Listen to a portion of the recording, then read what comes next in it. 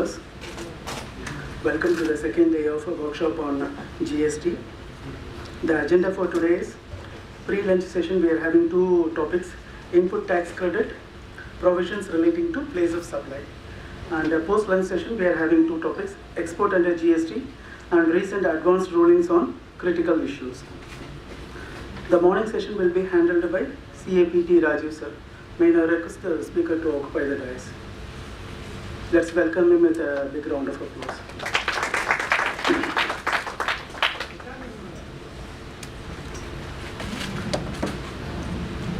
CAPT Rajiv is a fellow member of our institute and he is a partner in a leading firm at Chennai. He is qualified both a chartered accountant and company secretary, and he has also completed his bachelor's degree in business administration with the first rank from the University of Calicut. He had also secured a scholarship from the Institute of Chartered Accountants of India throughout his chartered accountancy course for his merit in academics. He ventured into professional practice after a successful employment stint in the Audit and Assurance Department of KPMG India. He has specialized his practice in GST and is providing GST advisory services to some of the big business conglomerates in India, having over 50,000 crores on an annual turnover. He is a regular speaker in the in-house training of the firm, and he has also presented papers on GST in various business forums and MSME associations. He has also conducted many corporate training on GST to impart the knowledge of the biggest tax reform in India. With this prelude, I leave the dais to the speaker.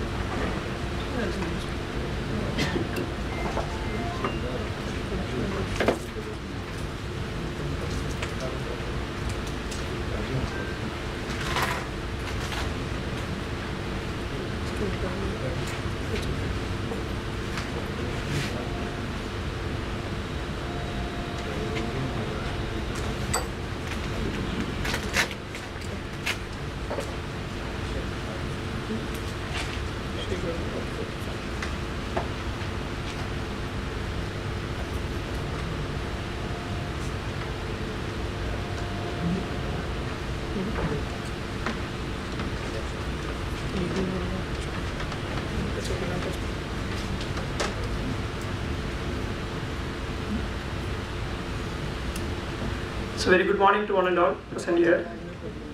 So thank you Raman for a warm introduction. And today the session, the first half of the entire session will be handled by me. And there are two topics which I am going to handle. One is input tax credit and second is place of supply. So generally when I handle the sessions, I get little liberty to extend my session up to 1:30 and all. But this time there is a program which is happening in the institute at 5 o'clock. So I have to stick to my time schedule. So the sessions will be done like this.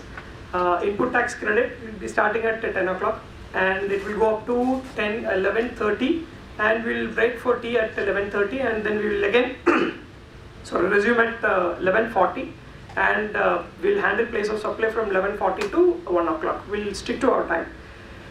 See, generally what happens is whenever I handle a presentation, I usually make it more interactive, and I also allow the participant to ask the questions as and when they get the doubts. But this time, when I calculated the time, I'm getting only 1 hour, precisely 1 hour or 1.5, not even 1.5 hours, 1 hour 15 minutes for input tax credit, which is very, very less considering the importance of this particular topic. So you know that input tax credit is the heart of GST. So it is very, very important. So I'll be sticking to my thing. So whatever your queries, you can write it down. So I will take out all your questions around 11:30. I'll take all the questions and I'll clarify that. So before getting into the main topic, input tax credit, I just wanted to understand. So because before commencing the presentation, I will just start with a small question. Because input tax credit, today is a landmark day for the input tax credit. Could you tell me what is the day? Last date for? 17/18. Perfect. Last day. Today is the last date for availing the input tax credit under GST pertaining to 17/18. It was on 20th of October and fortunately it is extended to 25th. So now today is the last date for availing the input tax credit.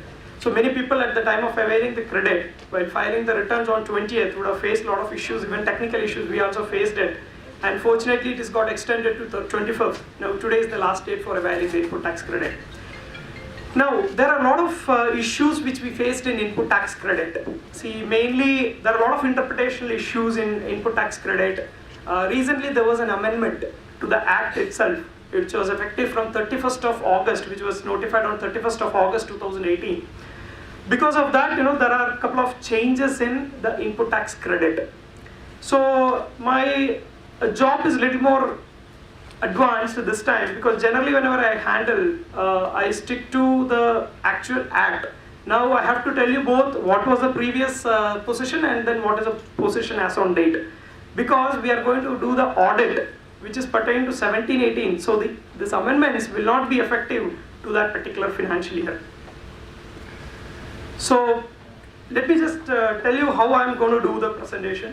I'm going to take up you through the relevance of input tax credit and relevant statutory provisions, issues, illustrations, case studies, advance rulings, and case laws. See, there are around 100 or 110 slides in this PPT. But what I can do is, I can share the PPT because I will not be able to cover the entire topic because of pause of time. So I can share the PPT with all of you. If you can collect the email IDs, I can send it across to you directly, or I can ask SARC to send it across to you directly. And what is the relevance of input tax credit? Why it is talked about so much? Because in the input tax, you have to, if I ask you a question, you have to immediately respond because of pause of time. You have to quickly respond to it so that we can finish it on time. What is the relevance of input tax credit? It's money. It is money, absolutely perfect. See, it is actually a money which is available or lying with the department, right? Input tax credit, if you avail it, very good. If you don't avail it, money is lost. If you avail it in excess, you are going to get the notice, penalties, and etc. etc. So we have to be very, very careful as far as input tax credit is concerned. See, this is the area where most of the litigations are evolving. If you look at the old regimes, old indirect tax regimes, you can see that 70 to 80% of the litigations are around input tax credit.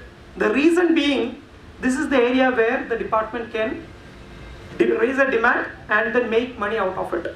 And second area would be the revenue aspect of it. Revenue, you will say that the rate is 5%, the department will say that no, it is 18%. So classification issues, those are all very minimal because as far as the company is concerned, you would have done an extensive research as far as the rate, classification, etc. are concerned. But input tax credit will come on a daily basis. So it is very, very difficult for a company to look into the eligibility of input tax credit and avail it as per the provisions of section 16 and 17, etc. etc.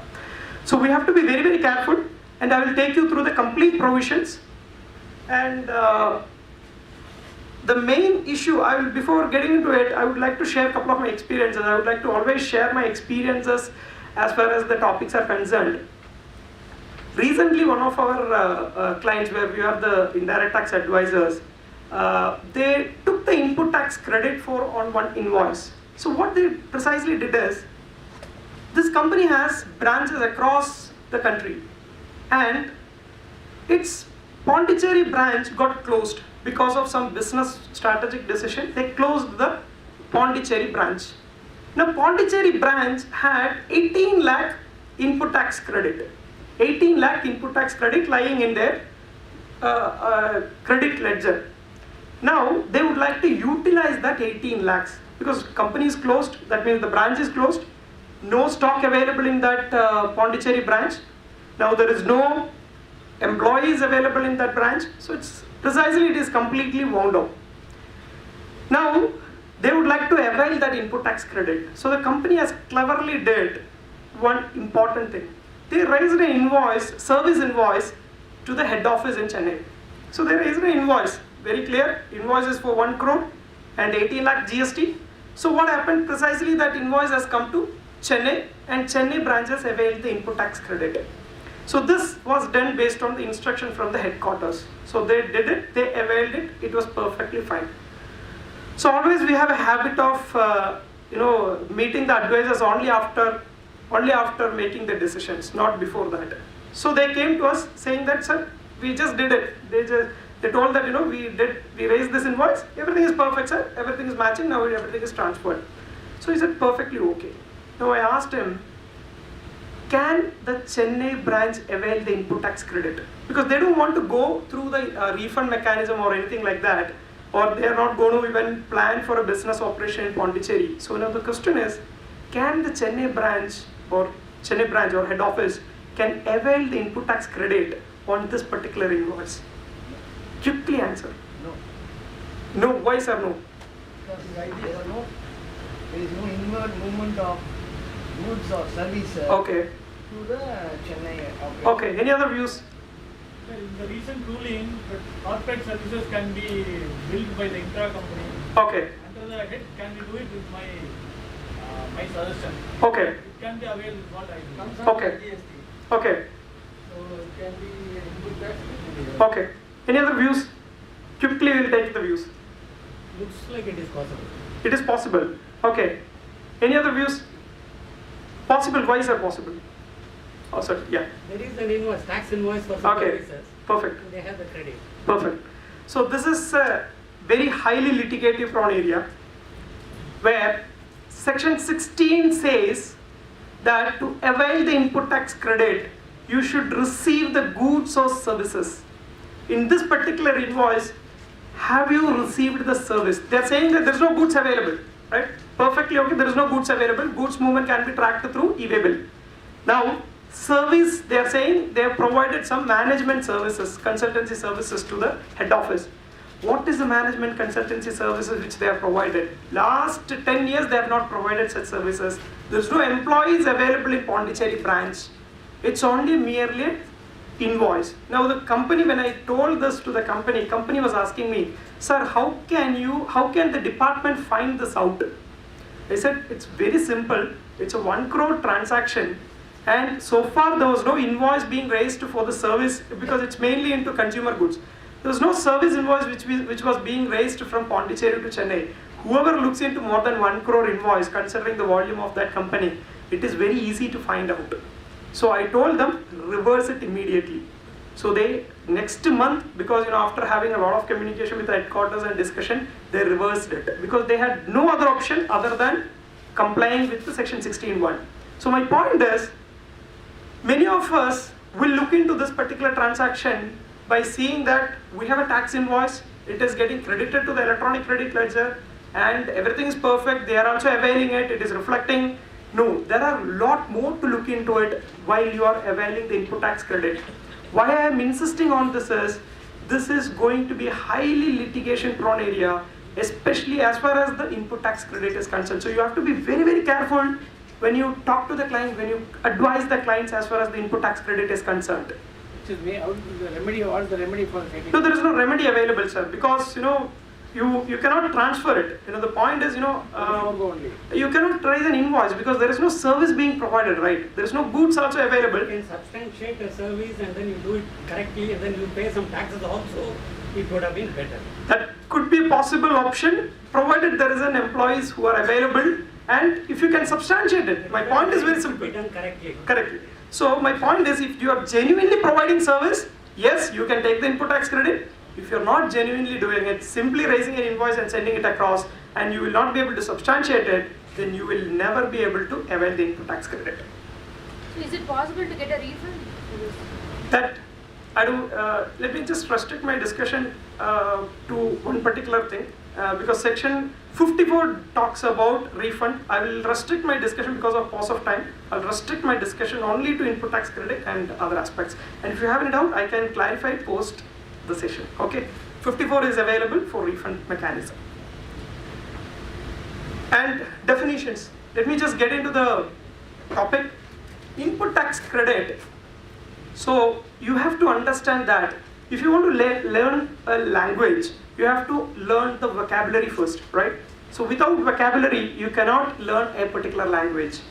So you have to, like that, if you want to learn a law, you have to learn the definitions because this is the key aspect of the law. So if you don't know this particular thing, you have to be very, very careful because each and every wordings in the definitions are important.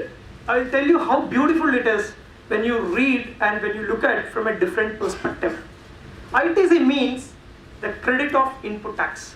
Very simple definition, no? Input tax means, input tax credit means credit of input tax. That's all. Very simple definition. When I saw this, I was very happy. Oh, this time they made it very simple. Normally they make it very complicated. This time it is very, very simple. So now, to understand then section 263, you have to go to 262, that is, what is input tax? Now, input tax means, in relation to registered person, means CGST, SGST, IGST, UTGST, charged on any supply of goods or services, or both, made to him, very, very careful, made to him, and includes IGST, charged on import of goods. Then you have 3 reverse charge mechanism under different acts, CGST, IGST, SGST and UTGST, but does not include the tax paid under the composition levy. Did you find anything wrong with this definition? Could you see anything which is missing from this definition? Could you find out cess in this, compensation cess in this definition of input tax credit? So can you avail input tax credit of compensation cess? Cess is not there, right? It's just copy pasted from the definition. Could you see compensation cess there? But you would have heard that compensation cess can be adjusted against compensation cess. But it is not there in the definition. Can you avail it? Strictly speaking, no, right? As per this definition. But section 11 of the Compensation Cess Act comes into the rescue and saying that if there is a compensation outward liability, you can utilize compensation cess against the outward liability. So precisely or technically speaking, the compensation cess is not an ITC, but it can be utilized against the compensation cess liability. Okay. Now, section 259 talks about input. So we understand that input tax, what is input tax we understood. Now we have to understand what is input and input services and capital goods. The entire transactions will fall into this particular 3 categories because either it is a goods or it's a service or it's a capital goods. Goods can be classified into 2, capital goods and inputs, and services, it's input services. We have a lot of litigation prone areas in this. So input means any goods other than capital goods. So very simple definition, you don't have to look into it. If it is not other capital goods, it is an input. If it is a goods, so 2 things to be satisfied to become input. One is it should not be a capital goods. Second, it should be goods, right? Then only it can be an input. Now let's look at services. Any service used or intended to be used by a supplier in the course or furtherance of business. So there is no confusion in that. Now let's look at the capital goods. Capital goods means goods, the value which is capitalized in the books. It's very easy. Capitalized in the books. Now I have plenty of questions. Capitalization means what? Is it as per Income Tax Act? Is it as per Companies Act? Is it as per any other law? Or company policy, accounting standard issued by the ICI? Because they are simply saying capitalization, right? What is capitalization? All of us sitting here will appreciate that there are plenty of capitalization rules under Income Tax, under Companies Act, which are both different, entirely different. So which one I should consider for the purpose of availing input tax credit? Whichever is beneficial. Whichever is beneficial. Very good. Next. We are always diplomatic, right?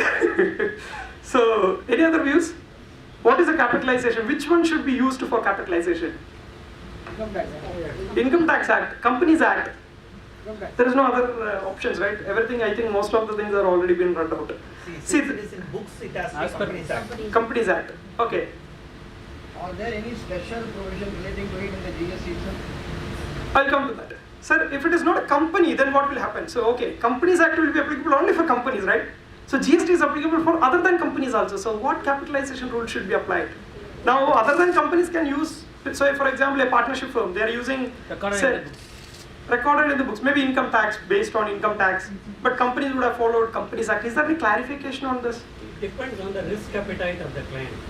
If he doesn't want to take risk, he'll be very conservative, then Yeah. you take whichever is, they can forego it. Okay, Otherwise, you should avoid it and convince. okay. No, but there should be a consistency also, right? No, nothing is consistent. Okay, fine. So I'll come to this solution. The answer is, see, so far there is no clarification on this particular point. So far, not even a single circular or clarification which is being issued by the department. My view is, since it is silent, you can go ahead with whatever capitalization. Okay, there is no hard and fast rule. You can go ahead with whatever your capitalization. Most of the companies, where Companies Act is applicable, they will be applying accounting standards. That means companies accounting standards. And if they are applying income tax standard also, perfect. There is no problem with it. Please understand that you are very well eligible. The moment it is capitalized as per the books, in the books, you are eligible to take the input tax credit because it will become a capital goods.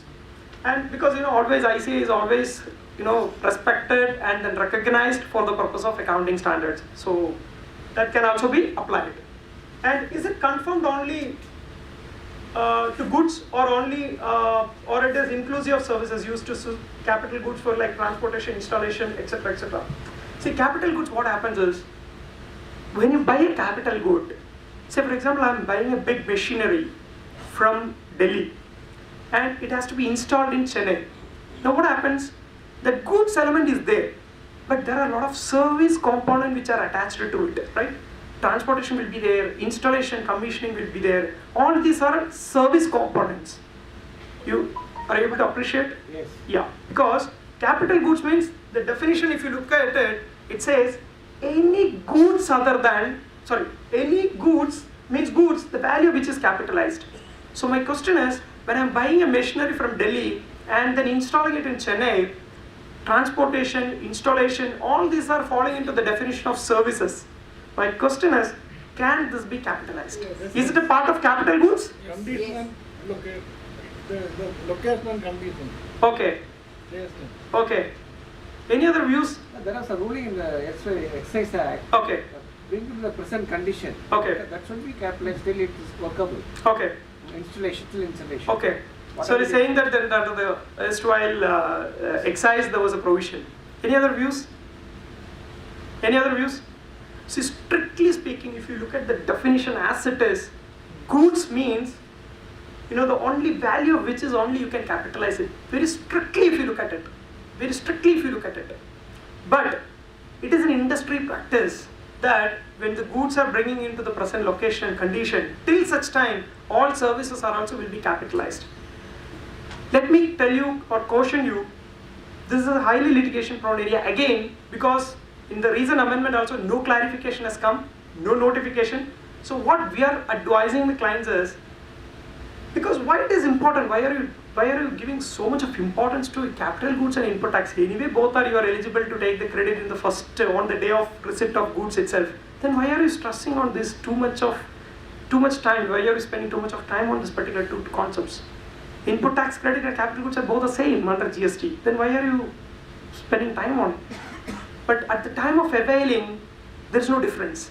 But at the time of reversal, there are two rules which are applicable, 42 and 43. The provisions, calculations, everything are different under 43 and 42 and 43. 42 for inputs, 43 for capital goods. So you have to be very careful. The advice from our side would be, I don't want to make it as an opinion, but general observation would be, what we are telling to the client is, you keep your asset register properly, where you mention goods separately and value of service separately, but it will be under the same asset number.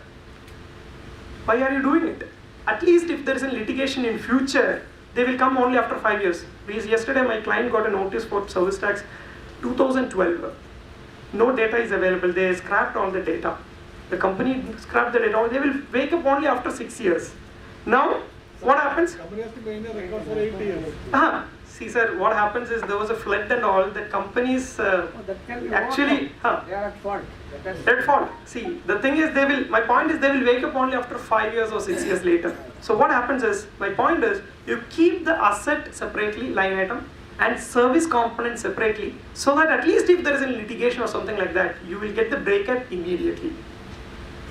And now, capital work in progress. So we have something called fixed asset, we have something called capital work in progress.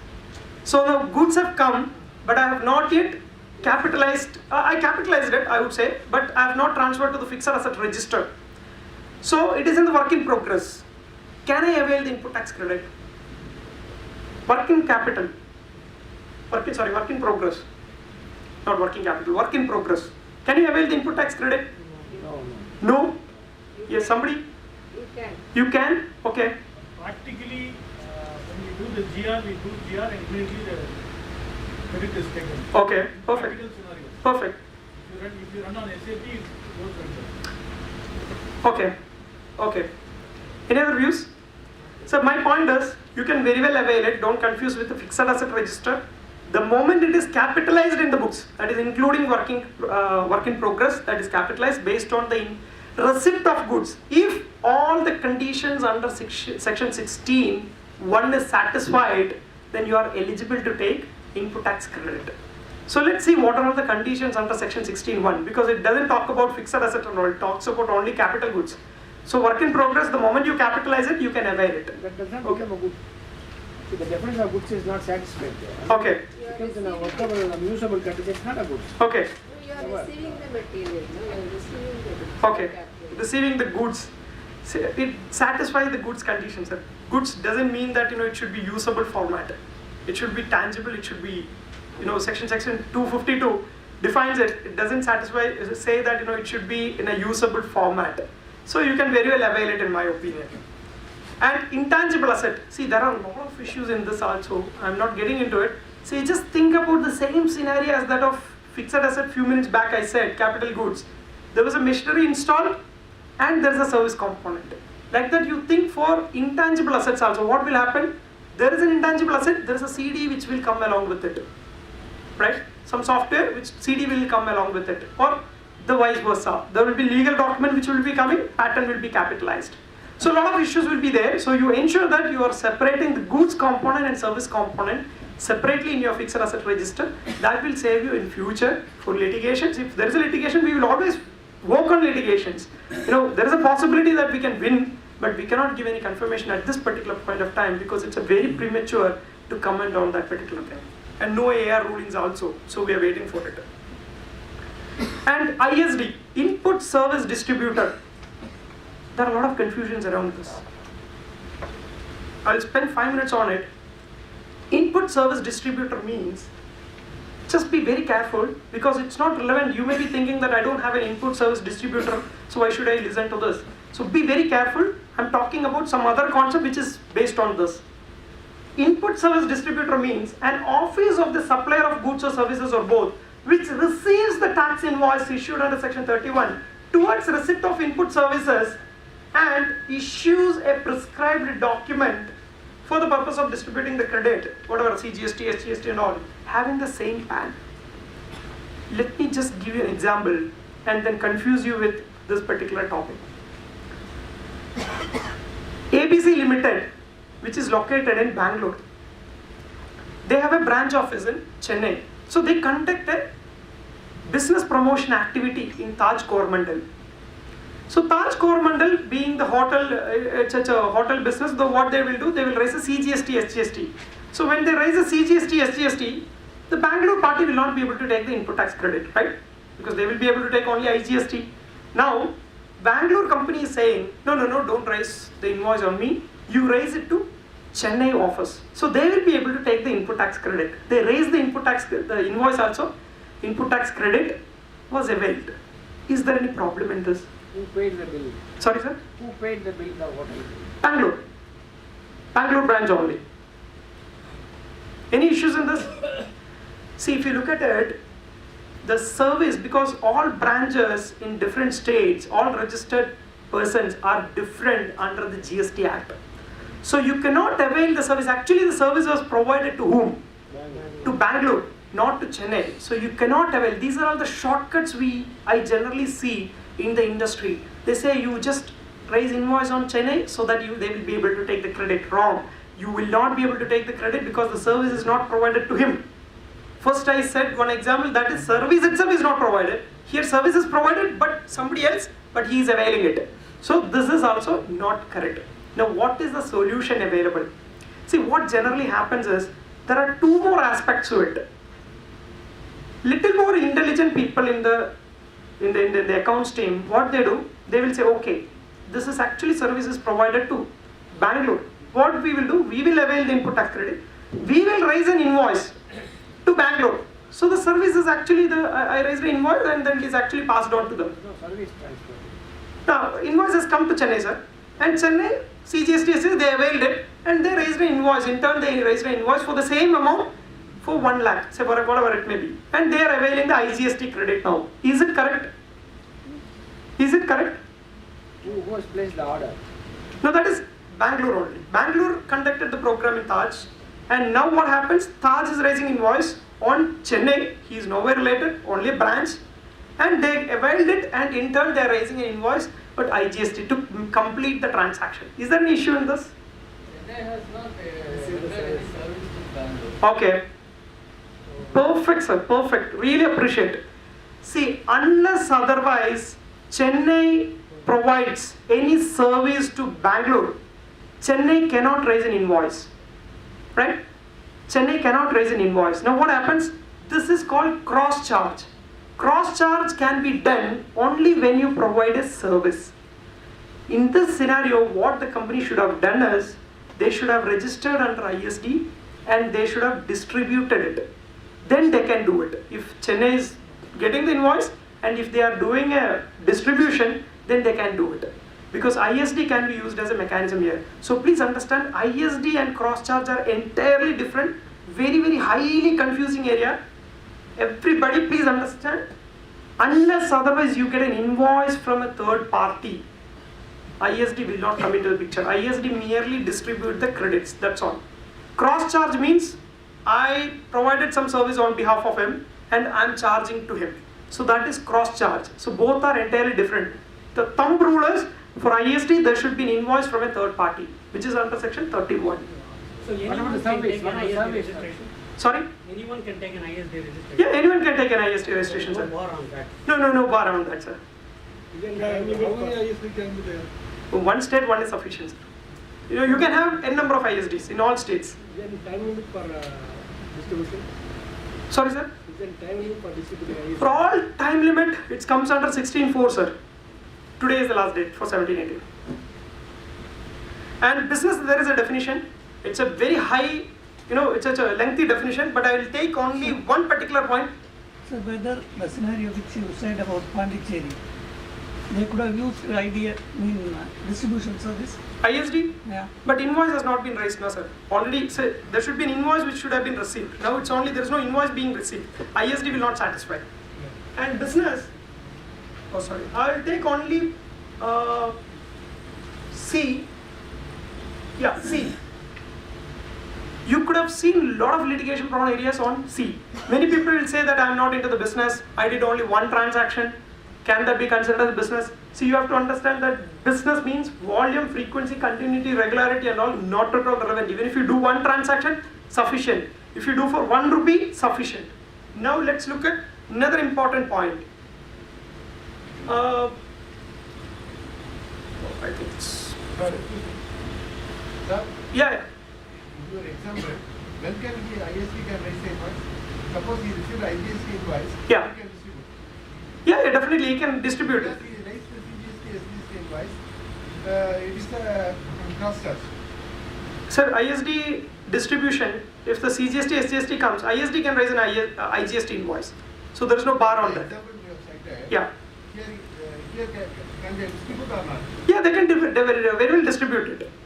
They can very well distribute it provided you have ISD at the time of raising invoice. You cannot do a post thing. You know, after getting invoice, you cannot register and then avail the input tax credit. Okay.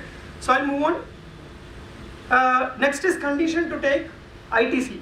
See here, this definition is also very, very important. The first one, any trade, commerce, manufacture, profession, vocation and adventure. Why I am saying is, if you go in detail, you can find that this definition is very, very useful. As far as process loss is concerned, abnormal, normal loss, always a litigation prone area where we try to interpret in such a manner that it is falling into this and availing the input tax credit. I will take you through that little while later. So that is why I am telling this definition is very, very important. Manufacture, commerce, profession, vocation, adventure. Business includes. And next is, what are all the conditions to take input tax credit? Very, very important. This is the crux of ITC. You please be with me. This is very, very important. Every registered person, so unregistered person cannot take input tax credit. Registered person, can you give me an example? I'll tell you an example. There was a survey which has happened. They found that this person has to be registered under GST. His turnover is around 1 crore, but he was not registered. Now, he's a taxable person but not a registered person. So, taxable person cannot avail input tax credit unless otherwise he is registered. So, registration is very, very important at the time of availing input tax credit. Now, in that survey, after the survey, they will say that your liability is 18 lakh. The party will say, I have input tax credit to the tune of 20 lakhs. So, will you refund that 2 lakhs? Department will say no, because you were not a registered person at the time of availing the input tax credit. You cannot avail the input tax credit.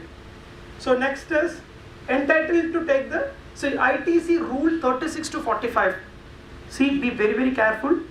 All of you sitting here are having a problem here. All of you, I am telling you. Because even I have seen in big corporates, they did not comply with that.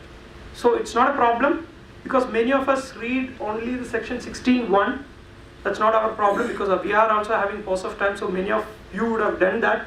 But I really appreciate, please be with me. When you do audit also, you have to be very careful.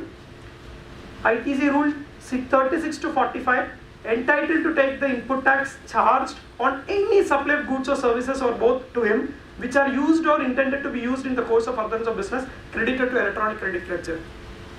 My question here is, there is a rule called section 36(2). Because whenever we read it like, we go to 36 and 45 and then find out, because 36 to 45 itself is running into pages.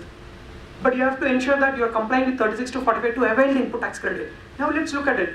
There was a provision under there was a rule called 36(2), which was saying that to avail the input tax credit, section 16 says lot of conditions, like there should be it should be charged, and then it should be for the business or profession, and then 17 also 16(2) also will say some conditions, eligibility, what you should have an invoice, goods and services should be received, it should be credited to electronic credit ledger, etc., etc. All these things that we are familiar with.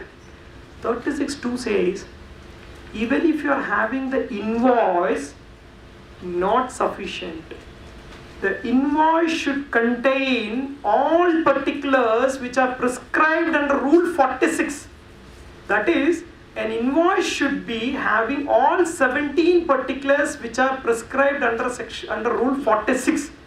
If one is missing, take it from me, you are not eligible to take the input tax credit. In construction industry, when we did an audit, across India they were getting invoices. We found that most of the vendors are taking, they will do how generally people will take invoices. Go to Google, type invoice format under GST, you will get one invoice. Just fill it up, your payment details, and then submit it to the vendor, to the party. So what happens is, here out of 17 line items, if one is missing, you are not eligible to take the input tax credit. How many of us have verified this particular thing? When we do the audit, now we are going to do the audit also, GST audit, the statutory GST audit, where we have to literally look into it.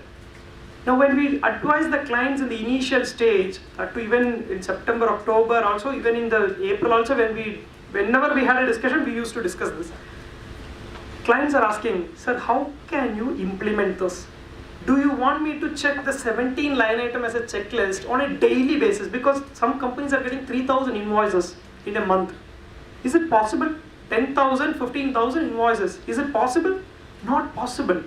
So what we did is, we told them, no, don't do that exercise. At least for safer side, you take the last invoice of all the major vendors. See whether he is complying with all 17 line items. If it is there, you can be safe, at least to some extent. Because this is not a final solution. In my view, you should do for all, but practically not possible. Now, the question is, this was a big debate. And whenever we advise the client, they say, sir, these are all something small, sir, so we will leave it and all. Because that is little difficult to do this exercise. But this was represented to the ministry, and then they came up with an amendment in 39/2018, dated 4th September 2018. 4th September 2018, notification number 39/2018, under central tax, where they said, no, full particulars are not required. We will tell you what are all the particulars required. Amount of tax charged, then your value and your place of supply, and then GST and number of both the parties, and they prescribed these 4-5 conditions. Previously, there was 17 line items, now they reduced to 5. Now my question is, can I apply this retrospective effect with effect from 1st July 2018? You can. 17, sorry. You can. Yes. See, this is, Yes. we must understand that certain things are not mandatory, they are Yeah. directory. Yeah. So if there is substantial compliance, you will be entitled to. Yeah. We cannot just go by this work by Yeah. rule Yeah. and then say that you are not eligible. Perfect. Somebody will have to go to court and get it. Perfect answer, sir. Perfect. Any other views? Sir is saying that it is, rules are there, but substantially complied. I can win it in the court. I'm also supporting you, sir. But only in court before the. Correct. I am also supporting you also, because you will not be able to get any relief from the department side. You will not. Don't expect that mercy. Don't expect. Many of you would have received the notices now itself, because it's a newborn baby. We used to say GST is a newborn baby. So even if you hit the baby, baby will not hit you back. But this has happened in sales tax and Yeah. VAT and all those things. Correct. Declarations are not done. Correct. The courts are held. Correct. Those judgments you can rely on. Yeah. It is not that everybody will have to go to court. Absolutely. One or two people will go to court and Absolutely. See, the point is, it's up to the risk appetite. So what you have to do is, we don't generally go against the department. What you do is, you go with the rules which are privilege.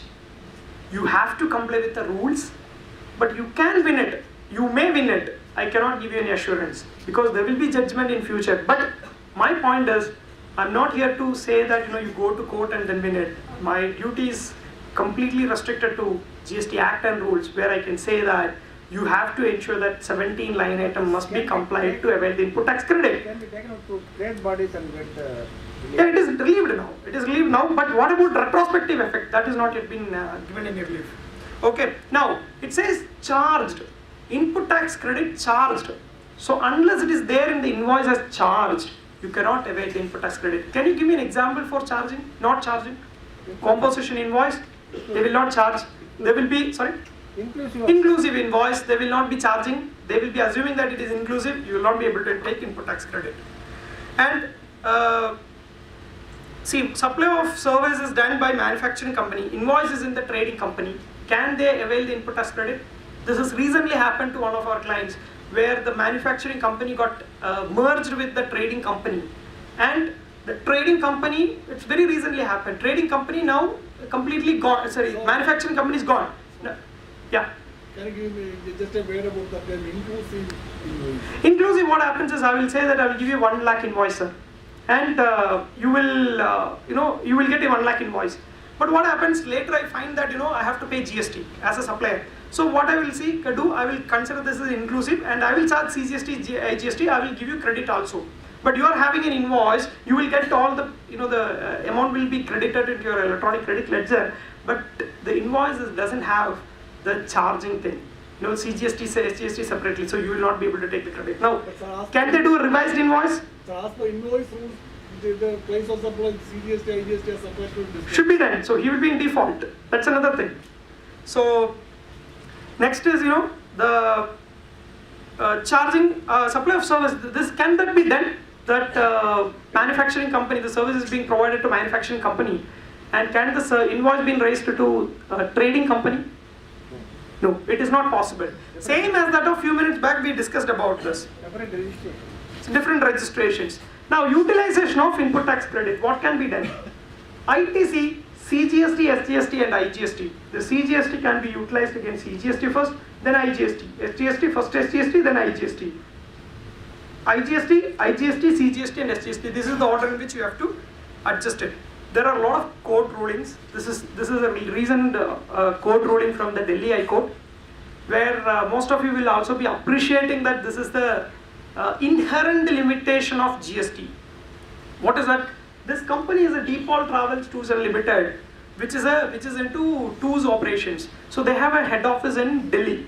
Now, when they charge IGST to all the customers. Assuming that I am situated in Chennai and I am booking some hotels through Deepal. Deepal will be charging IGST to me, right? Now, assuming that I want a hotel in Chennai itself, I will route it through them, and they will get an invoice for CGST, SGST, right? Because hotel being, place of supply being Chennai, they will raise CGST, SGST. Now, they will not be able to take the input tax credit, but whereas they have an outward liability of IGST. Unless otherwise these hotels are located in Delhi, they were not able to take the credit. I know that all of you will also be able to correlate the employee travel to Delhi from Chennai. They will go to Mumbai, they will be getting the invoice from the hotel for CGST, SGST. That will be a cost to the company. You will not be able to take the credit, right? That is what really happened. Is there any solution to it? So far there is no solution. Court also said, please take it up with the GST Council. My hands are tied. Law is saying this, you will not be able to take the credit. So we have to wait and watch. Recent amendment also, nothing has come. Now, requirement for availing the ITC. You should have a tax invoice under section 31 or debit note under section 34 or any other tax paying document. What are the any other tax paying documents? If you look at the PowerPoint, you will be able to tell. But what are the other tax paying documents? See, one small request. This is an ITC session under GST, and you don't have to be too serious. All eyes are staring at me. I will get a heart attack, and you will also get a heart attack. So please smile at least. It's a humble request, because every time when I attend when I take sessions in the institute, everybody will be very serious, and we can enjoy the sessions, right? The knowledge is for learning. Actually, you can enjoy it. So enjoy your session. Law for smile. Law also allowed. Okay, no problem. I am allowing it. So please smile. At least smile can enhance your life to some extent. Okay, but if you are too serious, that is bad for your health. Even if there was a movie also in Tamil where Prakash Raj smiles all the time. So please smile it. Okay. So I appreciate that. Now, received or deemed to be received the goods and service. Yeah. Tax paying document as per rule. Correct. Tax paying documents. Tax invoice, debit note, you have something called bill of entry, right? When you import the goods, you file the bill of entry, that is a tax paying document. ISD invoices, reverse charge mechanism invoices. See, reverse charge, you have to raise an invoice actually under the GST Act. Many of us are not doing it, right? We'll just discharge our liability, but we are not raising the invoice. But as per the rule, you have to raise an invoice. So that is what that particular point is there. Receipt of goods. See, I can say that receipt of goods, I received the goods. What is the proof available? Let's think practically. The goods, if you say it should reflect in your physical stock, or you should have an e-way bill, or it should be available in your goods received note, registered, that GRN it will be there, or I forgot to mention there, fixed asset register also can be used as a mechanism to find out whether the goods have been received or not. Now, receipt of service, very difficult. receipt of service, how will you calculate it? How will you determine? I will give you a typical example. One of you is approaching me saying that I have a problem in this company. Can you file a, can you go to tribunal? I'll say yes, I'll go to tribunal. So I take up the assignment. So first there will be a kick-off meeting. First we will go and then sit with the client. We'll discuss with them what are all the issues. They will tell all these issues. So we collected all the data. Then we will go back to office. Then we will sit and then analyze. We summarize all the issues. We'll send it back to the client asking them, sir, everything is okay. Then they will say, yeah, everything is perfect. Then we will draft all the documents, everything. Then we will file it with the tribunal. And after that, there will be hearing. First hearing, second hearing, third hearing. We will be there. Department people will not come. They will ask for an extension. Both of us will be there. Department will ask for an extension. When both of us are again there, we will ask for an extension. So this will go on. And finally, there will be an order which will be passed by the judge. And after the judge passing the order, we will get the order.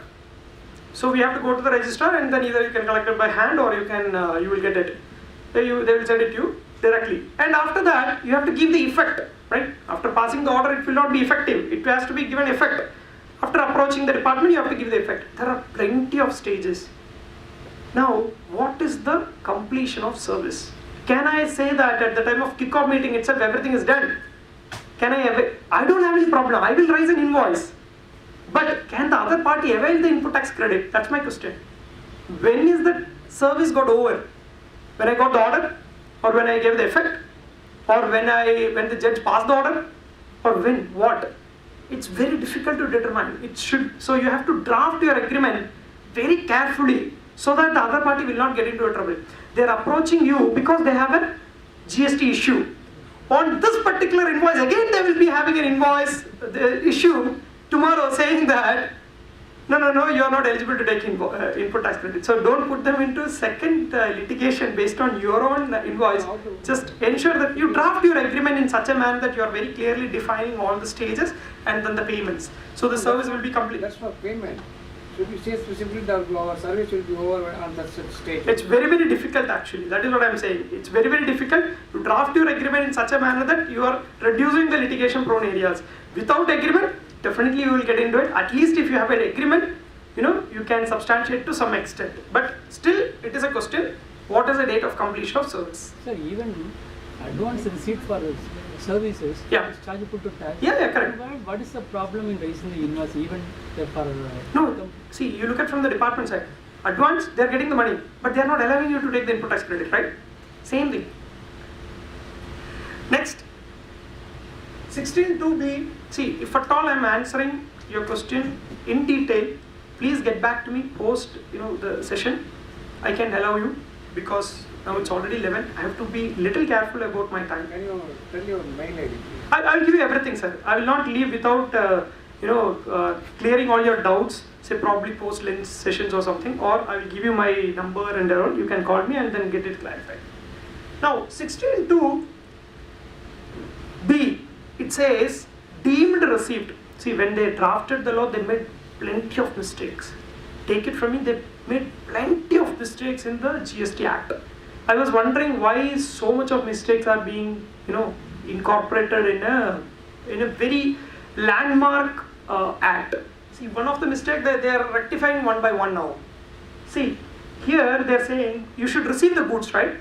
So they are saying that explanation deemed received. You receive the goods or deemed received also accepted. Now, deemed received means, see, there is something called bill to ship to transaction, bill to transaction. Bill to transaction means I am selling to sir, and that is bill to transaction. Bill to ship to means I am asking sir to send the goods to ma'am actually. That is bill to ship to transaction.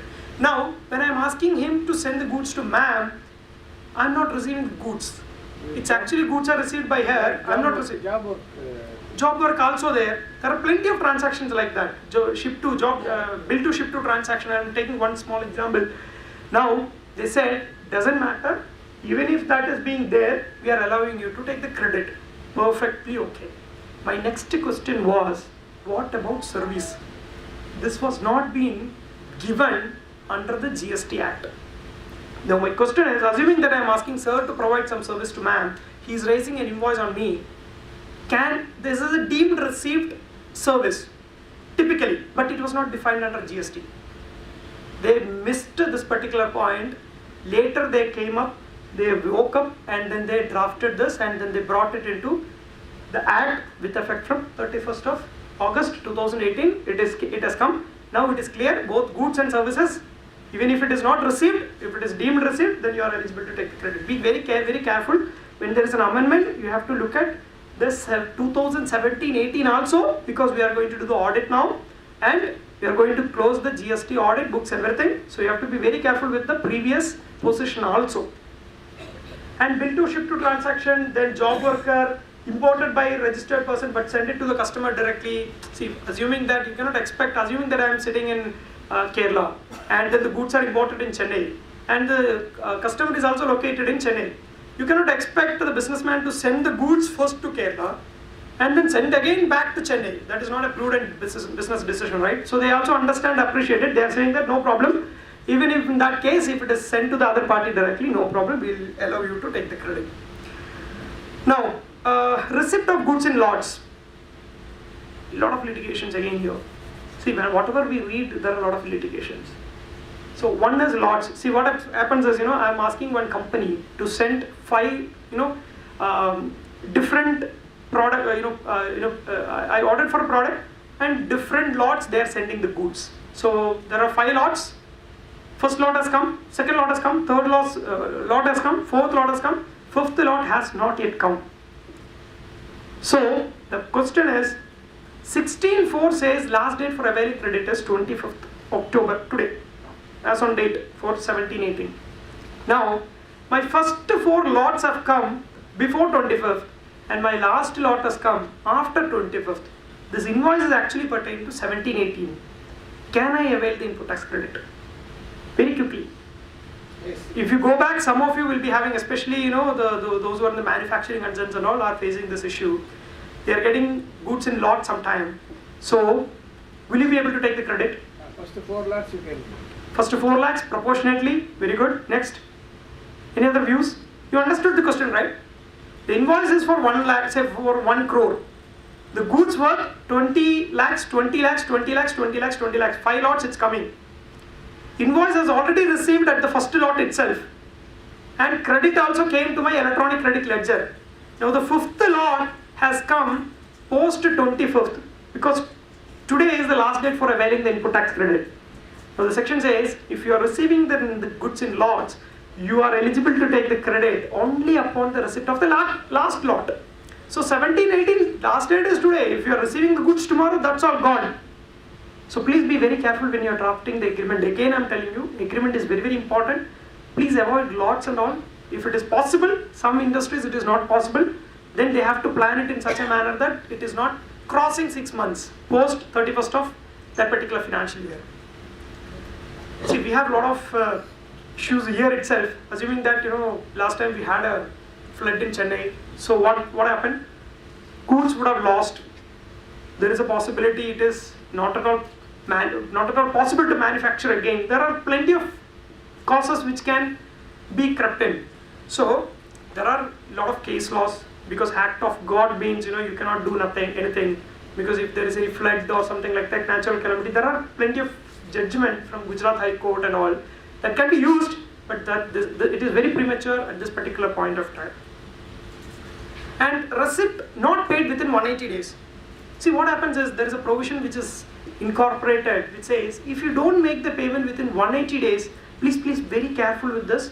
Again, you are going to face a lot of issues in this at the time of audit. I'll tell you what is the issue. If you don't make the payment within 180 days from the date of invoice, I will repeat, from the date of invoice, then you have to reverse that particular credit on 181st day.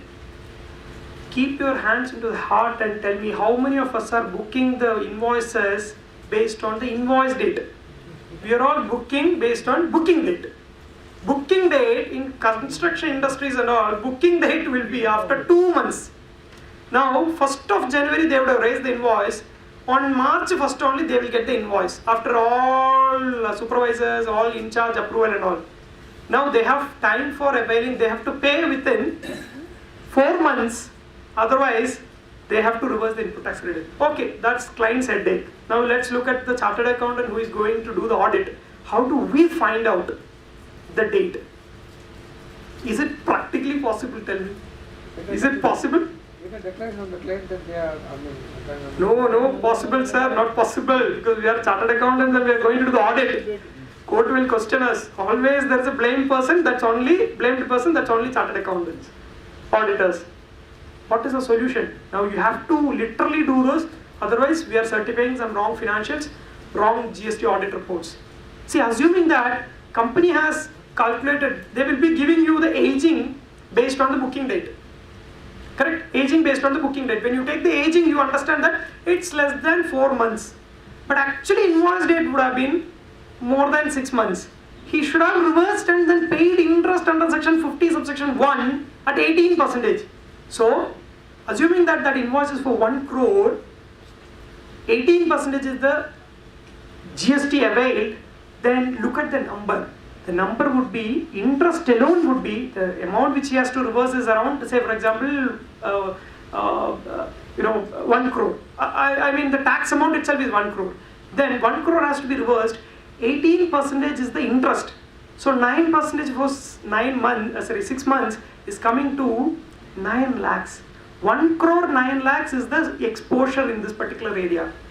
As a chartered accountant, can I take the risk of that and say that no, our client has not provided the data, so I could not verify it and all? No, there will be disciplinary action against us if we do that.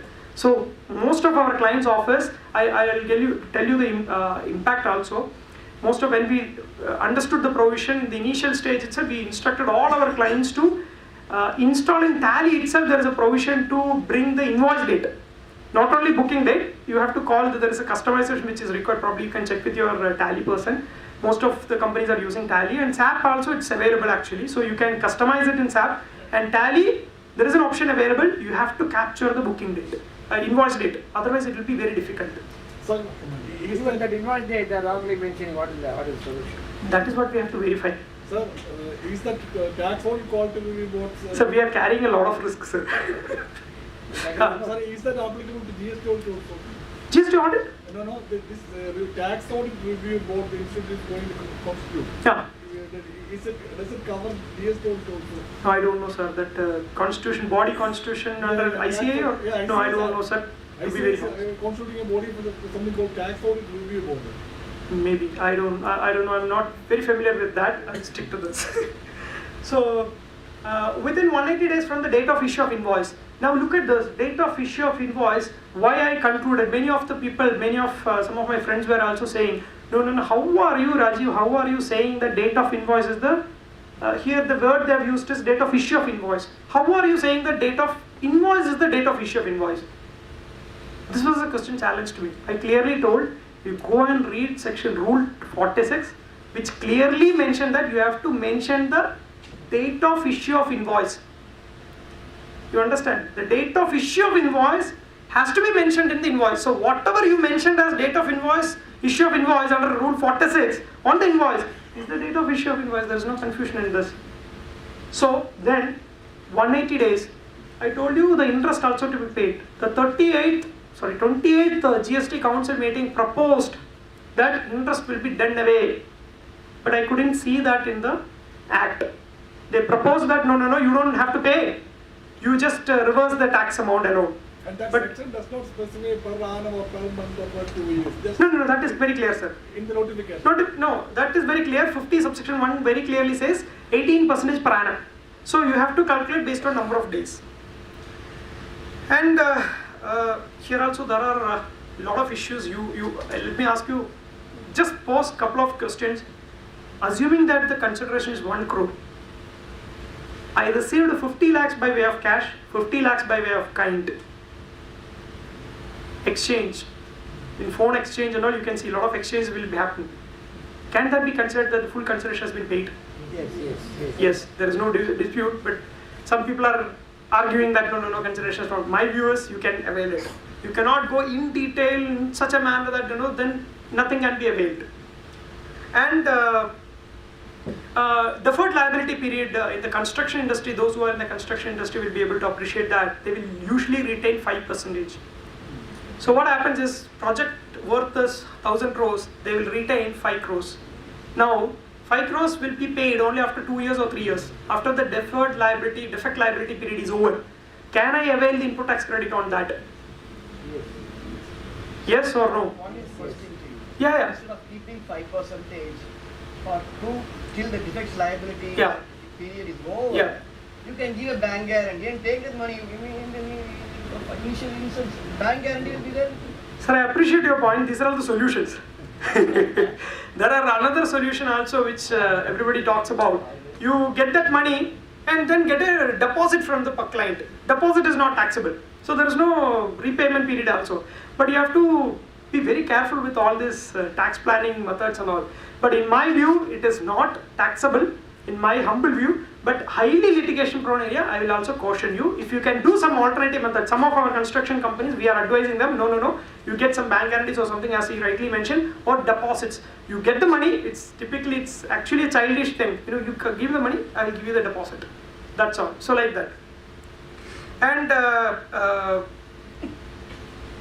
next is, payment after 180 days. So today is 25th, last date for availing the input tax credit. After 25th, only and only one input tax credit which is pertaining to 2017-18 can be availed. Only one and one. I will repeat, only one and one scenario. That is 180 days credit which you have reversed because of non-payment. Then if you are re-availing it post 25th of October, that is today, you are eligible. Only and only one case. Please keep this as a thumb rule. Please keep this as a thumb rule. No other cases, even goods are received in lots, any other cases, it is not possible. See, this is a basic workshop program, but I will tell you one more advanced issue which you can keep it in mind. Just keep it in mind. For the information alone, I will not be discussing too much about it. See, there was a Supreme Court judgment which has come in somewhere in May 2018 when the Justice Chalameshwar was in charge and he passed the order actually. There was a court, there was two cases which were going in the Delhi High Court. One is on cost merchandising private limited and arising India private limited. These two cases similar, this was under the Delhi VAT. The Delhi VAT says the other party should have paid, then only you are eligible to take the input tax credit. This was challenged under Article 14 of the Constitution. You cannot challenge these provisions under GST. Again, I am telling you, you have to go to Article 14. They went to Article 14 and challenged that provision and said, you cannot consider the defaulting purchaser and the genuine purchaser as equal. This was passed by the Delhi High Court, said it was in favor to the assessee, and department has gone to public interest litigation in arising India Limited case. When Chalameshwar dismissed this petition, that means Supreme Court has agreed this particular view of Delhi High Court. The similar provisions are continuing in GST. This is something which is advanced, which you can think post tomorrow, tomorrow onwards probably, because till today you have time.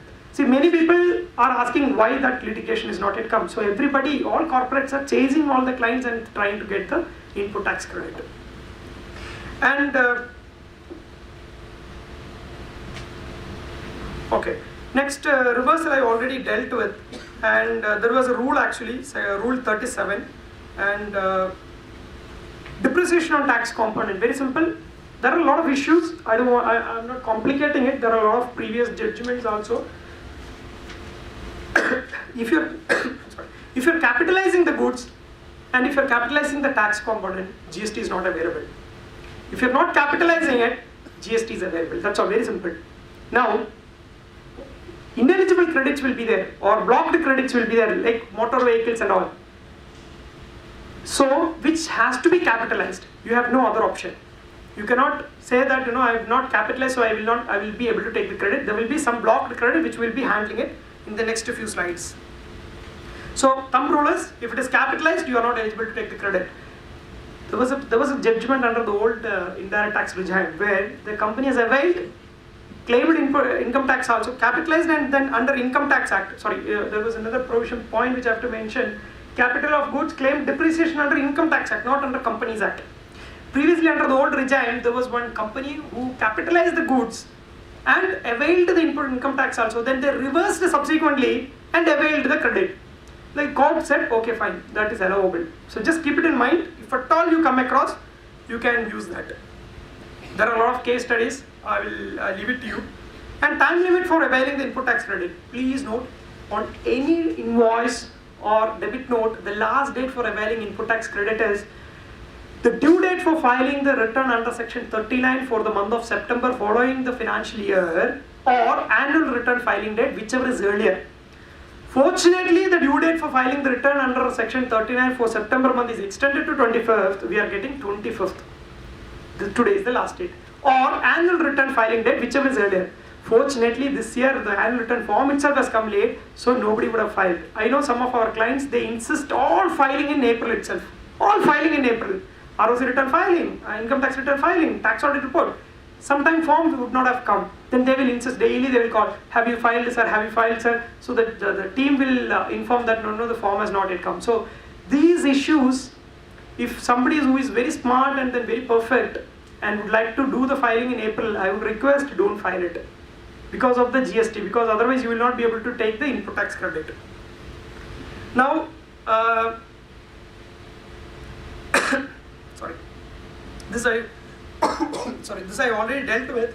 That is what amount of tax charge I said 36.2. What are all the details which are required in an invoice? That is amount of tax, description, value, GST, and place of supply. All these things are required. And suppose tomorrow there is a litigation, or there was some fraud or willful misstatement, or suppression of facts, and based on, there was an order, and based on that they have to pay. There was a demand which was being confirmed, and the demand is raised based on fraud or willful misstatement and all. Then you are not eligible to take the input tax credit, because the department has come and found the issue that you did something wrong. Then you are not eligible to take the input tax credit. Please understand, this is only applicable for, because this is an act we have to read as it is. This is applicable only for fraud, willful misstatement, or suppression of fact. If you are very genuine, it was a clerical mistake, if you are able to substantiate it, you are eligible to take the input tax credit, subject to 16(4) time limit. Okay? Is it getting bored? No. Or because I have to be very careful. If you don't smile, or if you don't be participating in it, then I will be telling something and you people will be doing something else. And you have every liberty to sleep, okay? We smile at the end of the session. Yeah, definitely. I will be available at the end of the session to handle any questions. The subject is serious, we can't accept it. Okay, fine. Sir's point is, subject is too serious, so we cannot smile. Because today is the last date, no? You are keeping a gun on my head and asking me to smile, right? If you smile, then you'll be thinking that they are making fun of you. The subject is not too serious. No, I don't. See, I will tell you a small... The subject is not too serious. Yeah. Every day it changes. Correct. Sir, I will tell you my small example, sir, for the benefit of all the participants. There was a tribunal case which I was handling. I was the youngest man, to be very honest, and there was department people who were on the other side. I was the youngest, and even when I gave my power of attorney also, he was asking me, sir, who is appearing? I said, I am appearing. Who is appearing? I am appearing, sir. Then finally, because I am very cordial, and then I smiled at the judge. Normally nobody will smile at the judge. Before that itself, I got some training from the advocate. This was long back, I think 5 years or before. I got a thing, boss, you will get a lot of scolding from the judge, first. Second, you don't smile at him. I automatically smiled at him. So somehow, I smiled at him, he also smiled at me. And he was advising me what to do, how to do, and all, long back. So I don't see any problem in smiling, even in the court, because that's up to you. It's sometimes if the judge is having any problem, then you are gone. Now I was happy and I got favorable order also. So most of the cases we win the cases mainly because you have to be in the heart of the officer also. Next, capital goods and inputs, there is no difference as it is. It's all same except in case of reversal. Okay. There are 3 differences I precisely put it into. The main important difference is the reversal only, 42 and 43. Now let's take up the litigation prone areas. See, let me also caution you. This is a litigation prone. If somebody has come up with a different or alternative opinion, I will not be surprised, because everybody has right to express their own opinion.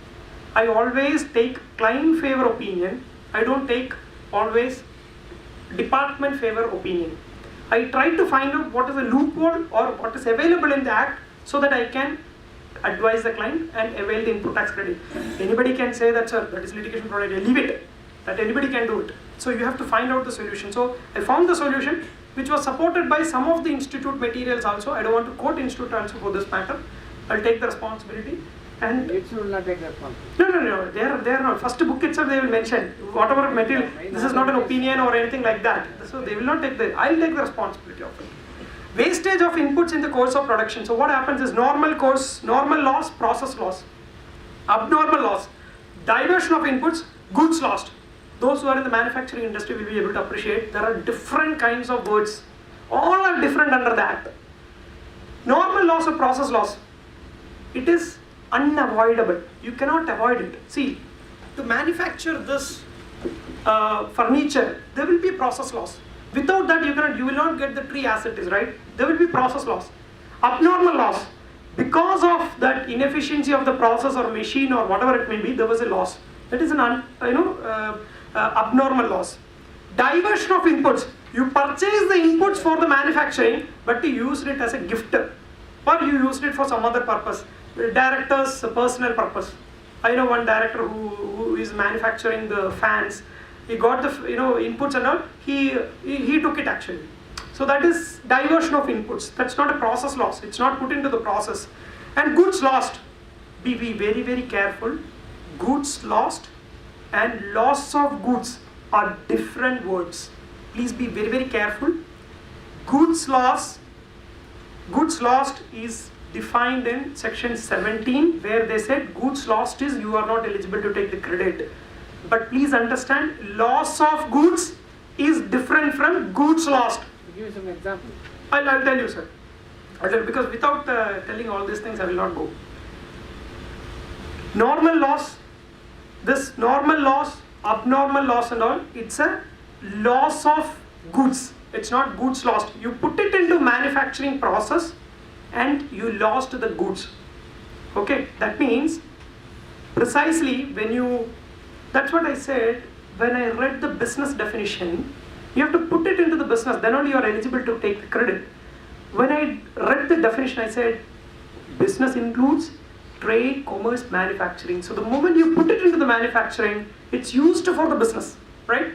The definition says it's used for the business.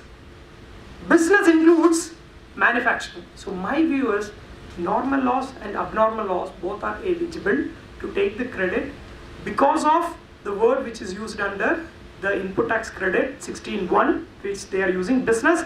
Business includes manufacturing. This is my view. There are some people who are saying, keeping the old regime in mind, they are advising, no, you're not eligible. But I am not saying that I am right. This is my view. And diversion of goods lost means theft happened. I know one shoe company where we were doing the audit. I found that, how the stealing will happen, in the gate security there will be check. So they will throw one shoe, one pair over the wall. While they are leaving, they will go and take the shoes and then they will go home. This is how the stealing will happen. So if the goods are lost like this, you're not eligible to take the credit. Then litigation prone area, another one, AMC contract. Annual maintenance contract. Everybody is having the annual maintenance contract at office. This contract says, when to take the input tax credit, that is the question. Because what is the date of completion of service? The very precise answer to it is, you reword your AMC contract. You cannot call it as AMC year onwards. I just beautifully worded it as HMC, half yearly maintenance contract, QMC, quarterly maintenance contract, MMC, monthly maintenance contract. Meaning thereby, if you are taking an AMC today, can I avail the input tax credit at the time of signing the agreement? Or I can avail it in the last date. If you are taking the last date, you will go to 25th of October 2019, by the time due date would have been over. So if you are keeping that in mind, then you will not be able to take the credit. If you avail it in the first day itself, department will say no, you are not eligible. Can I do? There is another school of thought, they are saying you do it on a proportionate basis, on a monthly basis. Another school says, if there is any issue comes up in the contract, AMC contract, the moment immediately after the service end, you take it. So all these are litigation prone area. My humble request is don't get into all this. In our office also we did it. Honestly telling you, computer maintenance contract we gave it to outsourced to another party. We said no AMC, boss, no AMC. We know the provision. We said we'll give you only quarterly maintenance contract. What? If the amount is 1 lakh, split it into 25, 25, 25. We'll say we'll do it only for quarterly. So you are also availing the credit. He is also happy. Your cash flow is also saved. That's another aspect. And litigation, can you do this exercise for insurance? Not possible. Insurance and all will not accept all these views. You cannot say that, no sir, you give me half yearly insurance, quarterly insurance, so they will say no, you get lost. So in my view, you take the input tax credit on insurance at the day of signing itself. Otherwise, if you try to do any other mechanism, you are not going to avail the full input tax credit. Why I am asking you to take the input tax credit on the same date itself? Assuming that you are doing it on a pro rata basis, then last 2 months may fall after 20th of October, you will not be able to take the full credit. And second, if you are availing the last date, then you will not be able to take the credit because that may fall into the last, after the due date for filing the returns under section 39. If that is the intention of the law, then they would have put it into 17.5, not into this particular section. So please, but I'm again cautioning you, it is a litigation problem here. If it is paid as an advance and then every quarter you keep Advance for insurance? whatever this AMC. AMC advance, you will not be able to take the credit, sir. You will not be able to take the credits on advances. Advance you have to pay, that means the other party when he is raising. You pay the advance and then ask them to raise every quarter. Every quarter invoice. That is fine. Because That is it's very fine. cumbersome to get into. That is fine, that is fine, that is fine. That's absolutely perfect. What he is saying is, don't pay, you pay in advance, that 1 lakh, but you ask them to raise invoice on a quarterly basis. That's perfectly okay. I don't have any problem. And reversal of input tax credit, I will not be dealing in detail because I have to deal another important topic. Business purpose versus other than business purpose. If you are using it for personal purpose and all, see they are cleverly using the word not personal purpose, they are using it other than business purpose. Whether it is personal or anything else, also included. So there is a reversal which is required, and taxable supplies versus exempted supplies, reversal is required. And see all these are dealt, and you have to go and read rule number 42 and 43 in case of reversal. That is a little lengthy, so I am just pausing here and then just moving on. See there is a formula which is being given. When I share the PPT, I will be giving to you. This is another important point, blocked credit. There are two views here, there are two things which I have to cover here. One is what is pre-amendment, post-amendment. This was the status before the amendment. Notwithstanding anything contained in the section 16.1 and 18.1 and all, available in respect of the following, namely motor vehicles and other conveyances, except those who are for making the following taxable supplies. See, motor vehicle always litigation. Wherever I go, they will ask me, sir, can I avail the insurance on motor vehicle, repairs on motor vehicle? All these are highly litigation. Sir, vehicle is disallowed or not blocked. How can you avail the insurance? So all these things were there. I'll just read out. Motor vehicles, straight away, no input tax credit. This is for 17-18 and up to 29th of August, not available.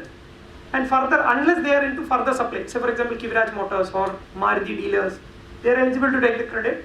Transportation of passengers, if they are using the vehicle for transportation passengers, they were available.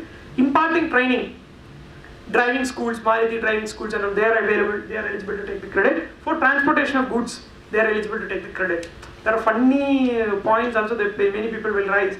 I buy my SUV and then I transport my goods, then can I avail the input tax credit? I said the purpose itself is not that, because goods means, that being the case, I can also come up with an argument that when I'm coming, I'm carrying my coat, laptop, that is also goods. So I can very well argue like that, but that's not the intention. But all these things are set aside. No, there is a clear clarification which has come in the post amendment. Not registered as goods carriers. Sorry? SUVs cannot be registered as goods carriers. Goods carriers, but they are not saying that it should be goods carriers. That is what my point is. It should be. It is not designed for that purpose. So for payable goods carriers certificate is required. No, sir. The E-way bill. no. The other way they are saying that you said if it is used for transportation of goods, eligible. What is goods? Anything which is any kind of movable property. It is a movable property. I am carrying it. I am availing it. But that's not the intention. You will not win it in the court. So, so this is the position previously. Now, till 31st March, can I avail the insurance, repairs and maintenance, servicing and all on vehicles, motor vehicles? Motor vehicle is okay, blocked. What about servicing on this? Servicing, transportation, repairs and maintenance? No? Yes. How many of you say yes? Quickly. How many of you say no? There are many people who are not raising their hands. Prospective Okay. amendment only.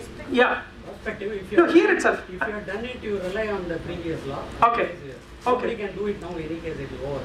Correct. No, that is fine. How many of you availed it? Say, I will ask that. See, the point is, if you look at that definition very carefully, they use the word in respect of. In respect of means only. Only. That is the Oxford Dictionary meaning which is given to it. But in some cases, Supreme Court has read this in respect of has given a wide meaning as in connection with. In some cases, when there is some people are doing frauds and all, Supreme Court will go a little beyond and interpret it. So many people are using that connotation to this. But in my very humble view is, because here there is no fraud or it's a very genuine case, so you can restrict yourself blocking only for the vehicles. Insurance, repairs, servicing, everything is eligible in my view, considering the word which is used as in respect of. Had they used in connection with, no, you are not eligible. Here the word they have used as in respect of. So, now what is a post amendment? A lot of issues. In the previous one itself, I can give you plenty of things. Motor vehicles. Tractor is a motor vehicle. Tractor. JCB is a motor vehicle. JCB. In the construction industry, there are many equipments which are motor vehicles, which are falling into the definition of motor vehicles. Passenger vehicle should be passenger vehicle. No. The previous thing, before amendment, they used the word motor vehicle. But under the Motor Vehicle Act, it has to be defined. It has been defined motor vehicle. Under the Act, every Act it has to be defined as a motor vehicle. Yeah, motor vehicle is defined. Here they are giving the reference to Motor Vehicle Act. If you go and read that, many of these JCBs, all these are falling into that definition. So what happened is, there was a lot of issues, the hues and cries from the industry, and finally they redrafted this section. They said, no, motor vehicle for transportation of persons only, passengers vehicle only disallowed. That is only up to 13 seating capacity, including driver. So assuming that the vehicle is having, say for example, Tempo Traveler is having 13 seating capacity, including the driver, then that is not eligible. If it is more than that, then you are eligible. Correct? I'll sometimes confuse you also to check whether you are with me. See, up to 13 passengers, all your sedan cars, small cars, SUVs, all these are disallowed. Not disallowed, blocked. You are not eligible to take the input tax credit. Very clearly given. Seating capacity. So 13 for, unless otherwise they are used for further supply, transportation of passengers, imparting training. The same provisions as that of last before the amendment, it continues. That is nothing but further supply. I already explained all this. Vessels, same thing, following taxable supplies, namely further supply, transportation of passengers, imparting training on flying aircraft. That's all. So for transportation of goods, if vessels and aircraft are used for transportation of goods, eligible. Now, the very humble point is, if the motor vehicle is having a seating capacity up to 13, you are not eligible. If it is more, you are eligible. Now, if you are buying a bus, you are eligible. Now, it is not ending there. They are saying services of general insurance, servicing, repairs and maintenance, insofar as they are related to motor vehicles, aircraft and all, which is mentioned in A and AA.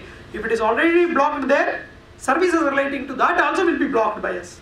So with effect from 31st of August, you are not eligible to take the credit on this also.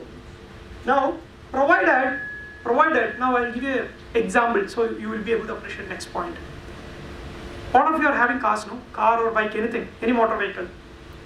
All of you are having insurance also. What happens if the vehicle met with an accident? We will claim insurance, right? So the invoice will go to repairs, invoice will go to insurance company.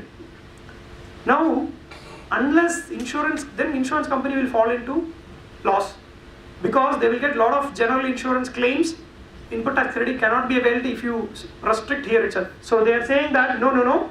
If you are in supply of general insurance, then you are eligible to take the credit on these service invoices, this repairs and general insurance and repairs and maintenance, and manufacturing of such motor vehicles and all, you are eligible.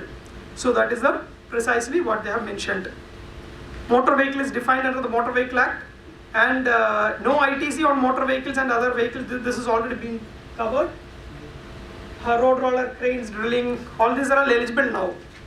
Okay, and prior to the last year, before the amendment, this is how we interpreted white plate. Private vehicles, you will not be able to take the credit. Yellow number plate, commercial vehicles, you could have black number plate, commercial vehicle, or rent for self-drive, and also this I will explain it. And AR rulings was there last year. There was an AR ruling. It was very funny actually. See, you know that the CMS company, right? They carry the cash and then fill the ATMs and all. So what happens is they applied for an advance ruling asking, can I avail the input tax credit? Advance ruling authority got confused, because if it is used for transportation of goods, you are eligible. Money is not a goods. They confused. They applied to advance. So they applied to the appellate authority. They also got confused. So there was a lot of confusion around in this. Then finally, because of this act, it is very clear that if it is other than transportation of passengers, I mean seating capacity more than 13, then you are eligible. Other than, if it is up to 13 only, it is restricted. So this cash carry machine, vehicle will not be having a seating capacity. So now they are eligible. So here also there is another amendment, big amendment, which is other blocked credits. Membership of a club. See, those are all never allowed category. This is before amendment. Never allowed categories: membership of a club, membership of health and fitness, travel benefits to employees. Then notified as obligatory and used as making taxable supplies, then they are eligible for rent-a-cab, life insurance, health insurance. And if they are used for making taxable outward supplies alone, then they are eligible for all these 4 categories. So this Second one, yeah. This employees, if the travel bill of proprietor eligible for? Sorry, sir? The proprietor or a partner? No, sir, no. He's not an employee. No, travel benefits to employees, sir. Proprietor is not an employee. So if can we claim hotel GST? Sir, can I pause for 5 minutes? Because time is getting over, I think. I will explain to that. Now, there are a lot of other rulings also, Caltech and all. Other blocked credits, this we already seen in the first slide, because these slides are all summary. We already summarized it in the first slide. This is the summary of whatever came in the subsequent slides. And what is amendment now? They said all these are eligible. All these line items are eligible. You look at that red one, those are all the additions in the amendment. Leasing, renting, hiring, and motor vehicle. Renting has removed. See, this has been removed. That rent-a-cab has been removed. And they said, no, if you are hiring any vehicles which are falling into A and AA, that is nothing but, we already talked about 15, right? 13 passenger seating capacity. If you are hiring a vehicle or leasing a vehicle, or if you are leasing a vehicle which is having a seating capacity up to 13, you are not eligible to take the input tax credit. Hiring also, leasing also. And if it is more than that, you are eligible. So that is also clear now. Previously, rent-a-cab itself is a definition problem. Rent-a-cab is not defined. So now it is very clear. And what are all the other blocked credits? Composition levy, no input tax credit. Non-residential taxable person, no input tax credit. Personal consumption, no ITC. Goods lost, stolen, destroyed, written off, all these no credits. We already discussed this goods lost. And provision for inventory created in the books. Do you need to reverse your input tax credit? Provision created, because it's a common to everyone. That's why I'm spending some time. Provision for inventory. Do you need to reverse your input tax credit? Provision is not. Provision is only book entry. It is only for the accounting purpose or for the Provision Companies Act.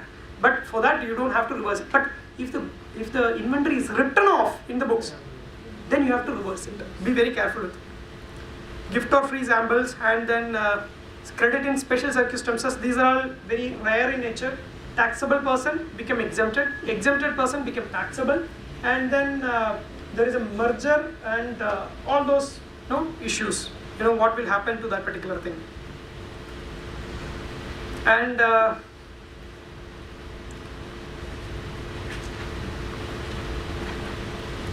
change in constitution, it's rare.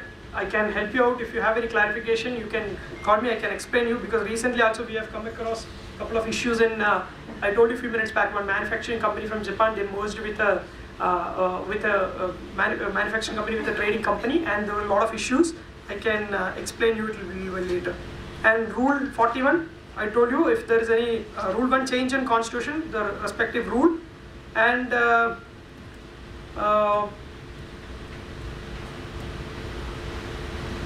okay, here now let's move on. So there are a lot of, let me just summarize what I have not covered. See, if the taxable goods become exempted, exempted goods become taxable, and unregistered person become registered, he's registering, and what is how the input tax credit has to be availed, and the change in constitution, if there is a merger, amalgamation, all these things are there, how to take the input tax credit. These are all something which I have not covered now, and reversal of input tax credit under 43 and 42 and 43. So you have to also understand what I have not covered. These are all little time consuming thing, and we have, because of course of time, I am restricting to basic discussions. And treatment of input tax credit in job work. Job work, you can avail the input tax credit provided you are sending the goods to them, no problem, but after receiving the goods, it should be returned within 1 year. It should be returned within 1 year from the receipt of goods.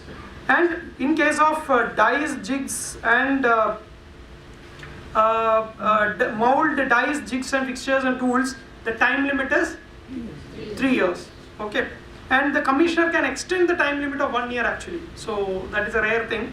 So if you can apply to commissioner, and commissioner can extend, but this is the general rule. And ISD we already dealt with. And manner of recovery of credit distributed in excess. Banking and financial institution, NBFC and all, they have a separate mechanism to avail the input tax credit. Anybody from banking industry here? Banking, financial institution and all? No, so I will not be spending time now then. And that's all about the input tax credit. I think we are on time. So if I can spend 5 minutes on your queries. Can you quickly cover the banking because I have to advise you. Can I take you separately, sir? Okay. I will definitely clarify your point. Anybody else? Any general questions? I mean restricting to ITC. 31st August amendment, can you just On which one you want? the rent cab and other? Yeah, definitely. It's a good point.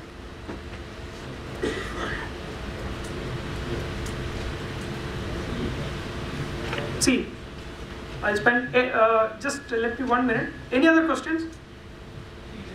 Payment, Yeah. partly unpaid, 180 days? Yeah. partly paid and partly unpaid. Okay. Very good question, sir. Yeah. His question is, sir, I take your question because whatever available time I can spend on it. Okay, that's why I'm posing there. Sir, his question is, 180 days credit period is available. You have to reverse it from the 180 first day. You have to reverse it. His question is, I paid partly. On 1 lakh invoice, I paid 50,000. I paid 50,000. I did not pay 50,000 within 180 days. So do I need to reverse? Your question is, do I need to reverse the entire amount or proportionately? Proportionately? Whatever not paid, right? See, there is a technical glitch here. The section says you have to reverse the input tax credit. Okay, you have to reverse the input tax credit. But rules says you can reverse it proportionately. Since it is beneficial to us and rule is also binding on the department, we are taking a view that proportionately you are eligible.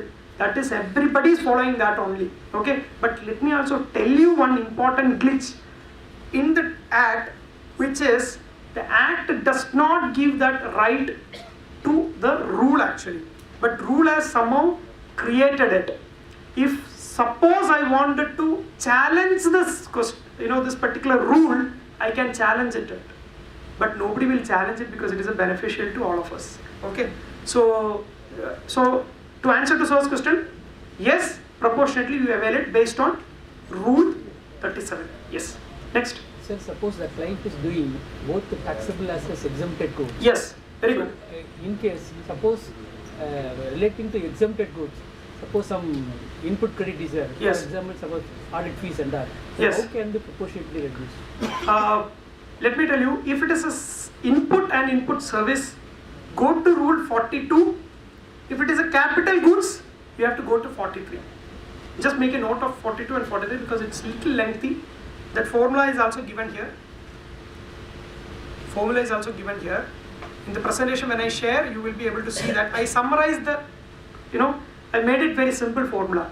Because if you go to rule 42 and 43, you will get confused with the, the way they have arrived at the formula. So I made it very simple. You have to arrive the common credit, etc., etc. Once you go through, you will be able to appreciate it. Any other questions? Yeah.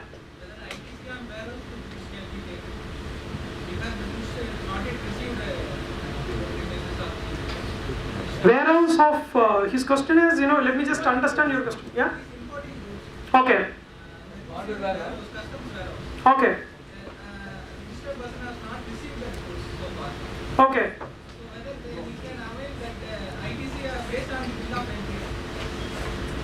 Have you received the goods? Not in the premises, it is in the warehouse. Has that been registered in your books? I mean in the registration certificate? Then you are eligible. Because you are registering, you are receiving it in the place where your place of business is there. You need not exactly receive it in your head office. Even if it is a warehouse which is registered, which is there in your registration certificate, you are eligible. That is prior to customs clearance. Prior to clearance, sir. Prior to customs clearance, sir. No. No, I thought you are keeping it in a warehouse which is there in the registration certificate. The customs warehouse is still the customs hold the... Yeah, then no. Next, sir. Vehicle used for transport of goods. Okay. What are the service sections? Why I am asking? Yeah, please, sir. In case of cash movement, service provided, there is a service provided by the company for banks. Yeah. So whatever they only have to use a vehicle, not passenger vehicle. Yeah. So the question of input for service use, vehicle used for service. Why there should be a litigation on this? See, they are service provider. Yeah. Right? They are using the vehicle only for providing service. Yeah. So that is the main reason. Understood, sir. Understood. So sir's point is, in the cash carry machine I said no, or in JCBs, etc. His point is very well accepted. He's saying, it is used for the business only, then what is your problem? I'm not using it for personal purpose, correct, sir? Yeah. So I'm using it for the personal business purpose, not for the business personal purpose. Then what is your problem? The answer to it is, sir, I do agree, but 17.5, there's a specific blocked credit which clearly says you are not eligible. That is the reason. Otherwise you are eligible. Had that 17.5 was not there, you are eligible for all credits. But because 17.5 clearly says you have to use it for transportation of goods, and you have to use it for transportation of passengers, and you should use it only for the trading. That is why we had a problem. Now we don't have that problem because there was an amendment. And sir, on your query, I will just finish it off. The final thing, because after that we'll break for a tea and then we'll come back.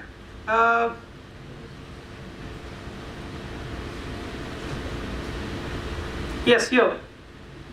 Here what happens is up to 31st March 2017, that means financial year 17, it's not up to 31st March, it's up to 29th of August. But for the last financial year, membership of a club, membership of a health and fitness, travel benefits to employees, never allowed. Don't even think of it. Rent-a-car, life insurance, health insurance. 2 points you have to see. Is it notified by the government? If yes, you are eligible. 2. Used for making taxable supplies of the same category. Rent-a-car to rent-a-car, or life insurance, health insurance, then you are eligible.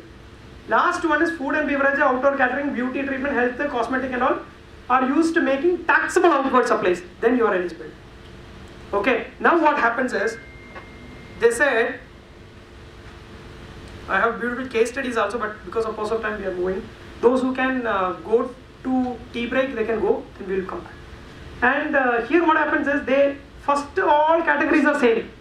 Leasing, renting or hiring of motor vehicles, eligible only if the motor vehicle is eligible.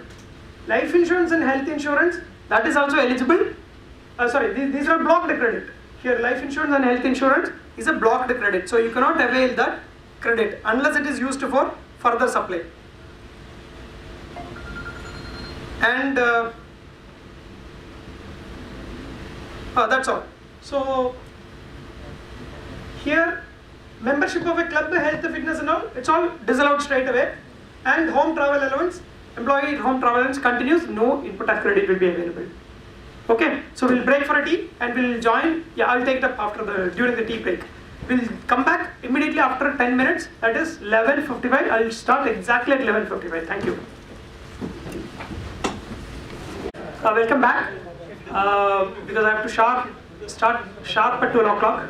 So I have 1 more minute. I request all the participants, some participants are requesting for PPT. So I request the email IDs to be shared. If somebody can arrange the email IDs, if you can give it in one paper, I can send it across to all of you by end of the day or by tomorrow max.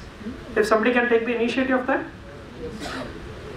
you can please, can you just circulate that paper and along with it so that everybody can give their email ID. If you can start 2 or 3, one row, then it would be easy actually. Somebody who can sit in the back side if you have the paper. Lakshman, can you just arrange some paper so that they will give the email IDs. So I know that many of you would have got a different perspective on ITC for the last 1 hour or 1.5 hours session, and that's all about the basics. Because I'm not saying that this is complete, okay? Because you have to read Rule 42, 43 and all, then only you will get the complete understanding. But for your practical purpose, this would be sufficient, okay? But I want you to go through the documents or the rules, acts and all, and so that you will get a complete understanding. And those who have, I could see some of the participants who attended my previous session also, where they know that I usually go very slow study and then taking up a lot of practical examples from my own experience. This time, because of the instruction, because of the pause of time, I had to stick to my thing. So because of that, I will be concentrating more on the technical session rather than on the practical aspects. So those who are having any issues or those who are facing any issues, I'll be available in my WhatsApp number, or in WhatsApp number would be preferable, because I don't attend generally. Phone calls would be very, rarely attend, or email also rarely reply. So if you can WhatsApp, it would be better actually. Okay, and my number will also be available at the end of the PowerPoint presentation. Sorry. So we will move on. Can we start? I think 12. Start 12. So the next topic of the day is place of supply. Place of supply is another important aspect which has to be construed technically under the GST law. Meaning thereby, the place of supply is a technical term, not a general term which is used under the GST law. When the GST law got introduced, many of you would have heard destination-based tax, right? Destination-based tax, destination-based tax, destination-based tax. But when the GST Act came into the picture, now you cannot see anywhere the word destination-based, right? You cannot see destination-based tax in GST Act. I'm not talking about any other outside the legal framework. Within the framework, you cannot see destination-based tax. The destination-based tax is nothing but the place of supply. Okay, that is what you have to understand. Place of supply. Where is the destination? What is a place of supply? That is a place of supply means that is the state which accrues the tax. See, for example, I am selling to Mumbai. Place of supply is Mumbai. Then that state will receive the tax. So, place of supply is very, very important. Many of the people will think that if I charge IGST, that is sufficient. IGST with the correct place of supply is important. Otherwise, that tax will go to Gujarat. Then it may not go to Mumbai. So you have to be very careful when you deal with the place of supply. Now, the place of supply, in the general practice, when we when we maintain accounts or when we do any transaction, you have to be very careful with the 4 things. One is value of supply. 2, your rate, which is applicable, that is nothing but classification. 3, your time of supply. 4th one is place of supply. If these 4, apart from ITC is something different, which is altogether different. If these 4 components are falling in line, you can run your business properly. If these 4 components, because value of supply under section 15, read with rules, or time of supply and place of supply and rate classification. Now I am going to handle place of supply. If you make a mistake in place of supply, gone, there is a problem. But at the end of the session, I will tell you what is the solution available. Because it's too technical, those who are raising the invoice from the accounts team are not that knowledgeable to understand place of supply. I don't know, many of the companies I have seen, the person who is raising invoice will simply put, okay, address, okay, put place of supply and then send the invoice to them. That is how it is happening in some of the industries.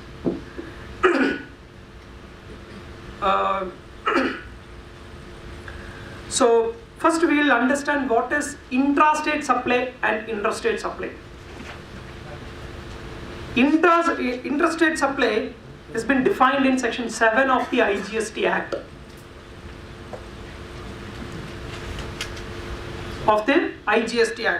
Now, intrastate supply means, there are different transactions which are included in intrastate supplies. One is supply of goods or services where the location of the supplier and place of supply are in different states.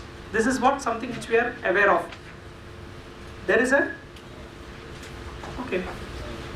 Before getting into this particular topic, I have to tell you 2 components. Place of supply is defined or determined based on 2 factors. You have to be very, very careful with this. 2 factors. What are the 2 factors?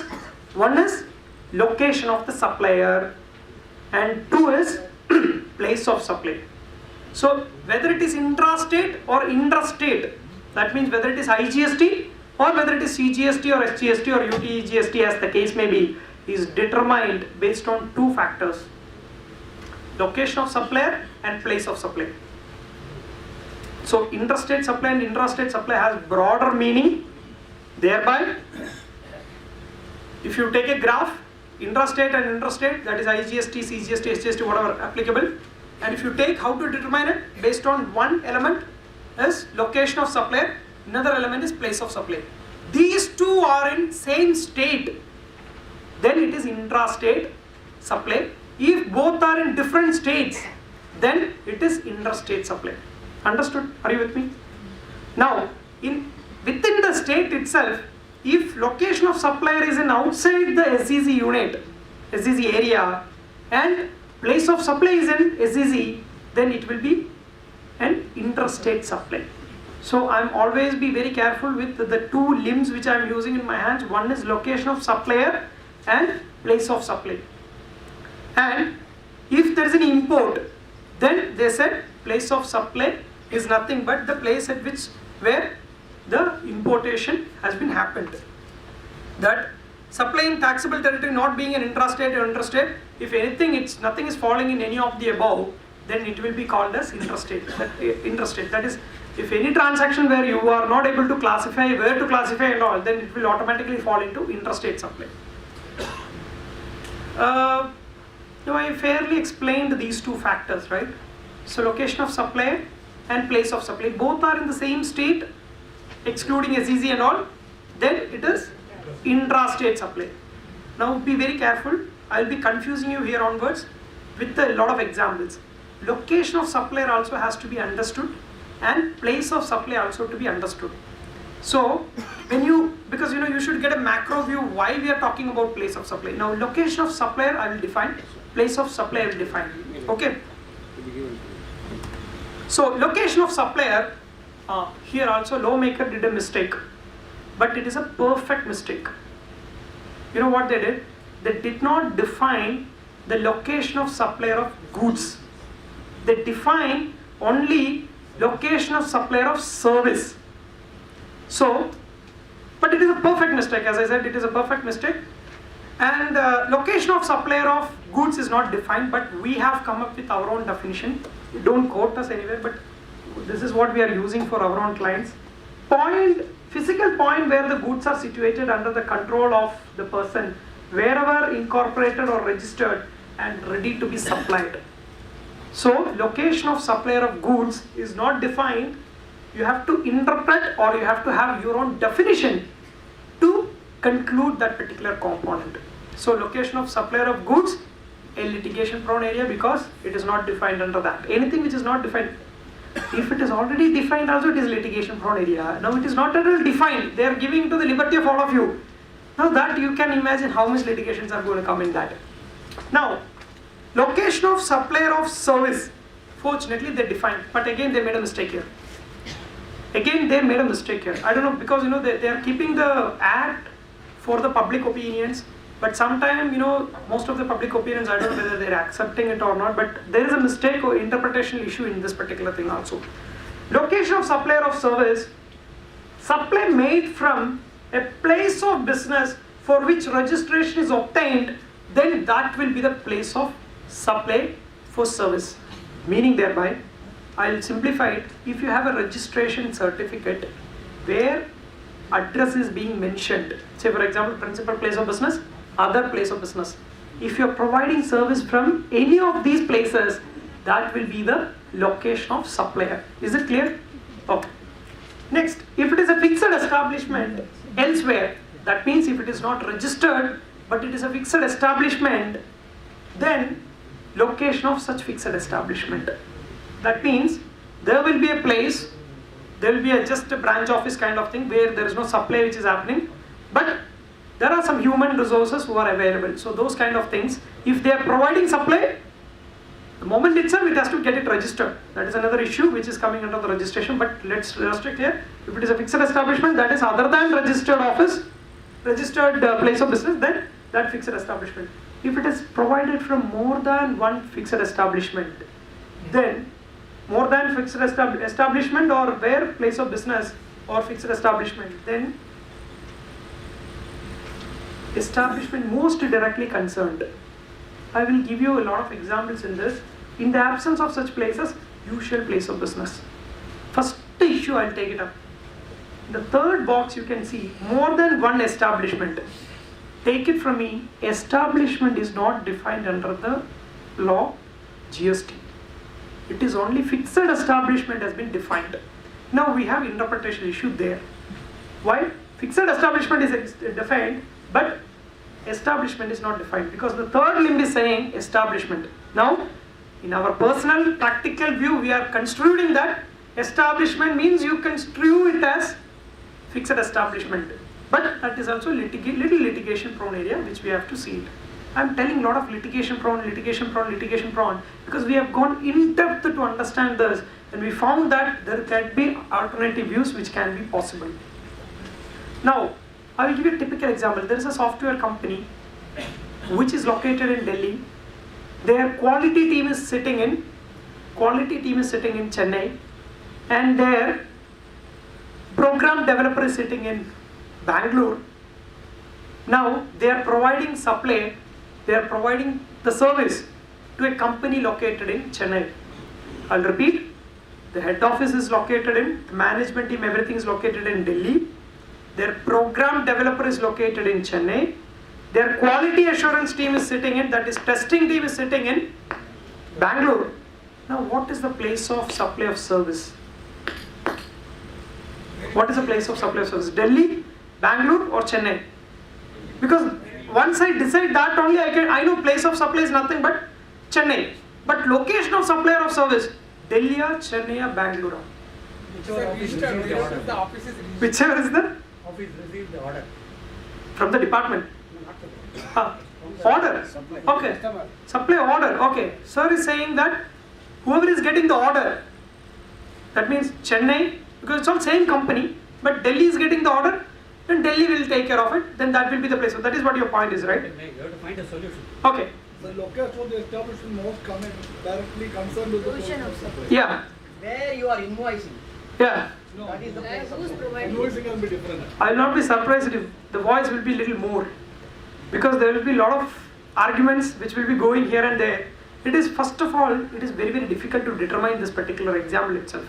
Okay, because to whom the order is given is not the point there. They are saying location of the establishment most directly concerned. It could be the place Delhi also, it could be, because there only I gave the order. Or sometimes place of provision, it could be Chennai, it could be Delhi, it could be Mumbai, it could be Bangalore. Most directly. See, the moment you use the word most directly concerned, it is a subjective matter. For you, most directly would be different. For me, most directly would be different. But the company should be able to substantiate that what is that most directly concerned. So that is what, this is the second litigation prone area. If I take up some more time, then I can come up with a lot of litigation. But let's restrict it to this. And so we fairly understood that, assuming that most of us are registered, then look at the registration certificate from where you are provided the service, then that will be the place of supply. And location of supplier, this I already explained. Okay. The usual place of business means what? In case of an individual, see here you can see the last box, usual place of business, right? Usual place of residence, usual place of residence. That is also defined, which they are saying, usual place of business means, in case of individual it is place where he ordinarily resides, or in other case, place where the person is incorporated. See here they are using the word usual place of business under section 2113, but there they are using the word usual place of residence of the supplier. So I'm not getting in further, then this will be one topic for the whole day. So, but let's understand, you have to be very careful when you read all these terms. Residence and difference, entirely different from business. So you cannot construe that. But somehow we have to, as Sir said, somewhere we have to draw a line if it is not clear. So that is why we are also applying that judgment. So can't we have to be the place of business while registered? Sorry, sir? So are we supposed to give the place of business when we register for business? Yeah, definitely. Then how come this question arises? Question, because in the definition they are using the word residence. We are giving only place of business, not the residence. So there itself there is a contradictory thing. So we'll not get into it too much. We'll get into the core topic. Supplies in territorial waters. Supplies in territorial waters. Who will provide service in the territorial waters? Will anybody? Ships. And even Air Rahman can conduct a music program in the ship which is within the territorial waters. The ship will move and then music performance can be done. Especially if you go to Goa and all, you can see a lot of performances like that. Belly dance. Mobile, okay. Lot of issues, lot of things will be there. Where you have to look at it, because I was also looking, the thing, you have to see where is the baseline. If the baseline is close to which state, that state will get the revenue. That will be the place of supply. Now the baseline is what? It is a very, very technical term. Baseline is used only in one place in GST Act. That is here only. And nowhere it is defined. Then I had to go behind this, what is this baseline is all about. Then I got a good picture where it is clearly saying that if that is a sea, low baseline, means lower watermark. That is a baseline. I can theoretically explain. If you go to Marina Beach and ask me to find out what is a lower watermark, what is a baseline, I will not be able to do that. So what is the solution to it? These are a very highly technical thing, which if at all for one particular service, both the states are claiming, then only this will be applicable, and then somebody who is from the marine department may have to help us on this, but not the chartered accountant. And now, we defined location of supplier of service, right? And location of supplier of goods also we understood. Now, one part of intrastate or interstate has been clearly defined. Now let's go to place of supply. So that is a second limb. In the second limb, you have 4 sections. Section 10, Section 11, Section 12, Section 13 of the IGST Act. Section 10 and 11 talks about goods. 12 and 13 talks about services. Let's go further down. 10 talks about both the parties are in India, excluding import or export. 11 talks only about import and export. 12 talks about only both the parties are in India, supplier and recipient both are in India. 12 talks about either of the party outside India. That means precisely 10 domestic transactions. I'm not supposed to use the word, but for the benefit of all the participants, let me just tell 10 domestic goods, 11 international transaction, goods, 12 domestic services, 13 international services. That's all. Understood? Okay, let's understand what is section 10. Section 10 talks about place of supply of goods other than supply of goods imported into or exported from India. There are 5 transactions which are laid out in section 10. One is supply involves movement of goods. 2, supply involves movement of goods but with the instruction of third party. So precisely first one is a bill to transaction for goods. Second, bill to ship to transaction for goods. Third, supply does not involve movement of goods. Fourth, goods are assembled or installed at a site.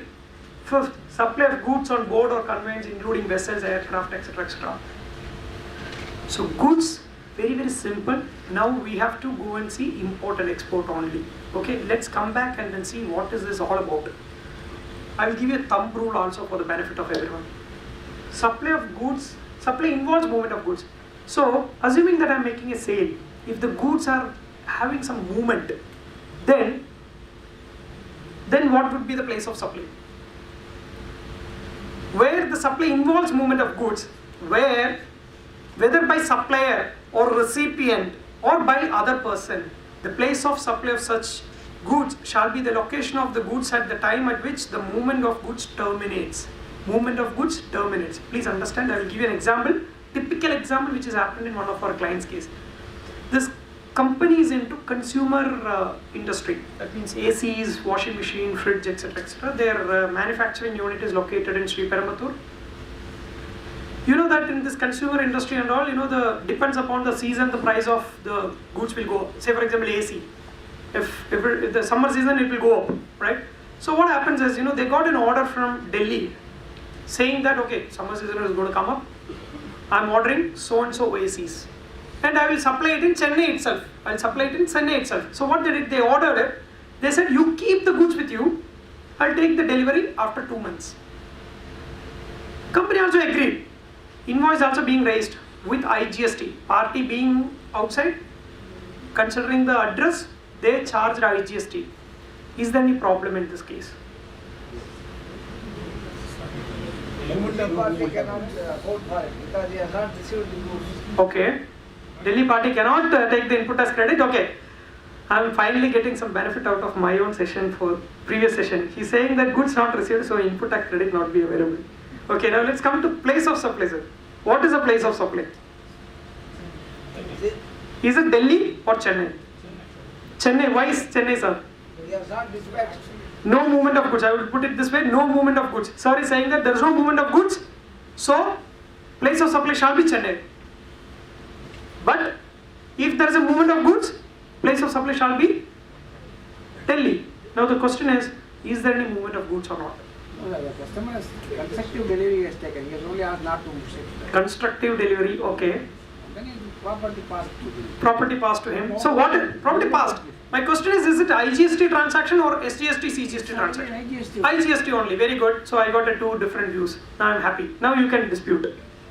See here, the crux of this question is whether there is a movement of goods or not. No. If there is no movement of goods, then CGST, SGST only. If there is, if there is a movement of goods, then where the goods are getting terminated for delivery, that is in Delhi. Then that will be the place of supply.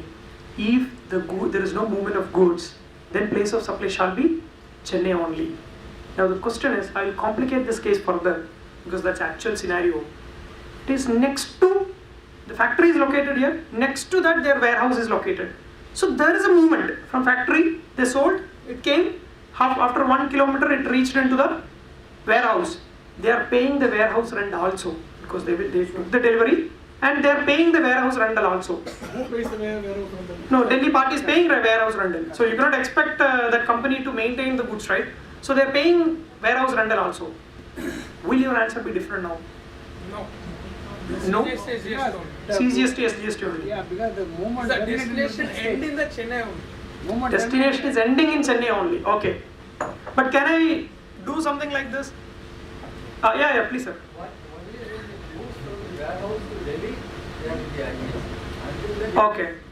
Okay. Sir is saying that if there is a movement Then It's double that the taxation. movement terminates for delivery, not terminated for delivery, okay. If you go to some shops in Chennai, even if somebody from Hyderabad comes and buy some goods from Chennai, some shops, they will give you CGST, SGST, irrespective of whether you are giving your GST number of Hyderabad or not. I have seen many cases, many reputed companies also. Even if I am giving the GST number, they are not giving IGST. They are giving, no, I am terminating the delivery here. They are giving excuses like software is designed like that. That is wrong. The moment, because the act says the delivery, whether it is done by supplier or by the recipient, you can also come and collect it. It's not necessary that you being a retail shop should send the goods directly. Even they can come and collect it and then go. Still it is an IGST transaction only. So you have to see where the goods are getting delivered, terminated for delivery. Very, very important. You please keep it in mind, apply in all your cases. I know that there will be a lot of confusions. I can complicate this case law further because it's actually a case law where we had a lot of debate on this particular point. So please keep it in mind, if there is a movement of goods, where the goods are finally getting delivered. 2, if there is no movement, where the goods are located at the time of transaction. No, that is for the first one, sir. First one, if there is a movement, then that will be the place. If there is no movement, not involved movement of goods, location of goods at the time of delivery. Correct. That is what. See, for example, I will give you an example for that. Where is the case? What are the cases where there is no movement of goods? Can you give me an example? Repair. Okay. It's a service, no? It's a service. Service. So I give you to repair and he use some part and he will it to me. Okay. Like he gives the additional. Okay, I'll take it up that question directly. Expect resale. I'll do one thing. I'll explain that. See, for example, in Tidal Park, all of you know that Tidal Park, right? There is an IT Tidal Park where there is a generator which is located. So it is owned by me. Tomorrow, I'm selling this machine, this generator, to another party, to a party in Delhi. Now, there is no movement of goods. It's only, I'm just transferring my title to third party. Now, goods are located in Chennai. Location of supplier of goods is also Chennai. So, it will be an IGST. It will be an IGST transaction. Correct?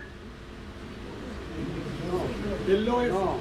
Okay, it is an intrastate. You have to answer it. Sometime I told you for beginning itself, I'm going to confuse you. So it is an intrastate transaction because location of supplier of service is in Chennai and then the place of supply is also Chennai because place of supply for no movement of goods where the goods are located at the time of delivery. Correct? Now,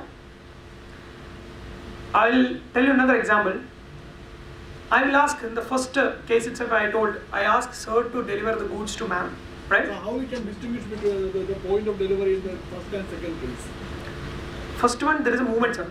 Second one, there is the third limb actually. Yeah. See, in the case of some machines, Yeah. or you use some person or invoicing a CGST, IGST. Correct. And it's also there is delivery. Both. There is no movement, sir. There is no movement. See, for example, I am asking. See, there is a machine which is available in a factory. It is owned by me. Sir, this I am selling to somebody and telling that you take the delivery, but there is no physical movement of goods. Sir, after delivery, if the person takes out the generator and That is internal transfer, sir. At the time of supply, whether there is a movement or not. Subsequently, if there is a movement, that doesn't matter. Now, so second case is bill to ship to transaction. So I am asking sir to send the goods to ma'am. I'm asking sirs to send the goods to ma'am. So I am giving, so he has to raise an invoice on me, right? He has to raise an invoice on me, right? Everybody's listening but nobody's correcting. Okay, so I am supplying, I am asking him and he has to raise an invoice on me. Okay, so when he is raising an invoice on me, he is asking me, okay, I am asking sir to send the goods to ma'am say I am located in Delhi, sir is located in Chennai, and ma'am is located in Andhra Pradesh, Karnataka, or maybe in Hyderabad. So what happens? The goods I am asking, sir, you please deliver the goods to Hyderabad. So sir will deliver the goods to Hyderabad. Now first point, sir is invoicing the first invoice on me, right? Sir has to raise an invoice on me. Then I will raise an invoice on ma'am. So sir raise an invoice on me. I am located in Delhi. What is the invoice which he has to raise? Sorry? IGST. Why IGST? Interstate movement, but okay, I'll put it, okay, interstate movement, then I will complicate further. Ma'am is also located in Chennai. Ma'am is also located in Chennai. Intrastate. Interstate, still interstate. Intrastate or interstate? Within the state. Intrastate. Okay, now let's go back to this section because I'll be spending some time on it because it's very, very important. Supply involves movement of goods because there are two transactions. Sir is billing to me, I am billing to ma'am. When I am billing to ma'am, is there any movement of goods? There is a movement. When I am raising to her, is there any movement? No movement. When sir is sending, I'll be confusing it to the extent possible. Otherwise, nobody will listen. On the instruction it is being sent. So there is a movement. Okay, sorry. Only on the instructions of the Yeah. person, it is being sent to him. So let me just let me just conclude. If supply involves movement of goods and a third party instruction is being given, see, look at place of supply shall be principal place of business of such person. So place of supply is not determined based on your termination, it is determined based on your principal place of business. That is nothing but in the registration certificate you will have something called principal place of business. Assuming that I am asking sir to send the goods to ma'am, if the goods there is a movement of goods, then sir has to see what is the principal place of my business. So that will be the place of supply. And location of supplier is sir is located in Tamil Nadu, I am located in Delhi, so sir has to raise an IGST invoice on me. Now let's come to the second transaction. And I asked, I am sending goods to ma'am actually now. Now I have to raise an invoice on her. How do I raise an invoice on her? Now, second transaction doesn't involve movement of goods, right? Correct, already the movement is over. Second transaction doesn't have involved movement of goods. So what happens, I'm raising to her, where is the goods located? It's her factory. So I have to raise an IGST transaction on her. Because there is no movement, the place which is located at the time of delivery, that will be the place of supply. Now, Sir, whether it could be first transaction is at intrastate. I will give you a thumb rule. Bill and shipper receipt is here. I will give you a thumb rule. I'll give you a thumb rule because now if I give the thumb rule, then everybody will get confused. I will give you a thumb rule, then you can come back and revisit all these provisions. So Supply does not involve. For example, both cases it's IGST. Yeah, because he is located in because I am transacting with both parties, no. So as far as the first transaction is concerned, my principal place of business. Second transaction is concerned, where the goods are located, no movement. So third one is supply. Bills should the transporter should carry. Sorry.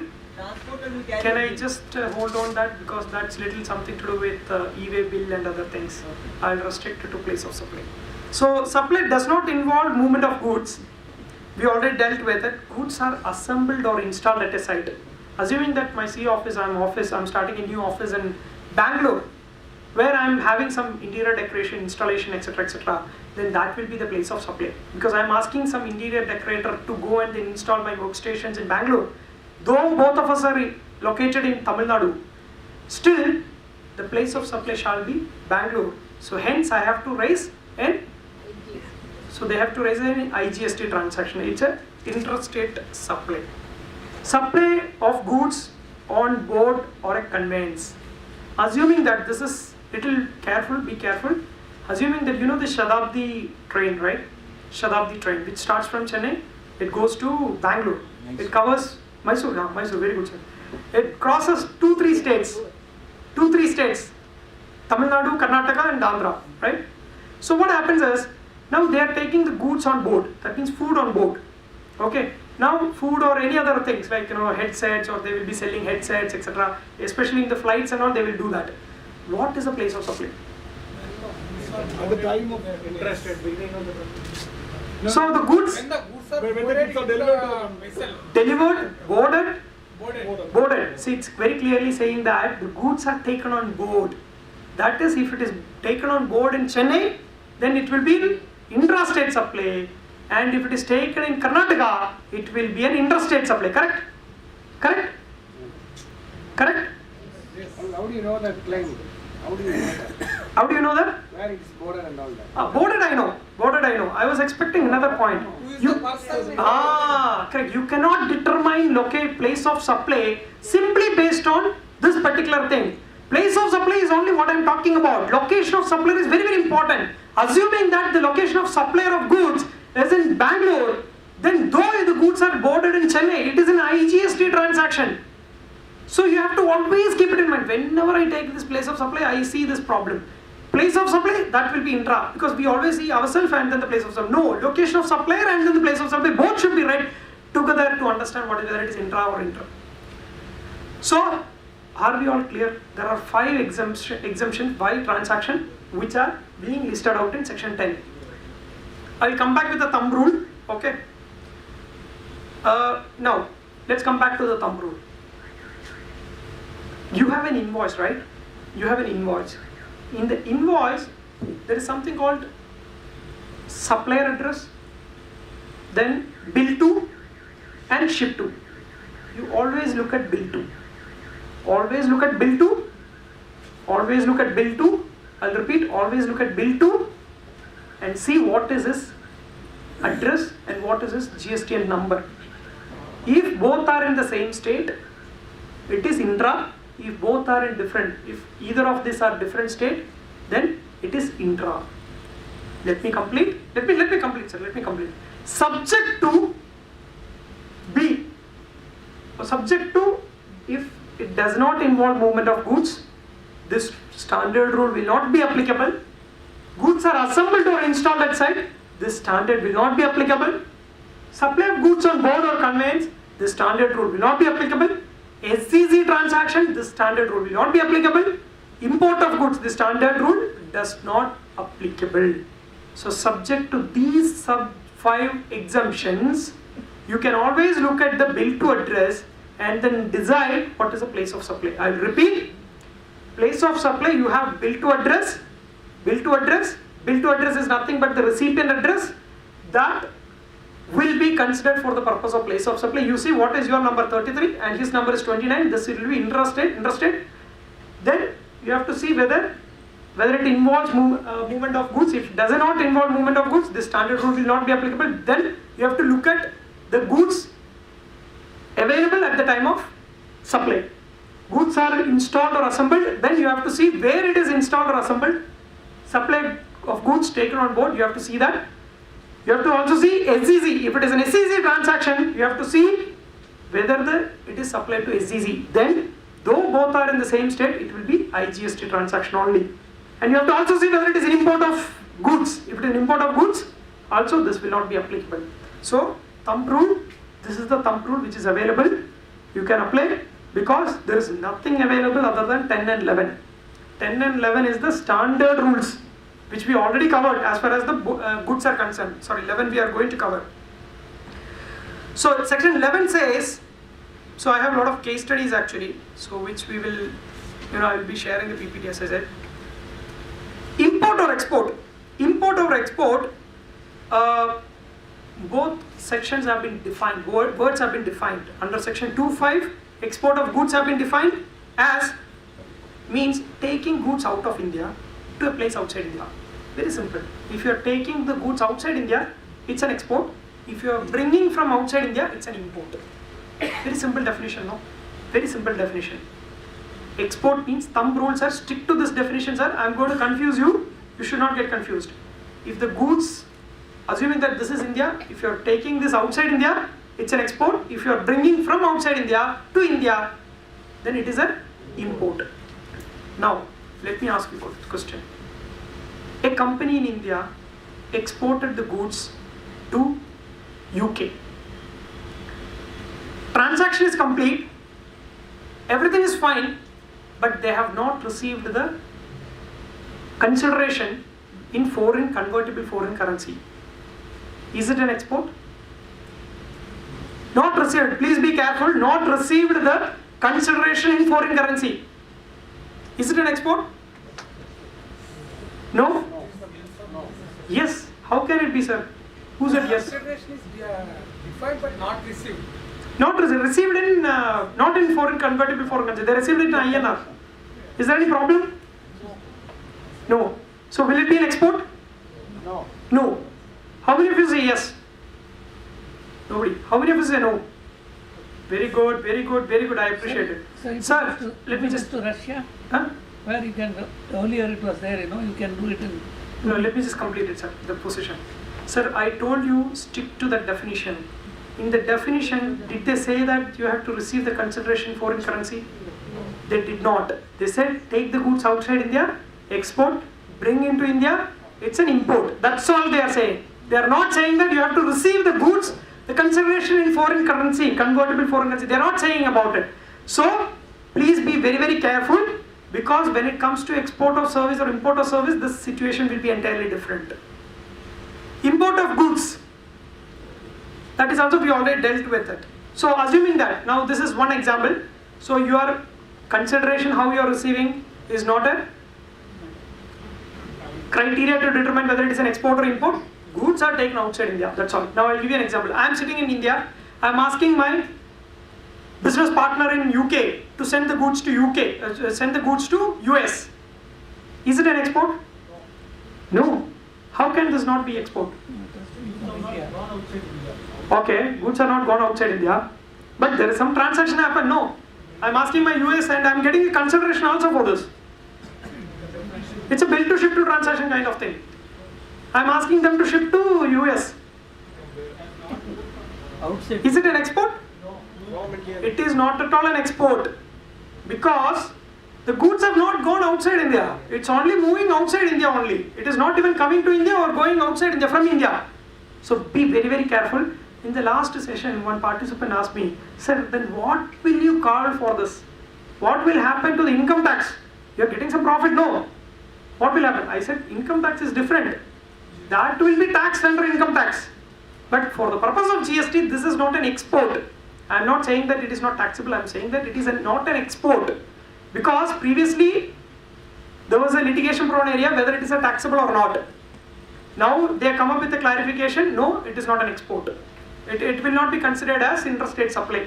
Previously, there was a litigation prone area, this was a litigation prone area. Now, is that clear? Export of goods, no conditions, only goods taking out of India. But what is the transaction? Which one, madam?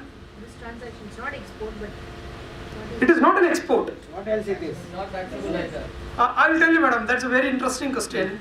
Very interesting question. How will you classify it as, right? In the return. When the returns, so it is not at all taxable. not taxable. But you look at this definition. That is why I said, it is litigation prone area. Where was that? Sorry, in the first slide.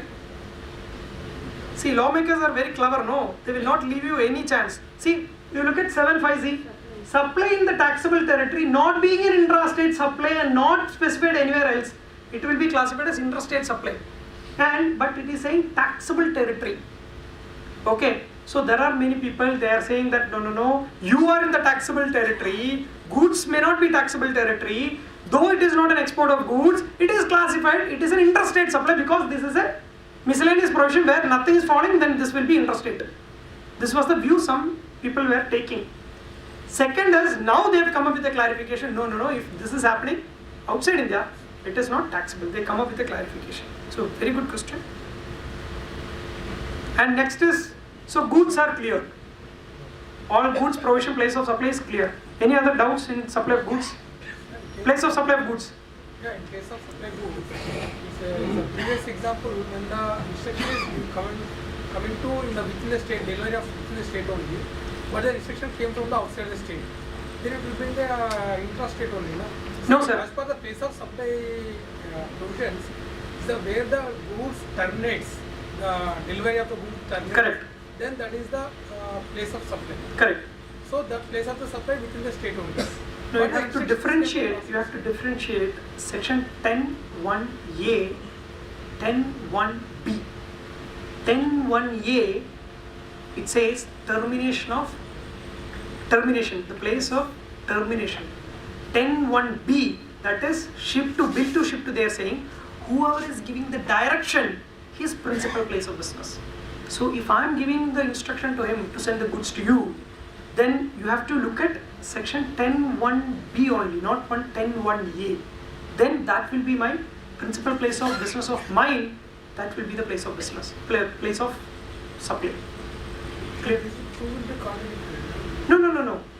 If there is no two parties involved, if I am myself and sir is only involved, then there is no. That is the first. See, I think I will clarify it.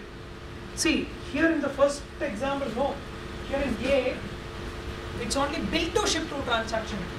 It's a bill to transaction. 10(1)(a) is only bill to transaction. 10(1)(b) is bill to ship to transaction. So there is a difference. It's not both are same. It's not both are not same actually, because though there is a movement of goods, both are different. Because in the second one there is a third party involved. I am asking sir to send it to you, and the other one is first 10(1)(a) is applicable only myself asking sir to supply to me. So 10(1)(a) is applicable only when there are two parties. 10(1)(b) is applicable when there are three parties. Okay, 10(1)(c) is applicable when there is no movement of goods. 10(1)(d) is applicable when there is a goods assembled or installed. 10(1)(c)(e) is applicable when there is a goods taken on board. Is that clear?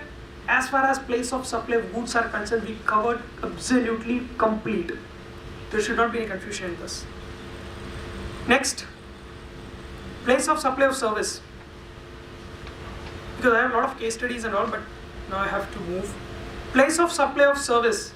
There is a standard rule which is available, subject to some exemptions. Standard rule is 12. I said it's only between domestic parties. Two parties are in India. Place of supply of service for a registered person, location of such person. That means I told you, if you are providing a supply to a registered person, you will be having his address, registration number. That will be the place of supply. And unregistered person, then location of recipient where the address on record exists. You will have some address on the record. Other cases, location of the supplier of service. Will there be any scenario where address of the recipient will not be available on record?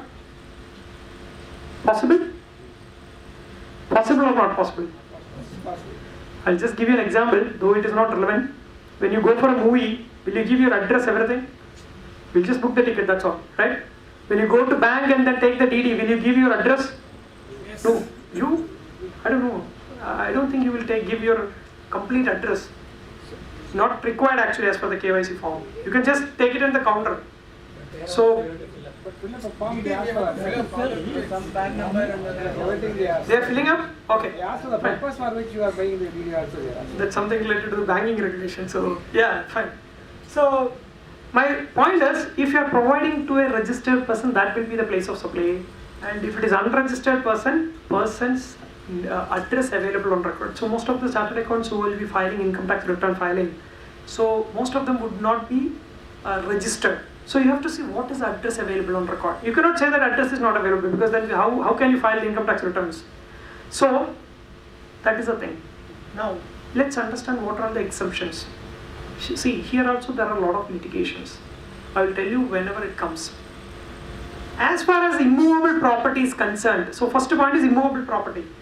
Immovable property is concerned, there are a lot of services directly in relation to immovable property. All these services, architects, interior decorators, surveyors, engineers, other related experts, all this, and lodging accommodation by hotel, in-house, guest house, homestay, etc., accommodation in immovable property organized by marriage, reception matters, etc., all these cases, location of place of supply shall be location of immovable property which is located wherever it is located.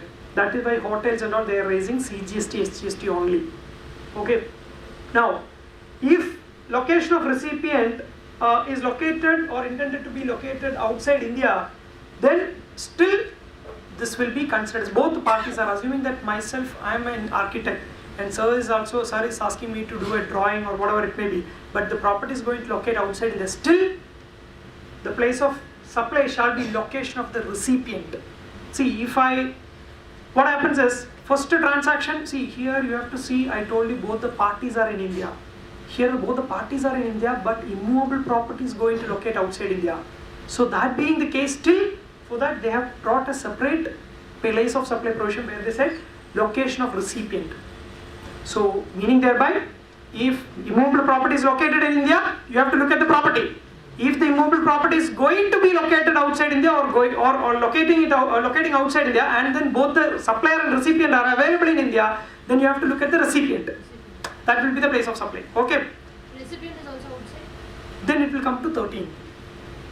Then it will come to section 13. Okay.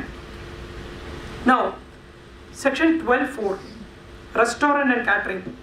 Where restaurant and catering, personal grooming, fitness, beauty treatment, healthcare, cosmetic, plastic surgery and all, if the location or where the services are actually provided. See, assuming that I am going, one beautician is going from here to Mumbai for one celebrity's marriage and doing all the services, then that will be the place of supply.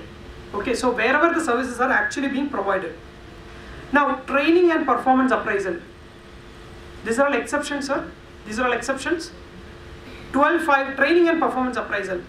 If place of supply of service in relation to training and performance appraisal to registered party shall be location of such party, and other than registered party, location where the services are actually performed. That means one corporate from Bangalore is asking me to take a GST training.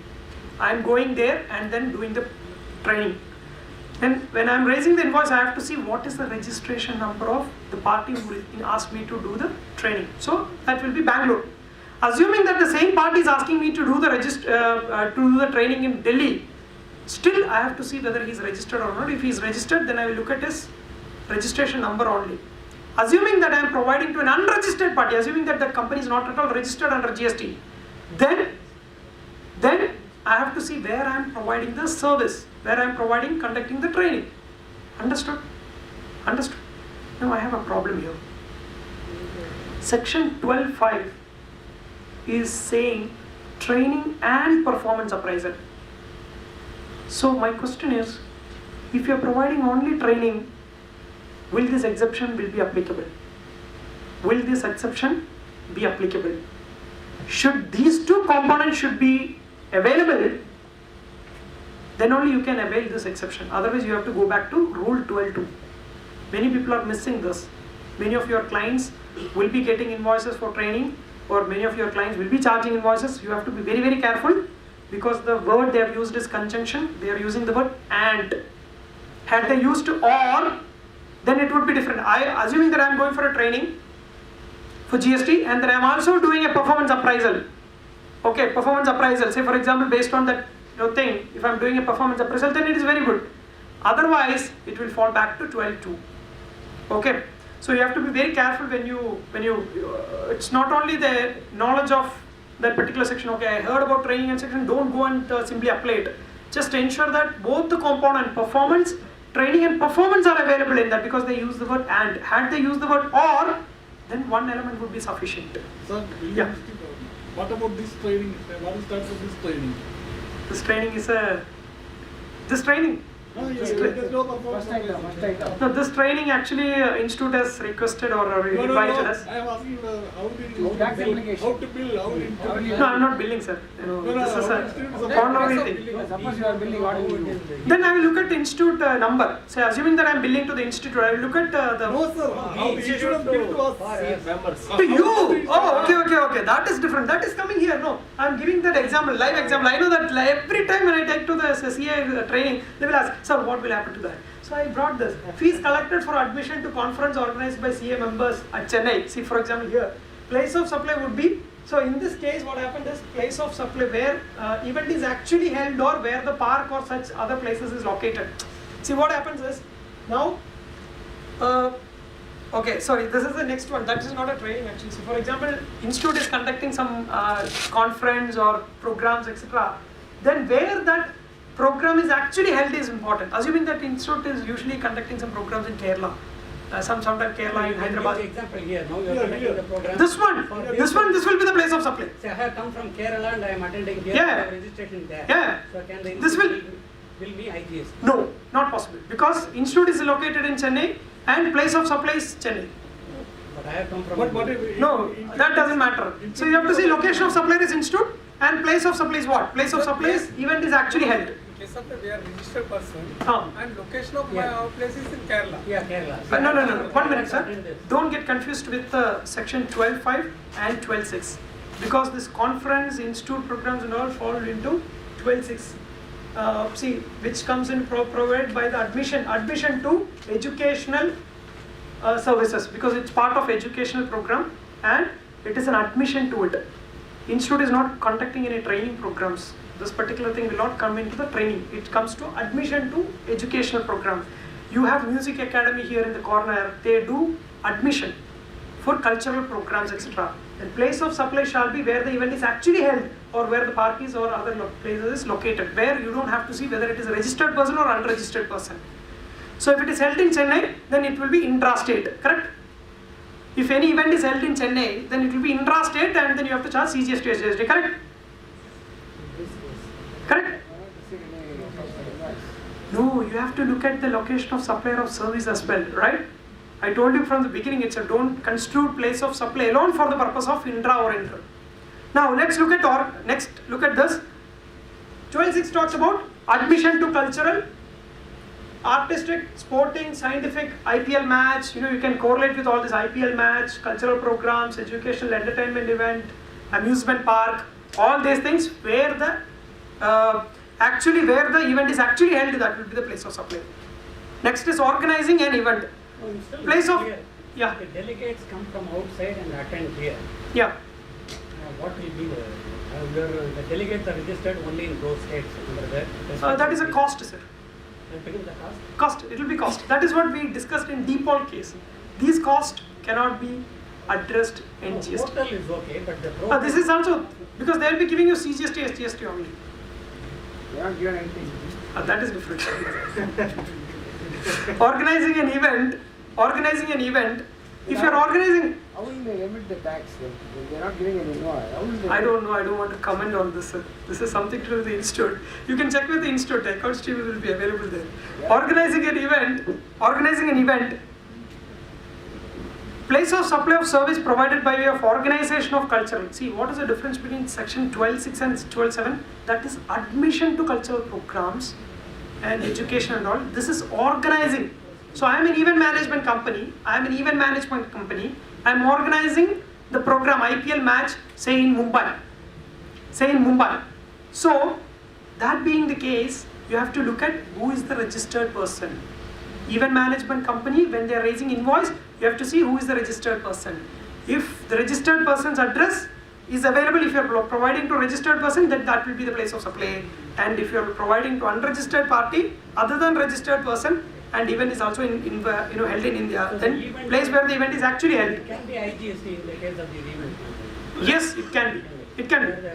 See, Indian Oil is there in Delhi and Yeah. they depute people here, the bill has been made on them. Correct, definitely.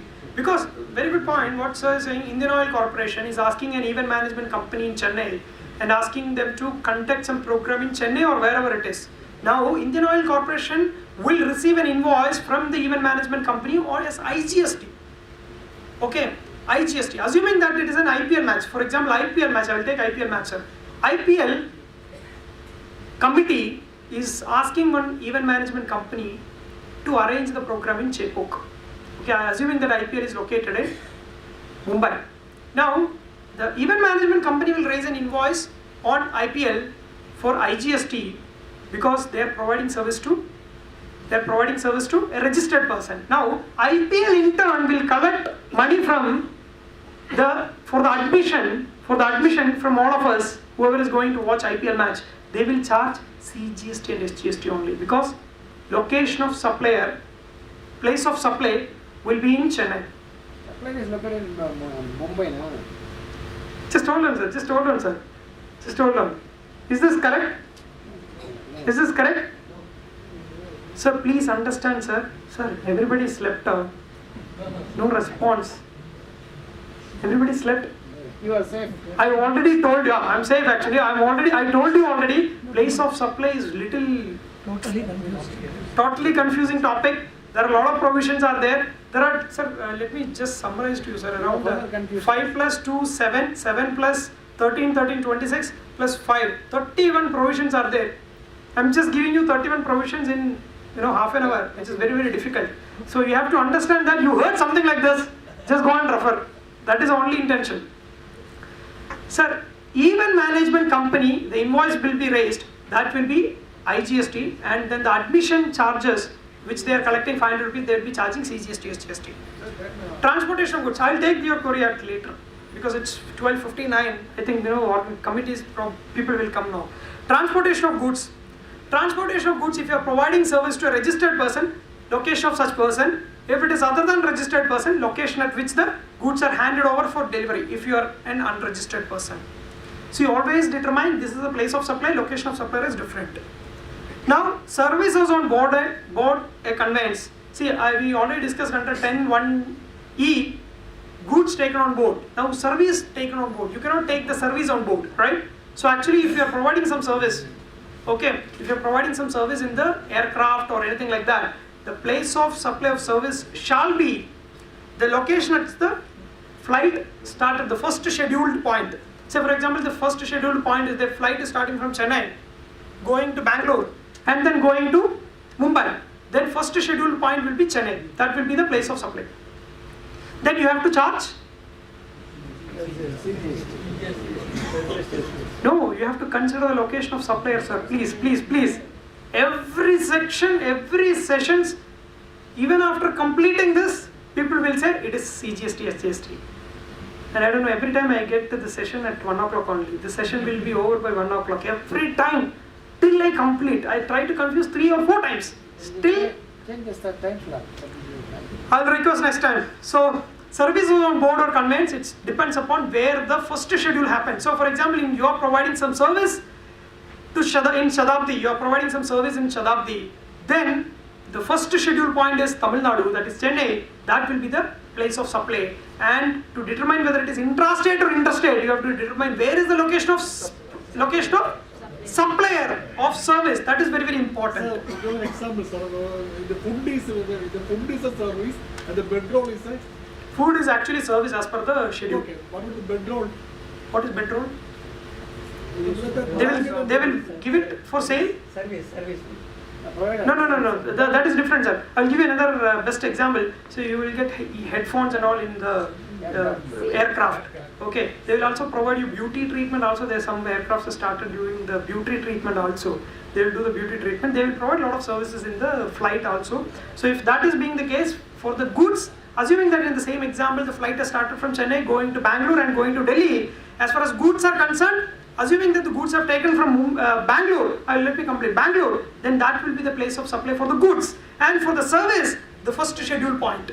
That is only difference. Sir, I am asking about the person who supplies the goods, the food, and supplies the bedrolls to the railway company. Both are, you have to, I am determining only the place of supply, sir. And second thing, you have to determine what is the location of that supplier. No, he is questioning the provision of supplier to the railways. What will be his duty, right, sir? Yes. Sir, you determine 2 things, sir. Location of supplier. You know where he is registered. That is the location of supplier. Place of supply. As far as you see whether it is goods or service. If it is goods, where it is taken on board, where you have given to the train or aircraft. If it is a service, where it is started, what is the first schedule point. That's all. To be very precise. And telecommunication services, I am not dealing, I am just skipping because time is over. It's very simplified manner. I addressed it. Place of supply, location of such fixed equipment, etc., etc. I just summarized it. Banking and financial industries.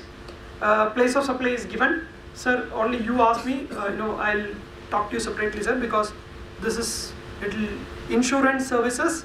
That is also if it is to registered person, then location of such person. Otherwise, registered person, location of such recipient of service on the records. And advertisement services, this is mainly to the central government, state government and all. And I summarized all the points with respect to the place of supply point, section 12. Let's go to section 13. Here the export of service and import of service will be very, very important. For qualifying it as an export of service, because under section 16 of the GST Act this will be considered as a zero rated supply. Zero rated supply, you can go for refund or you can get LUT and etc, etc. So it's very, very important, please be careful. Supplier of service is located in India. Supplier should be located in India. Recipient of service is located outside India. Place of supply is outside India. That is what we are going to determine. Where is the place of supply? The payment must be received in convertible foreign currency. Please look at it. Goods, no such conditions.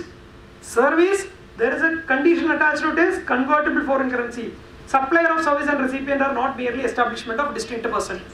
Both are not branches. Say for example, I have a branch in Delhi, in Dubai, then that cannot be considered as an export of service. So is it clear? Export of service definition is very, very important. Location of supplier is located in India. Place of supply outside India. Recipient is also outside India. Import of service, government is not worried about the foreign convertible currency because it's import, no, you have to pay. So government said no problem. Supplier of service is located outside India. Recipient in India. Place of supply in India. The two components are in India.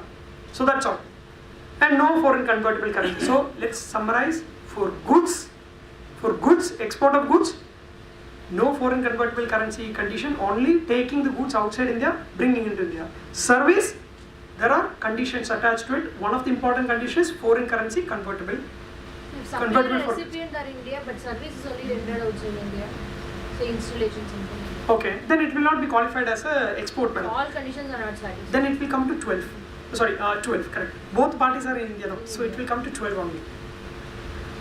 And place of supply of service, here also you have some standard thumb rule under section 13(2).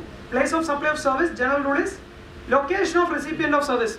The other one we had registered person. You cannot expect the foreign party to be registered on GST. So they said whatever the registration, whatever the address, location of the recipient, that will be the place of supply. If it is not available, location of supplier of service, that means in India. So then it will not qualify as an export of service.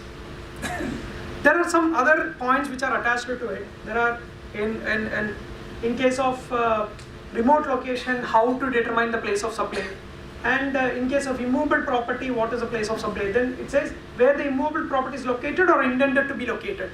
Okay, so like that, we have admission to culture. The same conditions which will be replacing here, what will happen in there? Place of supply where the event is actually held. There also it was same, it was actually held. Now, supply of service at more than one location, what happens? More than one state, what happens? And specified services are the banking, financial institutions and all, which I am not touching upon. Transportation of goods excluding mail, courier and all. Transportation of passengers, onboard conveyance. So, those are all some specific transactions. I told you, there are around 31 specified transactions which you have to be very, very careful in 10, 11, 12, 13. 10 we have 5, 11 we have 2, 13 we have around 13 or something, again in 12, 13, and then 13 also we have around 13 situations. So around 30, 31 situations are there. So please keep it in mind when you are determining the place of supply, you are checking 10, 11, 12, 13. If it is a goods, 10, 11, service, 11, 12. And, sorry, service, 12, 13. Now, let's move on to this. Online information and database access retrieval services. It is, I will just finish off in 10 minutes. This is, I got one important case. Most of the places, people will not read this at all. What happens is, I will give an example where one of our clients, they do the background database working for LinkedIn. See, assuming that when you search GST practitioners, experts in Chennai, you will get a list, right? That is mainly because it's not done by LinkedIn actually. If you go to LinkedIn, the database is done by somebody else. So now they got a notice saying that no, you're not, you're a database provider and all. So then we replied to them saying that no, we are not providing any database retrieval system. It's actually LinkedIn is doing. We are supplying the service to LinkedIn. So these are all the things. Database retrieval means what? When your Excel is a database retrieval system, if you sort it, you will get an answer. That's all. So don't get confused with that. So it's a very simple thing. So let me just summarize it because, sorry sir. I know that place of supply, that's what in the beginning itself I told. Place of supply is a technical topic. It will not be that interesting as that of ITC, because ITC will be able to correlate a lot. Place of supply, there are 31. I was also rushing to ensure that things are me. So let me just summarize for the benefit of all the participants. 10 for goods, 11 for goods. 10 for domestic, 11 for import or export. 12 for service, both the parties are in India. 13 for one party being outside India. So please, my intention of this program is not to make you an expert in place of supply, but to tell you that before you determine place of supply, you have to go to these sections and understand. Also, place of supply does not determine for registration. Place of supply does not determine whether it is in intrastate or interstate. Place of supply, along with location of supplier of goods or services, both should be there to determine whether it is an intrastate or interstate. Now, let's come to the last point. Let's come to the last point. Last point is, okay Rajiv, we made a mistake because location of supplier of service and place of supply, even after a lot of deliberations, I'm not getting a grip over it. I made a mistake. Now what to do? There is a section, because the government also understood this provision, because this is a little technical and then common people will be raising the invoice. Solution to it is section 77 and section 19 of the section 77 of the CGST Act and 19 of the IGST Act. What it says is, section 77 subsection 1 says, instead of CGST and SGST you paid IGST. No problem. You apply for a refund. Correct it. You pay the CGST and SGST. Okay. So you collect a refund. First pointer. Second pointer, because you wrongly determined, we will not charge you interest. Very welcoming provision. Section 77(2) says no interest. Similar replica provision is applicable in IGST also. Section 19(1) says if you are wrongly paying CGST, SGST instead of IGST, we will give you refund under section 54. You go and claim. But you have to discharge your liability. That is different. You are getting refund. You have to pay the tax, but no interest under section 19(1). 19(2). Sorry, 19(1) is for the main refund and 19(2) is a solution. So, Time limit? there is no time limit, sir. Revenue sharing between the states, no? Sorry, sir. This will affect the revenue sharing among the... It will affect, but there is no time limit which is being prescribed under 77 or 19. That is a welcoming provision for all of us. So I am stopping my provision, presentation here. If you are having any doubts, I can take post, the session here. All slides made first. Sorry, sir. All these 110 slides. Possible. Not 110. ITC itself is 110. This, what you do is, you please write it down, my email ID and mobile number. And if at all you did not receive it, sometime handwriting there will be a problem, because I may not be able to. Sometime I will get a error message that the mail is not delivered. So I hope that I will get that email ID list. I hope you entered into it. Then I will send it across. Okay. Any doubts? I will handle it post the session, because time is sharp 1:10. So I have to stop now. Okay. Thank you so much for the patient listening. I really enjoyed it. Thank you. I did not expect this much from you. Sorry, The two important topics, ITC and the place of supply, I am sure you would have had a very sumptuous meal. It was a nice presentation by him. He tried to cover all the issues within the short time. We wish him best in all his presentations. The confidence in which you delivered the example. On the topic exports under GST. The session will be handled by V. Prasanna Krishnan, sir. May I now request the speaker to occupy the dais.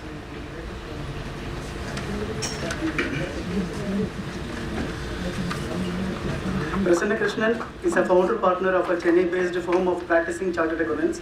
His professional specialization is in the field of tax laws, especially the indirect tax laws, with a specific focus on goods and services tax and customs. He is a successful indirect tax law counsel, appearing for excise, service tax and customs cases before the Honorable Customs, Excise and Service Tax Appellate Tribunals and Appellate Authorities, and also VAT Appellate Tribunals and GST Authorities.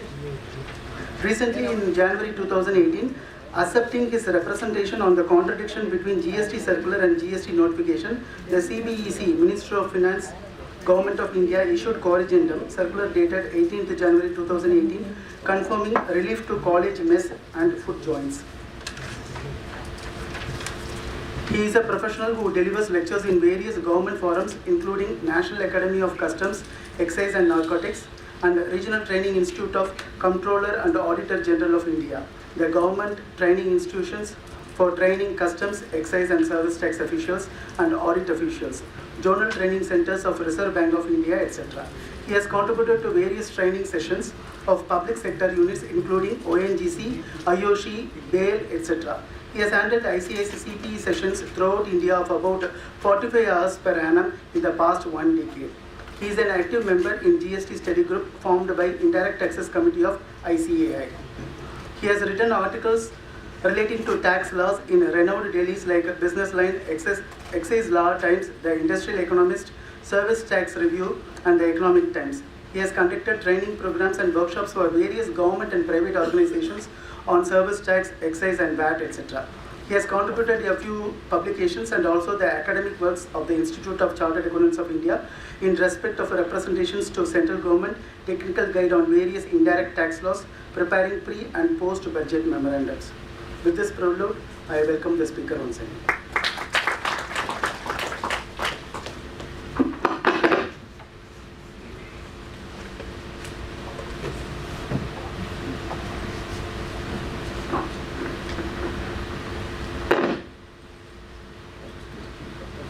Learned brothers and sisters, good afternoon. Good afternoon. Good afternoon. Thank you. After hearing the lecture, if you are coming to this mode, I am able to see all point in that, right? Before hearing itself, if you are coming to, I am not able to get that here. There are various sins in this world.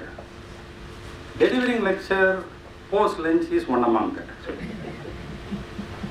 Famous or infamous event for believers, only for believers, others may kindly excuse, is in Ramayana. Ravan was killed for various sins, especially the worst sin what a human being cannot do with others' spouse. So he was killed. There are not much known reason also. His brother Kumbhakarna, well known for his extraordinary sleeping habit, was sleeping comfortably well for 6 months' time. This man went there and disturbed him and made him to go to the war front. And he went there and he died also. Just because his brother was killed, he was not earning a big sin actually. Rather, as he disturbed a sleeping person, death penalty was given to him by God. It's a big sin. For believers I'm telling you. If you are disturbing a person who is about to sleep or already is deep asleep, if death penalty is the punishment, I should be killed not less than several lakhs times. Because this is what religiously I am doing for past 1.5 decades regularly, post-lunch. My sin count is going to be increased today also. Today is not an exception. Fine, okay. Anyway. Now, exports. So you have the benefit of putting to sleep. I don't know. Hope we don't. Okay. So, much respected than a mother actually. Lullaby, okay. Right. Now, exports study with reference to the GST is the topic. Very interesting topic. It has been rightly, or a little rightly of course, said that there had been some confusion in the export because of the GST, lot of confusions had been there and this industry is still suffering. First information is, let us not believe that export is in trouble because of GST. It's growing very well. Very well. Thanks to all the sincere efforts of the exporters. It's growing. In fact, whatever the numbers we are seeing are all showing us very encouraging numbers only. It has not come down at all. Comparing to the comparable period of the same time of the last year, it is growing much upward. So there is nothing to say that it is gone down or so. Coming to the core topic matters. Would you like to know what is the place of supply? You have to, then only you can decide that matter. Why we have to know the place of supply? Already somebody would have discussed regarding the place of supply already. Now by this time you will maybe an expert actually. So You have to believe. Some disbelief is there in your face actually. I am telling you, please believe. So I will support you also. Then, if that's the case, let's have a quick look on just two sections. Section 11 of IGST Act. What is the place of supply in case of goods? First we will know. There are very few sections we are going to do. Don't be much scared that we are going to in depth to do several sections. We are having just handpicked the sections only. Section 11, 2 subsection 5, 2 subsection 6, 96EA, 147. There are only about some 7 to 8 sections only totally. We will be discussing in the next 65 minutes. Total. Beyond that, we are not going to discuss. There are a lot of practical matters we are going to discuss. These are all unavoidable. Let's have a quick look on that and then proceed. So, in case of goods which are imported, goods are coming to India because importer is here in India. So, destination of the good, terminal point is in India. So, goods are coming to India. There should be taxation on the imported goods. What are you talking? Imported goods subjected to GST. How it is possible? Cross-border transaction from foreign country, goods are coming inside. How will you be able to tax it? It's only the customs law which is having the governance power over that. How do you try to tax it? Now, you know very well, if you see the bill of entry, you will be having an IGST component but collected as customs. IGST component but collected as customs by the customs officer through customs administration only. So there is a taxation on that, of course it is there, but in the name of customs. Now, what is vice versa, the mirror image of that one? If the goods are exported outside India, physically goods are going outside India, and it has a terminal point outside India, as the goods are going outside India, place of supply is outside India. I just told place of supply in India in case of import, place of supply outside India in case of export, that's all. I never committed that there is a tax on this because of place of supply, there is no tax on that because of place of supply. I did not, I just simply make as simple as such. Place of supply in case of import here in India, place of supply in case of export of goods outside India, that's all. We have to read a little more about this one. Just wait for 2 or 3 slides also. You can have a look on this in specific. There is one section 2 subsection 5. It talks about export of goods. With its grammatical variation and cognate expressions means taking goods out of India to a place outside India. Now you do have one encircled text part. Do you see any importance to those set of words? To that set of words? Yes, sir. Anything? Yes, sir. What comes to you? Taking out of India to a place outside India, not bring back again. That is okay, so don't bring back to India. Ensure that terminally it is going out. That is one point. A point to be noted. Anything else come to your mind? It's a very serious point about some 3 dozen cases got settled because of these 3 words actually. Very serious problem. What we had during the service tax and excise time got settled because of this. It gives a lot of important closure for the matter actually. But have a look on this. connected with that nautical miles limit. That is one point. Yeah, that is that 12 nautical mile, 200 miles exclusive economic zone. That is also one point. But in specific, these 3 words are settling down some other issue actually. Are you able to get it? Pure practical matter actually. Nothing. Movement of goods is there. Yes. Physical movement of goods should be there. It's not just on the basis of living is there. Fine. Yes. IC sale. One point. Yes. IC sales can be treated as an import or export or something like that. If you say it is on IC, that's it. It is not a transaction under GST. It's a IC transaction beyond the jurisdiction. That's all. But that one will be a little clear about because of this one. Fine. Up to that it is clear.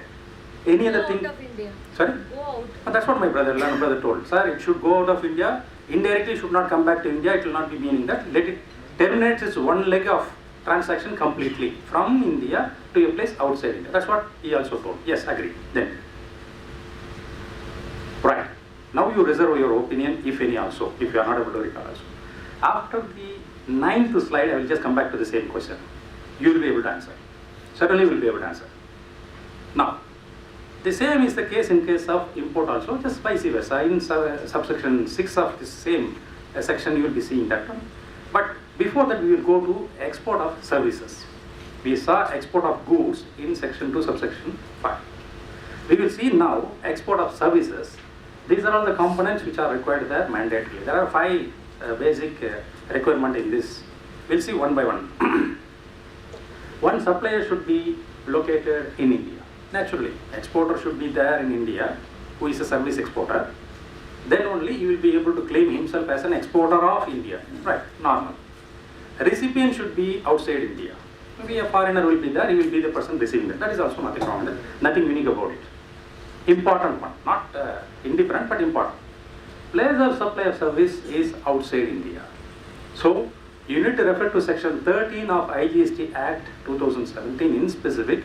You have to fit to any of the 14 subsections in specific to see that factually, as per the records as well as the facts, the matter is clearly confirming the place of supply outside India. Within the given parameters of section 13 of IGST Act, if you can fit the place of supply outside India, then you have completed the third requirement successfully. Still it is continuing. In addition to that one, you need to see that the payment for such, that consideration for such export is received by you in foreign exchange within the given time. The Reserve Bank is giving you 6 months plus 6 months, that time is the time which is referred there, or it can be extended also with the support of the regional office of the Reserve Bank. Subject to that, you should receive the foreign exchange in convertible form. It should travel and knock the gateway of Indian bank, India's bank, not Indian. Indian bank means there is no Indian bank. Fine, I'm sorry. India's bank, it should touch as a foreign exchange only. Having touched here as foreign exchange may be converted into Indian rupees, or it can travel to EEFC account and continue its form also. That is a different one. So, what need to be noted is, in a convertible foreign exchange form, the consideration should have been received in the given time. Then last condition is a little different one. Not so common for a specific situation only. Let us first understand practically a matter, then we will come here. About what it is saying. Just have a look on this. I am to give an example and spend some 40 seconds with you for a particular matter. Why I am going to spend that 40 seconds is justified for one reason. If you read the limb 5, are you able to make out of that one anything on your own? About what it is saying, why it is saying? But they should not be both Indian establishments. Right? Ah, okay, okay. But there is some other reference there, some explanation 1 to section 8, something it is writing. What is that actually? Any idea? How to define a establishment outside India? No, in this one, some differentiation on a specific type of parties only it is referring to, not for all actually. Very serious, but for some specific recipient and specific provider. Alright, we'll just leave it. I will just complete my example, then you will be able to comfortably say. There is one company, A private limited company in India. There is one holding company for it in US, B Incline. Let it be there in California, US, right? So it is better to have always a holding company in foreign country, because foreign company will be the holding company by theory. And always foreigners will be rightly doing, is what our belief. Whatever they are doing will be right. Long back, your grandpa or my great grandpa had been just brushing with charcoal and salt. Then foreigner came to you and said that what saliva, this type of nonsense, nasty things and all. Indians, please learn how to brush. This is brush, this is paste. Have it, just do it gently. You should become gentleman. You also follow, because white man is saying that will be right. That's what we are believing. They are always superior, is our wrong belief. After 85-90 years, the same white man is coming to you and saying that, do you have salt in your paste? Do you have charcoal in your paste? That is what my grandpa was having. You only came and told that, use the paste. That also he is not normally telling, breaking the glass and jumping inside and saying that, do you have this? Anyway, so B Incline in California is the holding company, and A private limited company is the Indian subsidiary company. Do you think that A private limited company is an entity separately when it is compared to B Incline or not? Yes. Yes, fine. Okay. So there is a relationship between this company and that company as to the holding of share. Otherwise, they are not losing their entityship. Let us take a small, let us make a small modification in the given example. A private limited company in Chennai, its branch is there in California, for example, Indian company's branch. Vice versa, B Incline is there in California or Philadelphia, as the case may be. It's having its Indian branch, foreign company's branch, under Companies Act 2013 in India. Now tell me, whether this is a separate entity or not. No, they are only establishment. Establishment. That's all. What my brother says is it can be establishment. Whatever name you would like to say, agency, office, branch, license place, marketing office, whatever name you would like to give, it's an establishment. Maybe for all technical purpose of DTAA, you can call it as a permanent establishment PE, maybe. But for all the purpose of the regular law, whatever tax law or civil law or whatever, it's that's all. It is forming part of B incline. Geographically, it is just in a different place. Would you like to agree?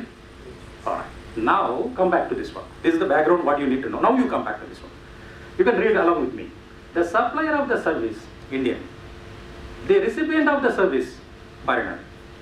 Not merely establishment of a distinct person. Within the meaning of explanation 1 to section 8. Then we need to know then we need to know that what that explanation 1, so-called explanation 1 to section 8 is talking about.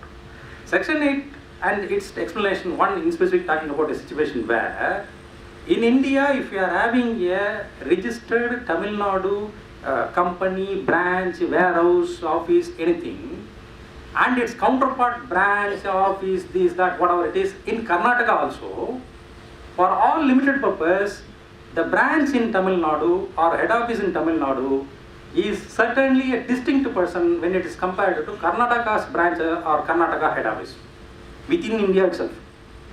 So, GST registration wise, state wise, it is identifying the distinctivity of the person. So, if you are having a company and it's having a head office in Chennai, that's a distinct person. If the branch is there at Thiruvananthapuram, Kerala, that is another distinct person. Sir, after branch, sir, how it will become distinct person? I have a doubt. Please, please. Suppose this Chennai branch exports some goods. Yes. On the intersection of the Karnataka branch. Yes, yes. Will be exported. Yes, of course, sir. See, Chennai is an exporter, somebody is a recipient. No, that recipient should be outside some country. Yes, outside, yes, outside. Yeah, no, outside the country, there are some explanations. Yes. What are in India now? No, sir. Chennai branch is exporting the goods outside India to England or Israel or somewhere. Goods are going out to proper customs document out there. Physically, it's moving out. It's an export. Instruction could have been shared between these companies. Maybe some service charges may also be there. It's all internal actually. As far as export is concerned, it is just referring to section 11 and section 2.5 of goods. As far as services are concerned, as we are reading now, section 2 subsection 6 is governing clearly. In this, what I am supposed to make as a point in this at this juncture is, when there are distinct person, just because they being part of one single entity, namely private limited, public limited, or something like that, they cannot simply claim that after all we are a branch of same company, we are not distinct person. They are distinct person only. In the given case, please recall my example. B incline Philadelphia, B incline California, something like that is there in America. Its branch, I make the point very clearly, not the subsidiary. Its branch is there in Chennai. I say. They are operating at Chennai. If that's the case, the branch is a distinct person for all legal purpose. B incline America is a distinct person, of course, because within India itself, if you are having two different states presence, there is one distinct person and here also another distinct person, we say. If that's the case, country-wise it is America, distinct person, no doubt about it. Here the branch is there at Chennai, this is a distinct person, no doubt about it. But if this distinct person is exporting to its own head office at California, that will not be treated as exporter. Sir, exporter means you have to tell that the supplier is in India, yes, Chennai branch is in India. Recipient should be outside India, be inclined outside India. A place of supply should be outside India. Maybe, for example, anything you just say, on recipient basis, consultancy given by the Indian branch to the foreign branch. So, it is going to section 13, subsection 2, say, for example. So, place of supply outside India at America, right? Fourth item, foreign exchange should be promptly received. Within 24 hours, electronic wire transfer happen. Even then, in the given situation, for the same company's transaction, head office to branch, branch to head office. If you see a transaction, for the limited purpose of this law and this section, that cannot be treated as export, because there is a specific query here saying that merely because you are a distinct person within the meaning of explanation 1 to section 8, don't claim yourself to have done any export to your own head office or your own branch. This is a sale at all. Yeah, that's what it is. Internally you're just transferring between you. It cannot be a real export from one person to another person. It can be a sale even. Naturally. So that's the reason why there is a specific exclusion for that one. Subject to that, you can just understand this very simply. Now, we will come to the very serious question. More or less, this is the 0 point to start, more or less. In case of exports, do you think that GST is leviable? Export of service or export of goods, whatever it is. Do you think that GST is leviable on exports? Yes, it is leviable. Sorry? It's leviable. Leviable. But exports, sir, how you can tax it? Sir? You have an option, pay and get Ah. a refund, Ah. or get the exemption from payment. Okay. It's leviable. Right. My learned brother says that, sir, there are options. If you would like to pay the tax and export also, do. If you would not like to pay some formalities, LUT, this and all are there, subject to that you do. But anyhow, you cannot avoid the levy, he says. But my doubt is, when the place of supply is outside India, can you still levy the tax? We only discussed Section 2, subsection 6, class number 3, place of supply of goods or services, whatever it is, should be outside India. It is there. It is outside India. If the place of supply is outside India, can the law still tax? Export. Export means you should not tax. It is zero rated, you know. For zero rated, how you can tax this one? Law is recognizing under section 16 specifically that it is zero rated. It's not zero rated, it is not exempt. It is zero rated, it is not exempt. My brother says that, sir, read it rightly, sir. It is zero rated. Read section 16.1 and 16.2. If not have read, you please see your own screen. You can understand that 16.1 and 16.2 is talking about zero rated. Is it reading that export is an exempted transaction? It reads that export is a zero rated transaction only. Right? What is the big difference? I'm not going to pay tax. Zero rated, zero. Exempted, zero. That's all. What big difference it makes? Sorry? Taxable at zero rate. Well, that's what, sir, zero. That's all exempted. Both are same only, no, sir. What is the big difference between this? I may take ITC, sir, but technically what is this difference? I am not able to understand. Layman does not difference. Sir, in future it may be taxable. Sir? Zero rated tax, maybe it may be the taxable at different rate. Please appoint this gentleman in North Block, sir. He says, now it is zero rated. In future, it will give adequate room for you to tax it at 2 or 5% as the case may be, he says. You will become finance minister soon, sir. My wishes to you. See, jokes apart. The same example I used to give to the trained officers also. Just see this. This is my hand with 5 fingers. Right? Whenever I fold my fingers, you just forget the folded finger and just see that unfolded fingers are counted by you. Hand with 5 fingers. No dispute? Right. Hand with 4 fingers. Right? Now, hand with 2 fingers. Those who are there in the last line may not be able to exactly see. Excuse me, not a problem. Now hand with 1 finger. Hand is a hand. Now? No finger. Hand is there. Hand with no finger. But hand is there. That's how there is a rate called as 28% and also 18% and also 12% and also 5%, 3%. True. There is also a rate called as zero. Zero is also a number.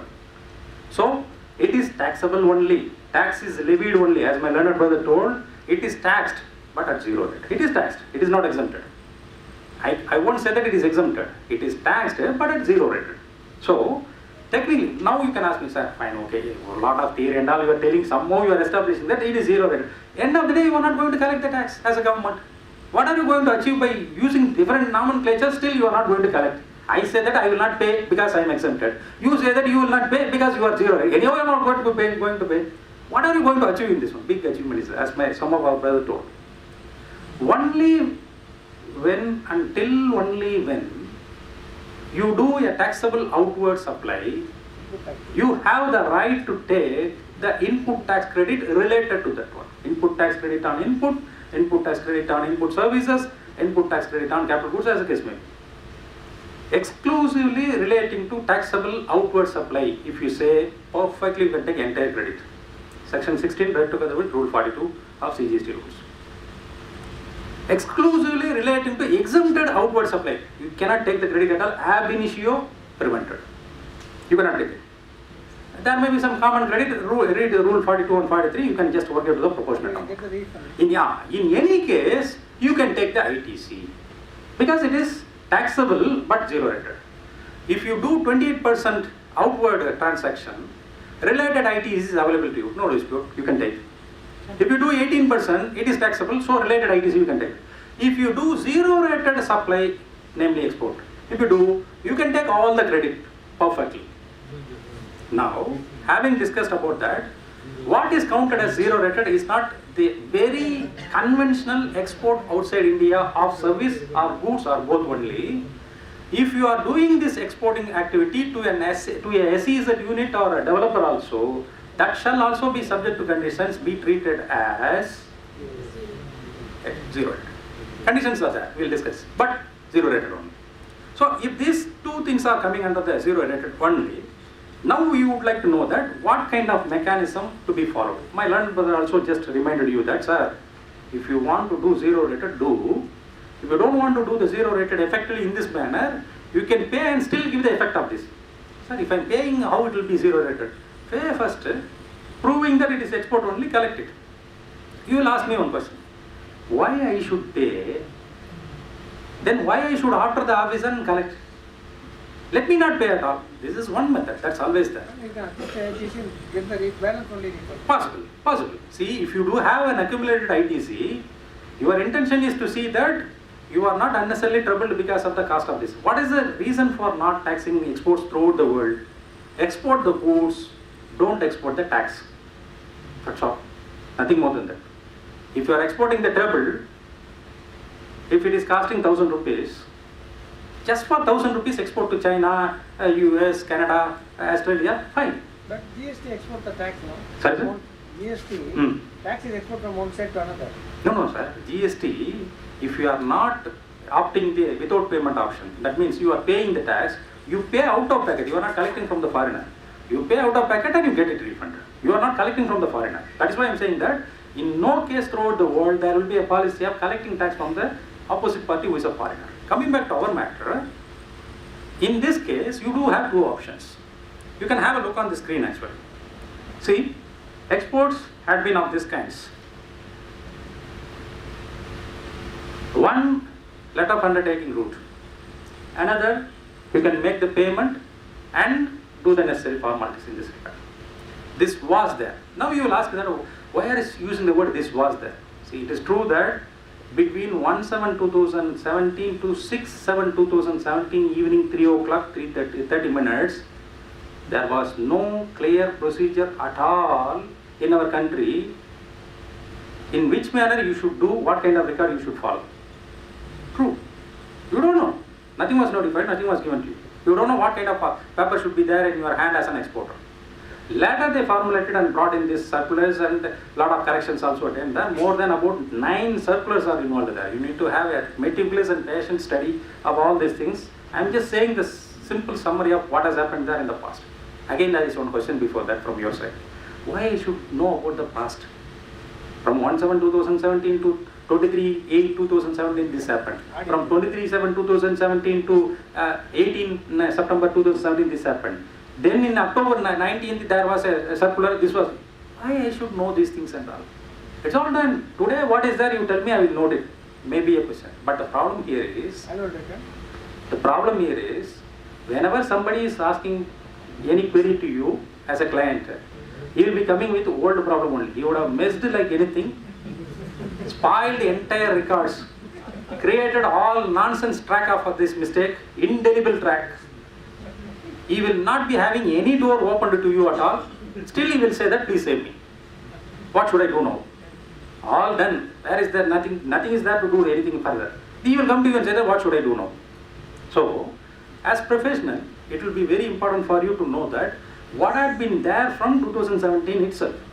2017, July 1st day, what was there and subsequently what happened. Now, briefly we will have a look on that. It is advisable to see that you can give a comprehensive solution in case of a person who is coming to you with kind of shortcomings and deficiency right from the 1st July 2017. Right? Now, this was the situation where two options were widely open, with payment, without payment. There they will be saying that you can use the letter of undertaking, avoid the payment of tax. You need not use a letter of undertaking, but you have to pay. If you pay, we will be just giving the clearance for you. After that, you prove with your records that you are a real exporter. On the basis of that export records and details, we will be understanding and we will be giving the refund to you. This is what the version was told by the revenue. Letter. And for this purpose, okay, letter of undertaking, was it available free of cost? They simply told that more or less free of cost, but if you don't have a track record, you should have a foreign exchange collection of not less than 1 crore rupees, 10% of your turnover, whichever is higher, all this formula and all they told. After August 2017, they diluted the system to a greater extent, but still manually they collected the letter of undertaking acceptance, request letters actually. Then they issued a letter of undertaking from their side. The officer will be giving you specifically. So the officer was also overburdened with this kind of request. So many people have been coming with the manual records and giving that one. That happened there. But only thing is, in October they diluted further and said that you need not give any bank guarantee bond and all. Just come with this form, manually give to us. We will check within 24 hours. That was the instruction actually, but delayed. That's different one. Within 24 hours, we will give it to you. Don't worry about it. So exporters again made an invasion. Who were all left in this list? They made an invasion to the officers of the GST officers, made a lot of requests, and they have been given a lot of things. So letter of undertaking is one route which makes you an eligible exporter to avoid completely the payment of tax on export. If not, even today this route is also open. A person has to pay the tax, he can go back later, proving his genuineness of export, collect the money back, what he has paid. Now tell me quickly, when I have an option to avoid payment in case of export, why should I pay and then get refund? Why? Practically, why you see a need or necessity? Yes, but ITC which otherwise cannot be utilized. That's okay, sir, but ITC can get refund, why should we? Better to do this to have it adjusted earliest. See, it's a simple reply actually. What we need to note here, I may have ITC, I may use it. The problem here is if I am not using and just going for a bond route, then I have to prove later that this is an ITC relating to the export only. A process is there, may take 3 months time or 6 months time. Now slowly the time is getting reduced, but still time is there always. Instead of doing that one, let me use and exhaust my ITC on my own. I accept to pay, I just use my ITC, finished. Why I should just come back to you later? I will just close this here. Having closed here, I can just come back and say that I have paid the tax, you give me the refund. That mechanism is little easy, is the fee. It depends on the case. A finer study of finer details will be required on a case-to-case basis. It is not fair at all to decide that follow LUT, that is what best route. Don't follow LUT, it is case-to-case, depending upon the situation, industry, area in which the particular company is there and the infrastructure for the GST department is there, depends upon that, we can decide. Sometimes we make differentiation between CGST coverage and SGST coverage. Whether you are falling under SGST office, then fine, we will take some decision. If it is falling under CGST office, we will take some other decision. Depends. If that is in A city, we will decide something. If it is in a B town, we will decide something else. So it depends upon the practical nuance, not nuisance. Practical nuance only. Accordingly, we will decide. Now. Keep changing the route. Sorry. Yeah, it had been, sir. It had been now reasonably decided, sir. Comparing to the very worst dynamic situation what we had earlier, vibrant situation, now it is reasonably okay. But even though a lot of changes are there, as we are very used to do a lot of changes in the earlier days, now this law is appearing to be reasonably settled. So much of changes are not happening there in the past 4 months actually. What I am asking, can keep changing the route between LUT and payment method? And keep paying for sometimes after that we stop. Case to case. No, sir, it is up to you. You can decide. Once you decided, I am following the without payment route, you can simply go for the without payment. Or if you follow IGST route, okay, you change your rule, let me just pay it. That is also there. The question is, yes. It is a consignment to consignment basis. For one country I will LTU or another country. You can, but only thing is, practically you will have lot of, what I can say, vulnerability when you are typing the data actually. WOPAY option, WPAY option. Even with a lot of clarity, consistently when you are doing also you are making mistake. But when you are doing this, there is all possibility of doing the mistake. That's why I am saying that. It's better to go for one route and being consistent about that. Sir, LOU is for a year or for a consignment? It is issued for a year, ma'am. Now it has very settled one for the calendar year actually. Earlier they issue, when you are coming there, from that day 1 year time they have been given during the manual time actually. Anyway, now, value construct and limit is there? No, sir, anything, sir. For 25 lakh rupees export also you can go and do it. For $250 trillion also you can go for it. Ask for the importer's order of... No, nothing, sir, nothing. I'm just going to show you some screenshots. It will be much welcome measures actually. That is also a point actually. It is not a direct yes actually. I will just say what is the constraint in that one and then you can say. Mostly yes, not a perfect yes actually. I will just tell what is that. Now, what will be the format, what will be the bond asked, all these things, sir. As I told you, it's all old story now. After October 2017, they did not insist any type of bond, guarantee, this, that and all. Happily accepted your simple papers, RFT 11 and the related papers and simple 2 witness signature who are real living people, that's all. They did not even verify later at the stage whether somebody is living or not or some ghost has signed. They did not see that also. So that to that extent they have been fair. Now, having seen all this, whatever, why you have to give, how you have to do, these are all old. They asked bond, they dropped it. They asked bank guarantee, they dropped it. They asked for some kind of proof and things, they dropped it. All dropped. Only the form they asked, only thing is little manually they had been doing everything. So this had been there. Within 3 days time they had been giving. This is what has happened there in the past, whatever it is there. It's a little theoretical now, you can find time, you can have a look on that. But having said all these things and all, would you like to say what has happened there from March 2018? That is what at present is happening. Forget about all manual matters. Nothing required to do in hard copy paper. No hard copies required. Just go to your site, open your GST website using your login credentials. Get inside this one, there is one services selection to be made there. There will be one user service portal, just go inside that one. Just select this letter of undertaking request, which is there encircled with the red color. If you do that one, you can just make application, which will be opening there with simple details. 85% of the details, already just some 11 or 9 data field only is there. More than 6 data field would have been already pre-filled. You need not type also. You need not do it.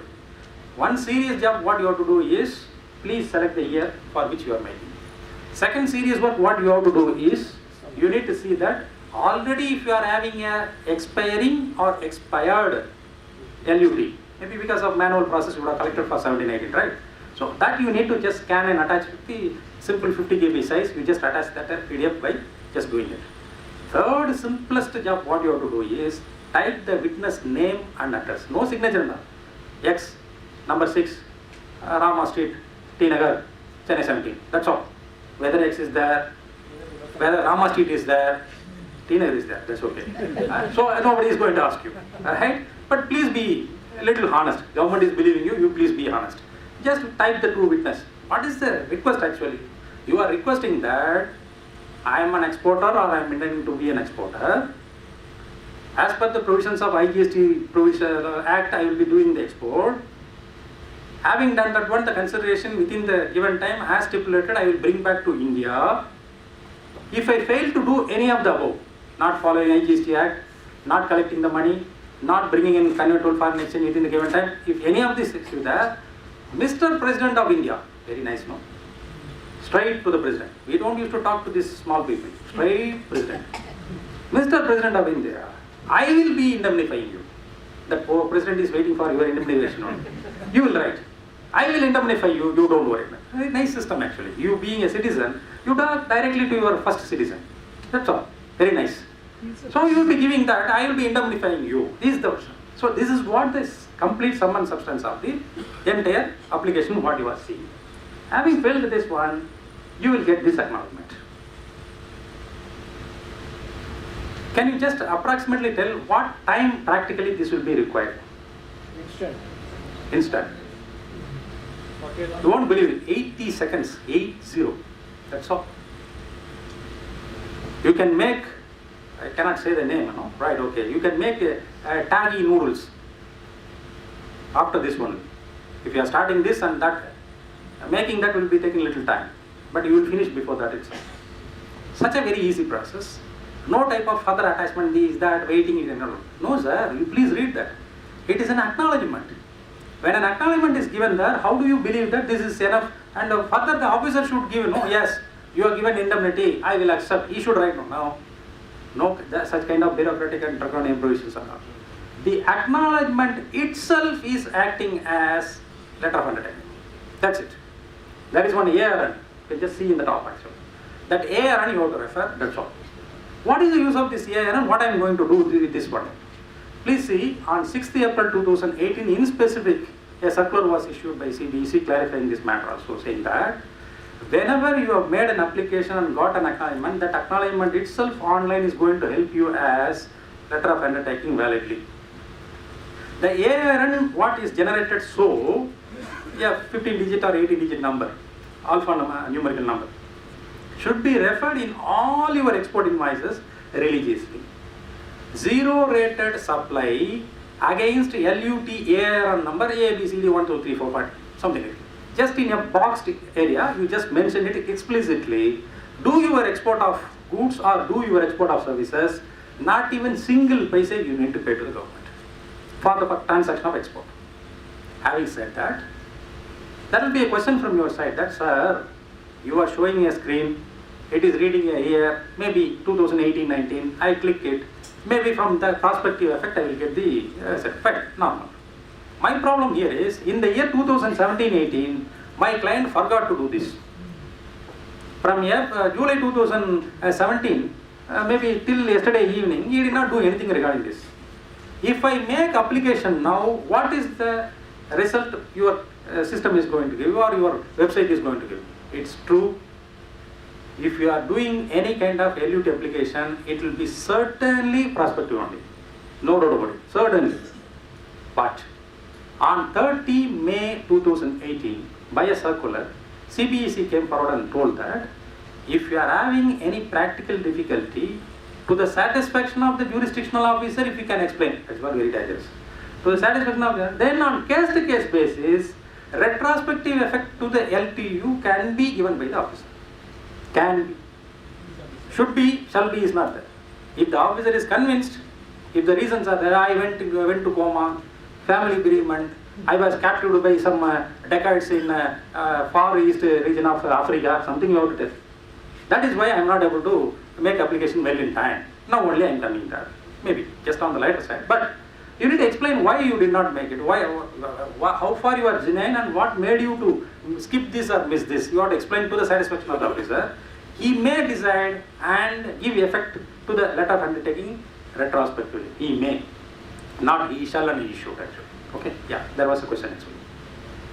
So should we take this approval for the retrospective thing or let it go and only if the department comes then only? Not advisable, ma'am. The thing is, the law is very clear that you have to make application when you are making an invoice, reference of that LUT should be there. That means that should be preceding, this should be succeeding is very clear. But some reasons, what I should do, if the remedy is not there, what kind of mechanism it is in practice, if you ask, solution has been told. Please go to your officer, see that he is convinced, make that retrospective effect, it is saying, proving your case. If you fail to do this, in future, when the department makes an inspection and when they find it out, naturally there will be a case against you only and it may be a case of malified intention, suppression of facts. See, normally department used to write this way only. Had there not been a visit from our side by the learned officers with painful efforts, these facts would not have been unearthed. Even after several type of reminders and several repeat visits and summoning process, the assessee did not extend necessary cooperation at all. Standard. You be falling in his feet itself, you be just lying there and living for 6 months in the door of the tax office itself.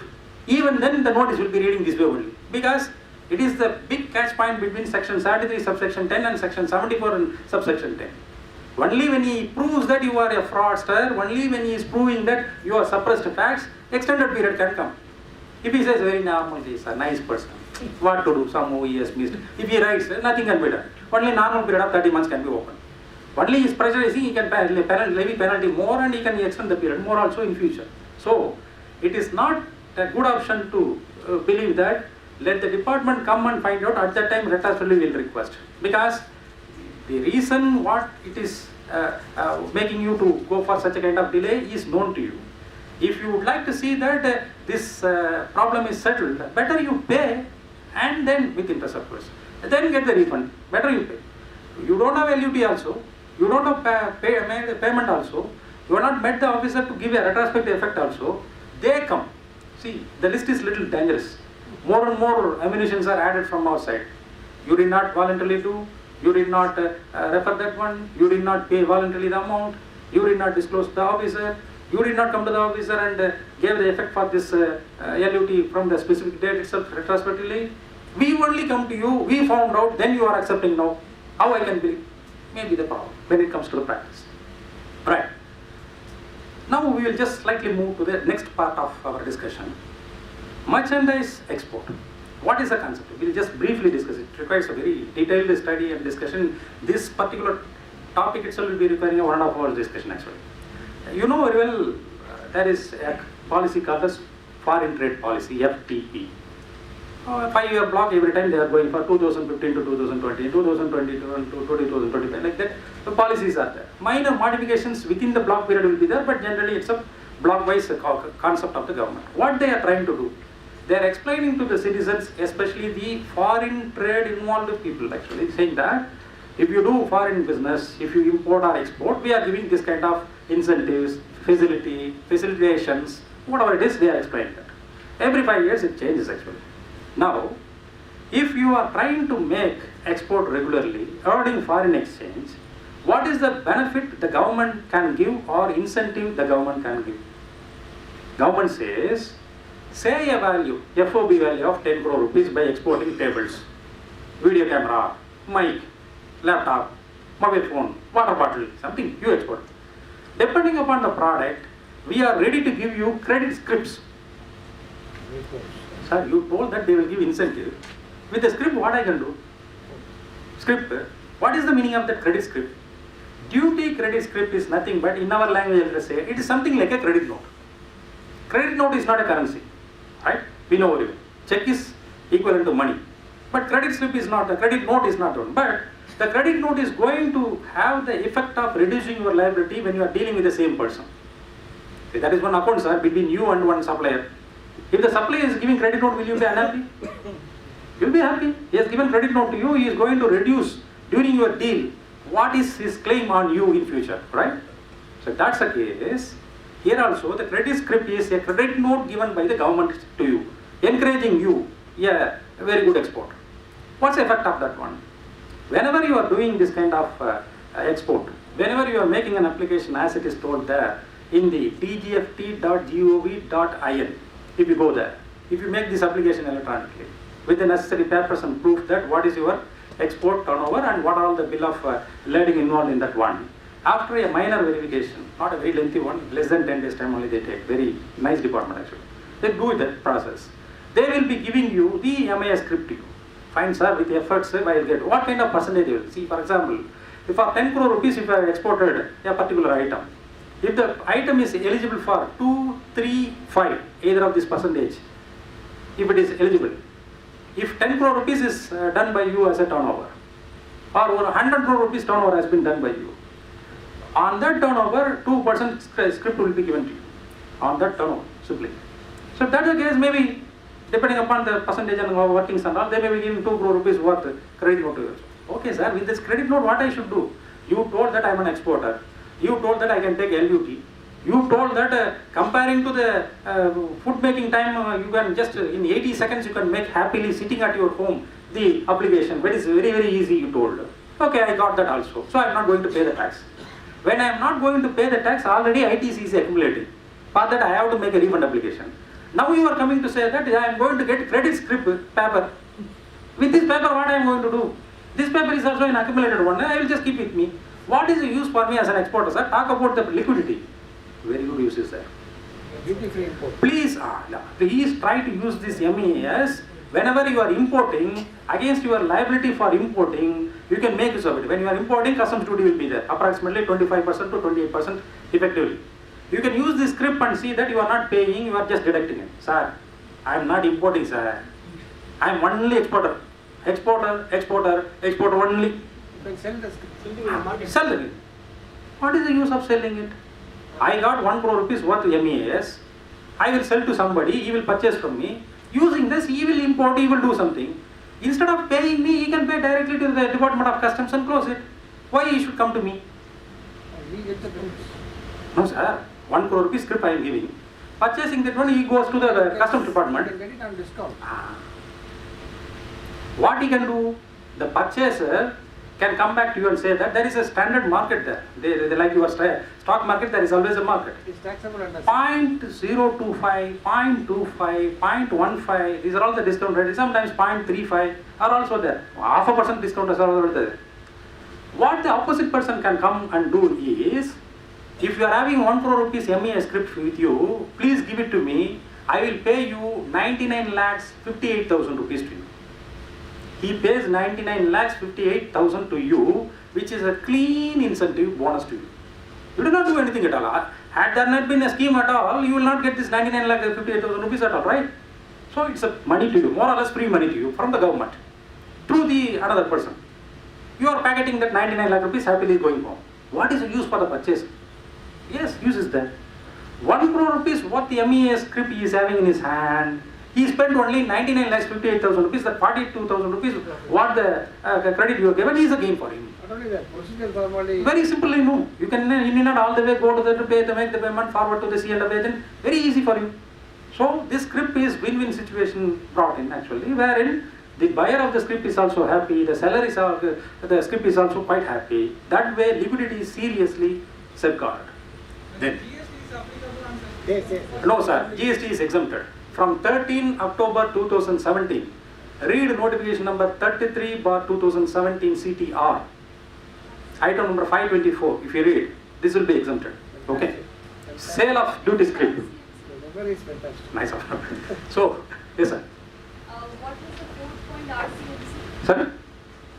RCMC, what is that?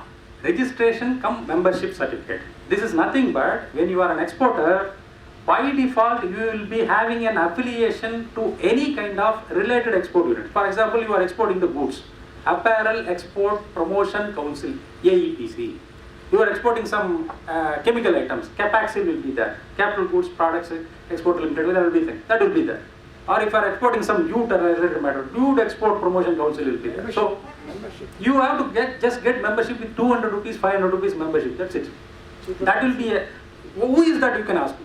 Who is that export council? The export councils are societies registered under Societies Act 1860, purely governed by government's representatives. Means IAS officers, directors, maybe 1 or 2 public representatives will be appointed also. But they are out and out non-profit societies maintaining records of all kinds of the industries export and Indian industries records. They only just give a lot of support for government in policy making, giving a lot of statistics which are of vital nature.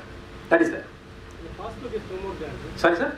Passbook, earlier passbook. It is the EPB scheme, and that has got very lower importance nowadays. As I am saying that, the scripts are not, because a lot of schemes are there. This VK guy one scheme was there, market focused scheme was there, product focused market scheme was there. A lot of schemes are there actually. All got merged, 6 different schemes merged. This is one just comprising the 5 benefits actually, MEIS actually.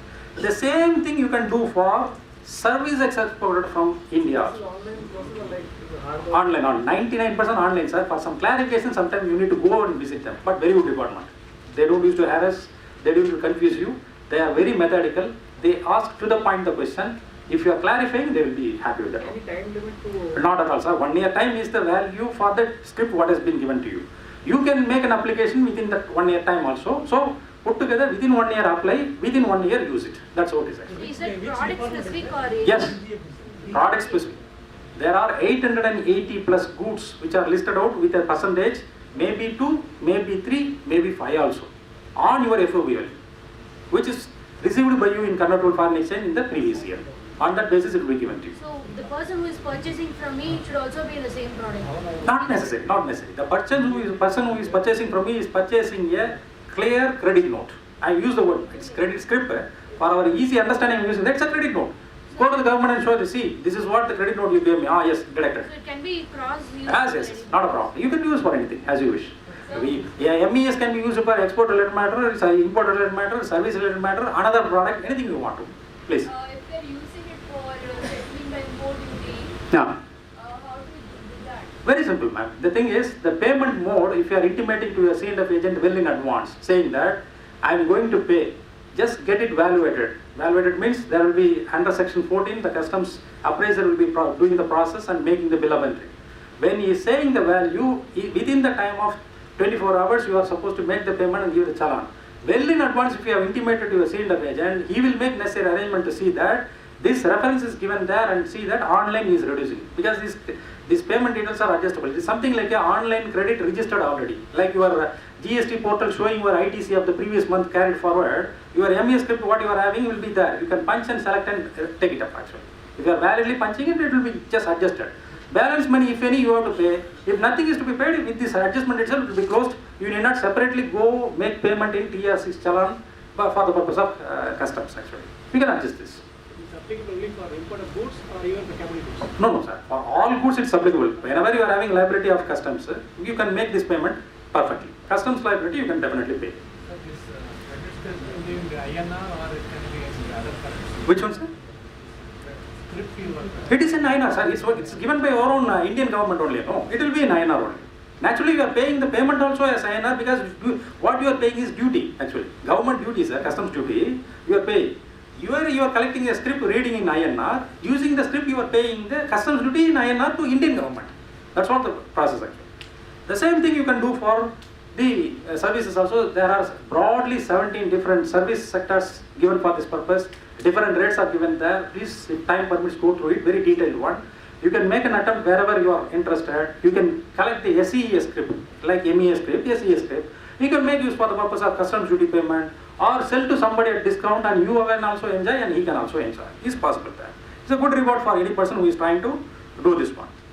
Now, sir, all this time we have been discussing about what are all the benefits for an exporter, how his liquidity can be improved, what are all the benefits and incentive available, all we talked. Right, nice. Old Form H you mean? Something like that. Yeah. Now, it's all okay for exporter.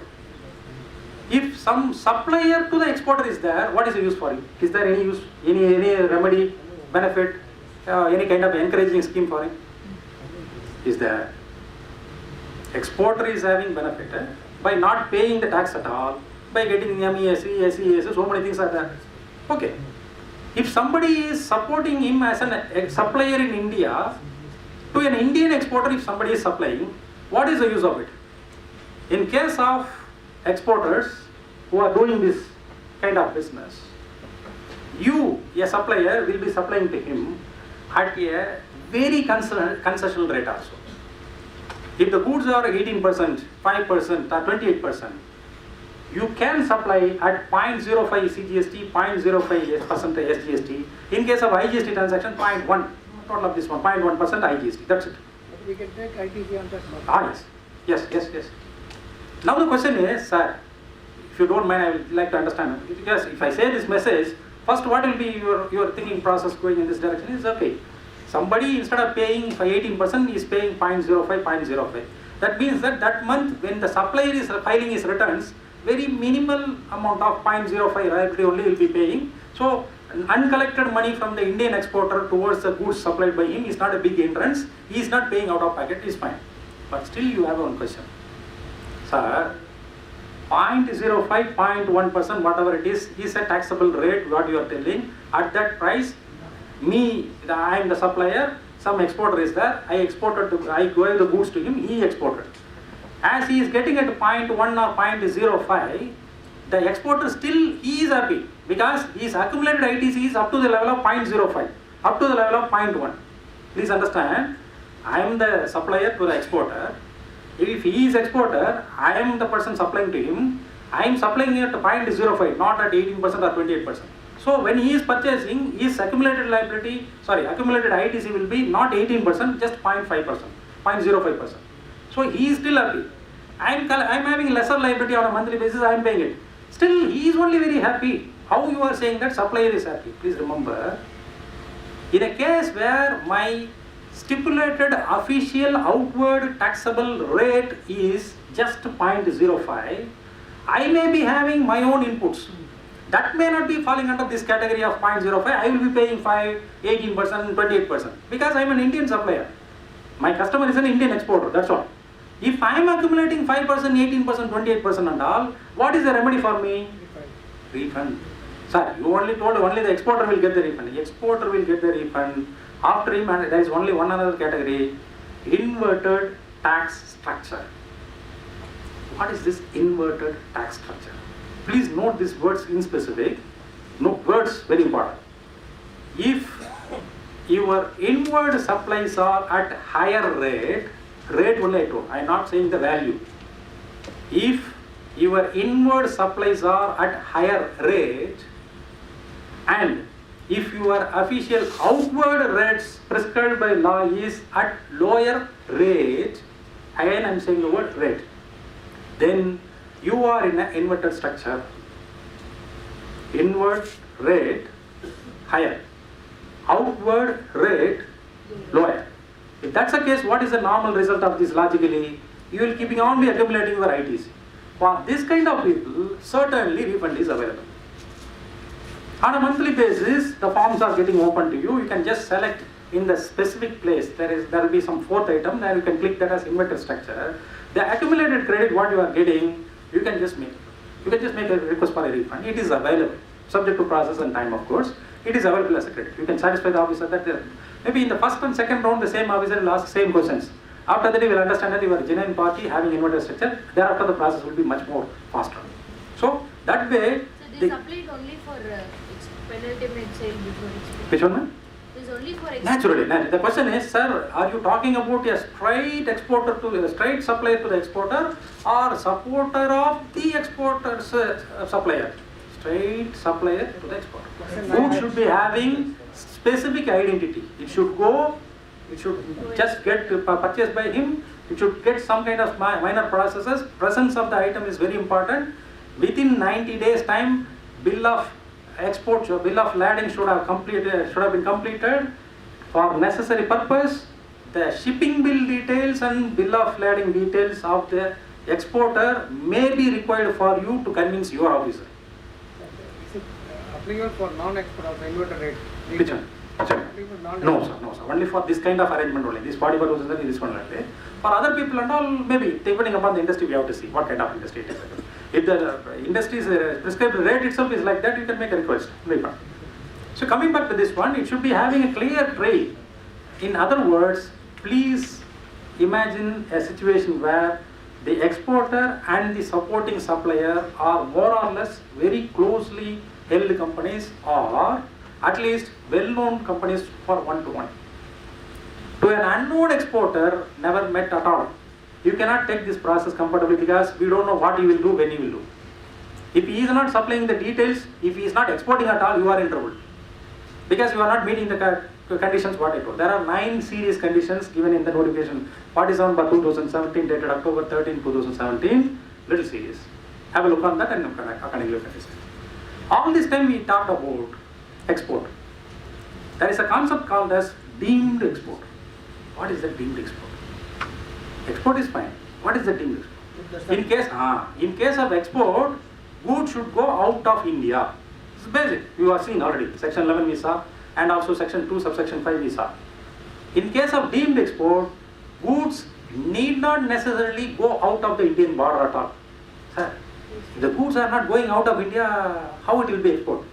You need not receive foreign exchange at all. I need not receive foreign exchange. Then how it is export? Still it is export. Still it is export. How it will be export is a question. Now, if you read section 147, you will be getting this. There is one notification 48/2017. There are 4 items listed by that notification as deemed export. What are they? If you supply, a supplier, GST supplier, if you supply goods to export oriented units, supply goods, I did not tell about service. If you supply goods to export oriented units, EOU, registered under MEPS, EPZ or anything, Development Commissioner would have recognized that as a EOU. If your customer is EOU, if you are supplying goods to EOU, if you can collect the EOU's green card copy, that is called as green card actually. When they are registering it, they will be getting the copy from the Development Commissioner. Then you can treat yourself as a deemed exporter. Okay, by treating deemed exporter, what I am going to do? When you are treating yourself as deemed exporter, your invoice will not be comprising a necessity to collect the tax from you. Okay, I will not collect. What about my liability? Your liability is there, but you can just treat that as a payment-based export order. Okay, what is still the difference is that when you are making the payment, what you will do? You will use your ITC. As an exporter, if you are having any ITC still in your hand, you can claim the refund also. Because that is what deemed export. Though we are doing inside India, you will be eligible to take the credit of that. Similarly, if you are making a supply of goods to an advance authorization holder, what is the concept called as advance authorization? To import the goods, raw materials, foreign trade policy is allowing you. Say, for example, copper. If you are interested to buy copper shavings, you will be eligible for making this. License is given to you. Advance authorization. You cannot get any process and all. Just like that, go for 25 metric tons import from China. It reads authorization. When you are doing this, what you are really doing as an importer? Goods are all the way coming to India. You are purchasing it. When you are purchasing it, you are going to pay, maybe of course customs duty and clearance, you get the goods. You are going to pay foreign exchange, make the foreign exchange payment to your Chinese supplier, right? He supplied copper, sir, you have to pay the money. Now, instead of you making payment, if an Indian copper supplier is coming to you and says that, sir, are you advance authorization holder? Yes, sir. Sir, I want to become a deemed exporter under section 147, read together with notification number 48/2017. Can you please cooperate with me? Yes, what do you want? Give me a purchase order, give these details. Yes. He supplies to you a deemed export invoice to you. You are paying him an INR, you are collecting the items. You are giving reference of your advance authorization, reducing the out of the 25 metric tons. Some 5 metric tons you are reducing by giving reference of advance authorization in the invoice itself. Okay, sir, this is very normal. No? He wanted to import. You intervened in this process. He made the payment to you. That's all. What is the big thing has been achieved? Very big thing has been achieved. Had there not been a supply by the Indian supplier to this Indian intending importer, prospective importer, he would have paid the foreign exchange to the Chinese guy and got the copper to India. Just because this man has intervened in the proposal for a deemed export, what's happening here? Money is not, foreign exchange is not going out of India at all. Just advance authorization level comes down. For the 5 metric ton, Indian is paid by Indian, foreign exchange is not spent at all. Safe. That is what the intention. If you are exporting, foreign exchange comes inside. If you are doing deemed export, foreign exchange does not go out of India. Both are same. Either you don't spend or you earn. Either of these are same. So that is what is happening there in this case. So is the case in respect of EPCG supply related matter. What is that EPCG? Export Promotion Capital Goods Scheme is there. In case of advance authorization, what I told is for raw material import there will be advance authorization. For capital goods, if it is a authorization saying that don't pay the duty at all, free of cost import it, if he says, that is what EPCG. Okay, now how we are fitting this deemed export process? Same concept. If he is importing the capital goods, paying the foreigner the foreign exchange and collecting the goods without payment of duty, still foreign exchange would have gone out of India to the extent of value of the capital goods. Right? If the Indian capital goods manufacturer is approaching with a proposal for deemed export and subject to these formalities is giving there and the EPCG license is mentioning the references and reducing the capital goods related requirement to that extent, Indian is paying to Indian INR, foreign exchange is not spent. So is the case of bank and public sector matters where they are selling the gold also. Only project import, Not so, sir. Not so. It is happening there. See, for example, EPCG is open for anything, sir. You can do any factory. See, one mic manufacturer is there. Like World Bank approved projects only exhibit for. No. EPCG is given there widely for all, sir. Textile, jute, rubber, any industry, sir. Anything. You can go for an advance authorization, mining, for all industry. In practice, we are seeing for everybody, actually. It is workable. Plastic industry, leather industry, government industry. EPCG, you can go for it. Not a problem. Only thing is that 6 to 8 times of export obligation you have to commit. Within the given time of 6 to 8 years, you have to commit it. 75% you have to reach in the first 6 years itself without fail, or else NPL. So all the things you can do. A good exporter can definitely do, sir. Only a person just for the sake of getting the goods without duty, if he is doing it without any proper plan, will be in trouble. Otherwise it's okay. So Now, in this case, which is the deemed export, sir? which one? The supplier. Indian to Indian supplier is exporting to Indian intending or prospective importer. I am giving to him, no. I am the exporter. As is that. I am the exporter. See, I gave to him the material, capital goods. I gave him the raw material. Raw material I gave to advance authorization holder. I import and I give it to an Indian. That is the. No, instead of importing, if you go to an Indian, the Indian deemed exporter is selling to you. Instead of importing means goods imported, that's all. I go to an Indian supplier, he supplies me, he is a deemed exporter. Why? Instead of earning foreign exchange, which is normal export, he is avoiding the foreign exchange outgo, he is an exporter. Then why did not I get a refund of IGST what I paid? It's a regular question in case of an exporter, normally. This is the last point to discuss. Normally you will be making some, what I can say, famous mistakes. There is one para 6 capital B in your GSTR one return. Perfectly meant only for SEZ supply. Invariably, whenever you are making SEZ supply, you wrongly punch that under normal B2B category, or by mistake you mention that under 6 capital A. Both are wrong. See, if you claim that if you are supplying to SEZ, as per section 16 subsection 2 of IGST Act, you are definitely doing a zero rated transaction, no doubt about it. But you should mention in the right place. Then only it will understand.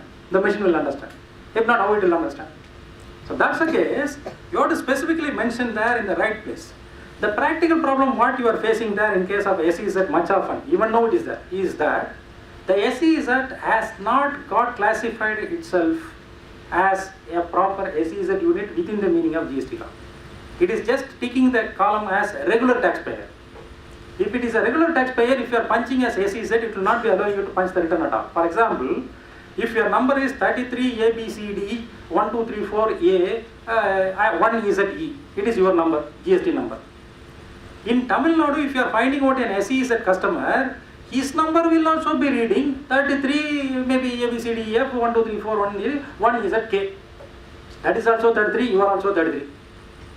If you are punching an IGST transaction 33 to 33 till 2225 also, if you are keeping on punching, it will not accept.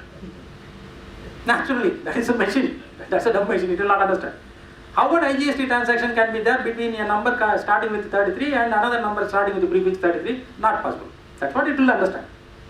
So what you have to do is, please make your SEZ person to change his status properly as SEZ. How I can make him to change, sir? I don't know. I am not able to make him to pay my payment itself as per the regular payment schedule. How I can make him to change his status? Just give him a hint actually. It's very simple process. If he is just writing to the simple details, his number, contact details, what is the SEZ certificate given by the Development Commissioner, to this mail ID, any SEZ within 72 hours getting the result. Only thing is, in these 3 days, without any kind of laziness, repeat reminder every morning you should just send to the same mail ID. Reminder 1, give it in the subject itself. Reminder 2, give in the subject itself. Sir? Department will reset this. No, that's what. Department is setting. Because we cannot do anything at all. From our side, we cannot do anything at all. SEZ also cannot do anything at all. Only the department can intervene, that is a specific mail. Where are these people sitting, those who attend to this? Noida back office. Specifically, I'm not very clear about the place where they are sitting. You will not be able to meet. This is the CPC of indirect tax. Okay? Right. You will never be able to meet. No bad area. Outside the country also. Possible. Okay? Right. Now, the last but one set of point is this another thing, what our reminders, another things and all are the history actually. You do have the issue, on this we already discussed. What are the other problems you are having? See, you do have para 3(1)B in GSTR 3. You are supposed to mention the export turnover there only. If you are mentioning by mistake 3(1)C, that's exempted. 3(1)A, taxable. These are all not relevant for export. By mistake, if you are mentioning in any other column like this, naturally the machine, when it is trying to understand your refund claim, Only what is there in GSTR 3B under column 31B under IGST data field, that only that will understand that IGST paid by you. I have to refund you. That you will understand. In case of ITC, if you are mentioning the export turnover there, okay, you are an exporter. Because the export turnover mentioned by you. Skipping this, if you have mentioned wrongly in some other places, you will never be able to get the refund convincing the machine. Maybe convincing the officer after a long time you can do it. Relatively, sometimes convincing the machine is very easy compared to convincing the human being officer. That's what will happen. You will not accept it. Sir, there is one column that you want to fill it up. Why are not in? There is one column, sir. My cut column, I did not fill it up. I missed it. So you have to go and convince him. Okay. Now, having said that one, there are certain errors what we are doing there in the initial stage. How to correct it later? You can correct it in case of GSTR 1. Anything what you missed, in para 6 capital A only you should mention the export I told. In para 6 capital B only you should mention the SEZ supply I told. I did not mention, sir. Yes sir, you are right, but I did not mention. What I should do now? In the subsequent GSTR 1, you can make amendment or you can make correction by touching the table 9A. Corrections are easily possible there. Go to that. Proper amendment can be done or corrections can be there, done there in 9A. That is the right solution. Just go to that one. You can correct that. It's very easy. Only when you are making mistake in the GSTR 3B instead of column 31B, if you miss out and put in 31A, 31C and all, practically little difficult. For that also solution is mention in 31A, 31B, 31C, anywhere mention. Have you mentioned IGST? Okay, I will treat you as an exporter. That's what finally they have told. Finally, from 30 May 2018, they have modified the system saying that, okay, whatever we cry, you are not understanding as a taxpayer. As a lawmaker, I tell you, mention somewhere, but mention. That's all. Somewhere mention. They are also fed up from their side. Because one is saying that I have mentioned in 31 years, anyway it is taxable only, so zero rated I thought. Somebody is saying that I mentioned in exempt, anyway I am not paying tax, that's why I mentioned in exempt. Well, anyway I want a refund. So he will mention anywhere, but refund should be available from government side only. That's what he said. Okay, I haven't seen all these things fed up with this one. The government has clearly said that, okay, somewhere you mentioned, you close this one, they have told. Now the last matter is, we are export oriented unit. We are SEZ. We are having SEZ Act 2005, a separate act. Read section 26, read together with rule number 52.1. What kind of complete liberty given to us? We are SEZ, not bound by any law. I think so. As far as GST is concerned, you be SEZ or YEZ or KEZ, no problem. What are all we discussed, simply applicable for them also. You are also exporter, earning foreign exchange. Indian also, the domestic tariff area party is also exporter. That's all. Nothing more than that. So, there is no difference at all in case of SEZ and EOU acting as an exporter. They have to simply follow whatever we have discussed. Whatever. So, they should also go for a letter of undertaking. Yes, they should. Sir, they should also be trying to have the IT. Yes, they should have. They should also have the GST number. Is it not enough if there are everything? Should they also file GST 3B only? Don't they have any other form? They also. GST only they should file. They should also. Is there annual return for them? Yes, annual return.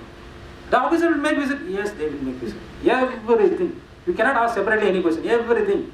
I have told everything. That's all. Nothing more than literally everything. So what is the difference then? That's what one simple difference is. Being an SEZ, he can happily import without any duty from his side showing the SEZ term card. Whenever he is giving the goods to DTA, he will be doing the customs formalities instead of GST formalities. That's all. Because once the goods are moving from SEZ to DTA area, naturally that will be treated as an import transaction, literally, import.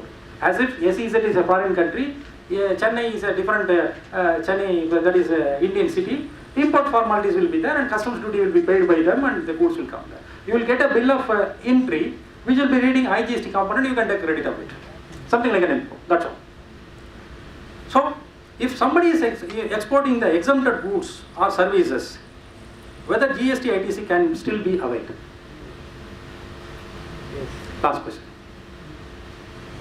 Exported, the goods are exempted. See, chapter number 6, flowers. Fresh flowers. From here, Maldives, you are exporting to Maldives.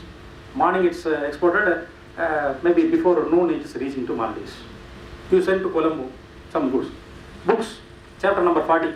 printed books, exempted. For example, exempted, I'm saying nil rated, whatever it is. Can you claim ITC as an exporter? Non-export goods we can claim. See, one line logic is, for all purpose, if you are an exporter, whatever you are exporting are falling under zero rated goods. Forget about what is that rate. It is up 18%, still it is zero rated. It is up 28%, still it is zero rated. It is up 5%, still it is zero. It is exempted, still it is zero rated. It is taking the single color. Once you are exporting anything formally as per the provisions what we discussed with a letter of undertaking, it takes the color namely zero rated. Sarva roga nivaran. Finished. Everything will become zero rated. Here, once it is become zero rated, whatever you can just do in that regard, you can just plan. Not a problem at all. It's specifically provided there in the GST Act also. I do have less than 1 minute only to give any reply to your questions, because I think next speaker has already come, I believe. So if any question is there for which I have to give brief reply, I will be very happy to respond to you. Sir, yes, please. Like we pay IGST in exports. Sir. Everything is based on the realization. Sir. But they make a refund of IGST. Sir. Sir. In case it is not realized, do we need to do that, or will department? Sir, first thing is a minor correction from the statement what you are told. 90% ad hoc refund only they are giving, not fully. Ad hoc refund 90% they will give. Balance 10% after verification only they give. The 10% verification and clearance will happen there only after confirming that your entire foreign exchange come inside. By the time they do the 10% verification, it is well known that you have missed the time limit given for the purpose of foreign exchange. They will collect back the money because you are not brought in the money. So, erroneously given money will be taken back. If you fail to do that, and if the officer fail to do that also, if you are falling under about 2 crore rupees case under section 35 of the CGST Act, your form 9C, GSTR 9C, specifically in para number 9, having a clause specifically, erroneously given refund to be returned to the government. Auditor will report that. So, any other questions? So, always it is my belief, before 1.5 hours or 2 hours, I start the lecture, your knowledge level had been somewhere. Only because of my lecture, a little half a inch it is upward. Only because as if somebody has come and hosted it. On my own I presume that half a inch it has slightly gone up and comfort level is better, I believe. So this is always my presumption. Now nobody has come and hosted actually. So with the same belief, optimistically, I take it. Thank you. Thank you.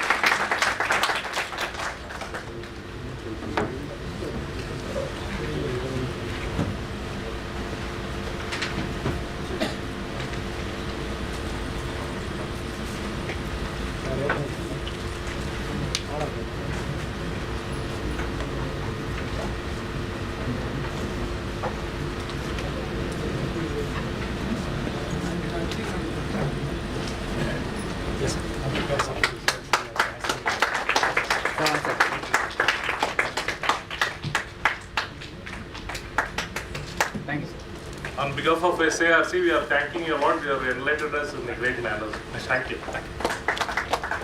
Recent advance rulings on critical issues by CA R. Subramanian. May I request the speaker to walk by the dais. R. Subramanian is a qualified chartered accountant and cost accountant, has over 20 years of in-depth professional experience in direct and indirect tax practice. His wide range of clients includes MNCs, listed and unlisted companies, firms and other medium and large business enterprises, besides MSMEs, covering a wide spectrum of trade, industry and commerce. His area of specialization includes income tax and GST, besides the recently repealed legislation of service tax, central excise, central sales tax and state VAT. He has delivered presentations in over 100 orientation seminars on GST, even prior to its introduction with effect from 1st July 2017, and continues to address seminars and meetings on GST post its introduction. He has also the unique distinction having trained government and private sector employees on the nuances of GST. CA Subramanian regularly appears before all the direct and indirect tax authorities, including Commissioner of Income Tax, Commissioner of Income Tax Appeals, Income Tax Appellate Tribunals, Central Excise and Service Tax Appellate Tribunals, VAT Tribunals. He has also trained the GST officials of state and central government. CA Subramanian regularly addresses members and students in seminars and study circle meetings conducted under the auspices of ICA and Institute of Company Secretaries of India, besides members of various chambers of commerce, associations and other bodies representing trade and industry. He has been selected as a GST faculty for ICI by the Indirect Taxes Committee. C.R. Subramanian has widely travelled in India and abroad and is a keen participant in philanthropic and charitable activities. He is a member of several charitable and welfare organizations in South India engaged in religious and social welfare activities. Over to the speaker.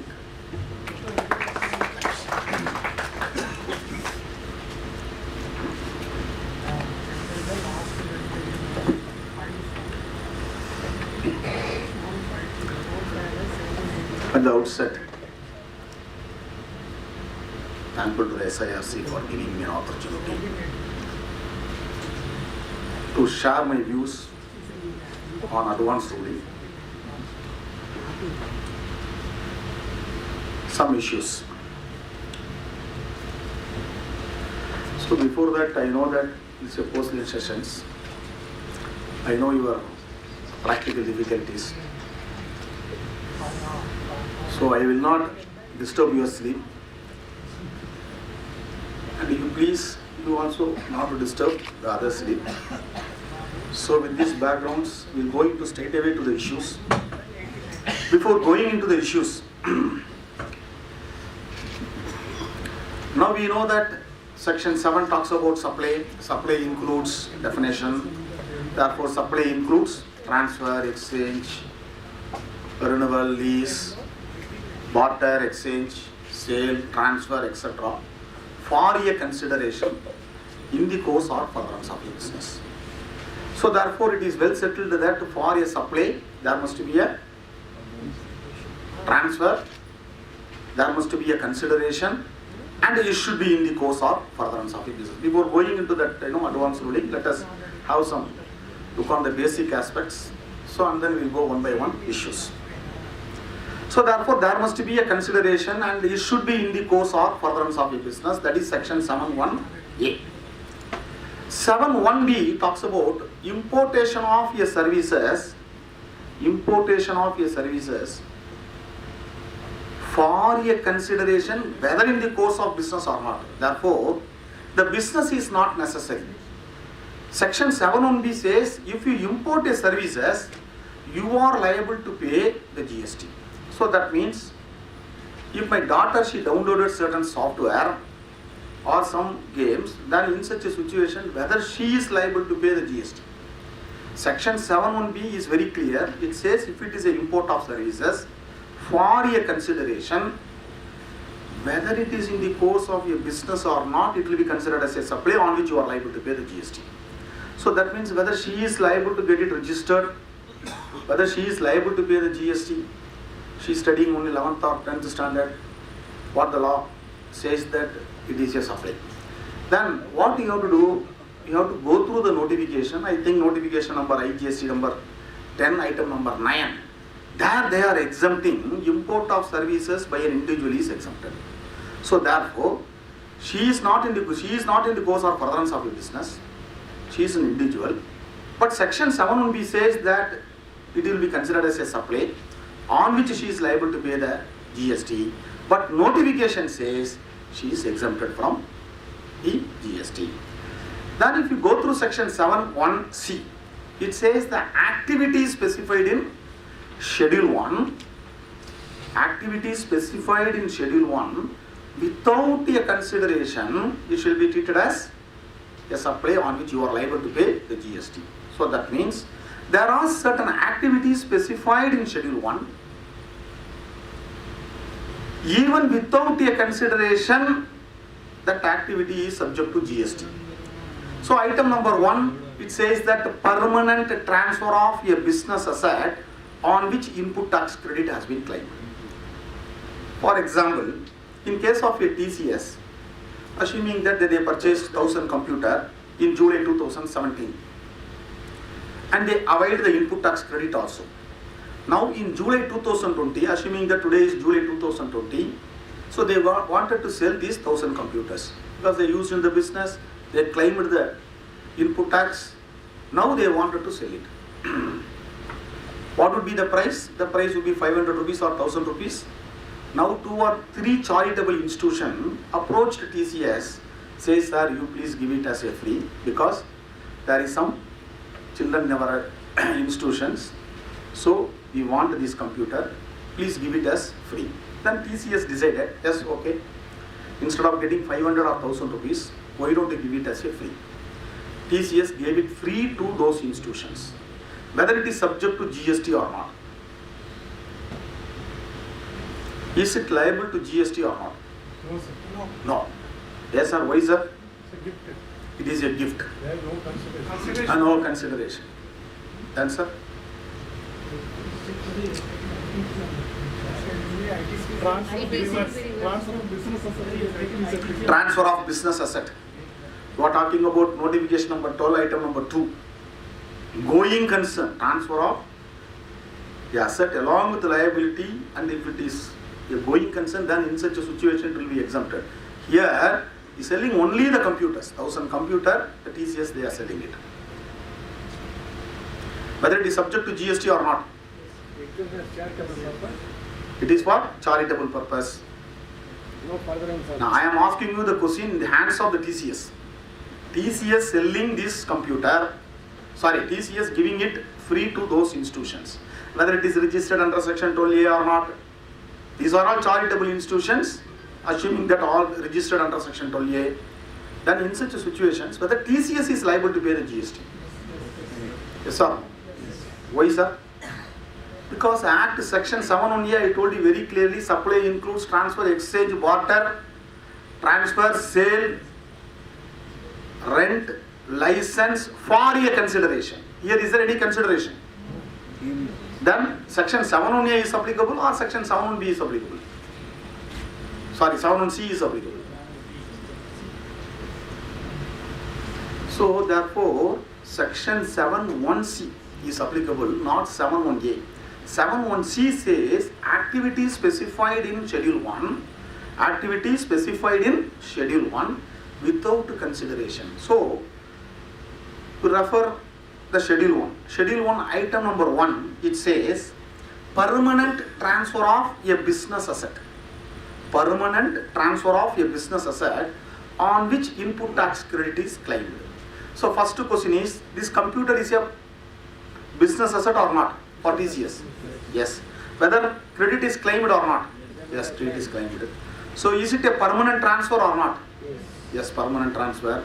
You have claimed the input tax credit also. Therefore, the item number 1, Schedule 1 is applicable to you.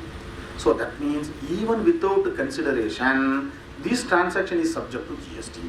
Therefore, the TCS in this case will not come under section 7(1)A, it will come under section 7(1)C, because this specific activity is specified in Schedule 1, therefore TCS is liable to pay the GST. The same example, yes sir. It is a notification relating to the downloading of IGST notification number 10, serial number 9, dated 28/6/2017. So for the transaction value, valuation. The next question is, I'll come to that. So instead of 1000 computers, suppose if it is instead of 1000 motor vehicle, what will happen? Whether it will be a same answer, these motor vehicles given to those institutions. No input credit.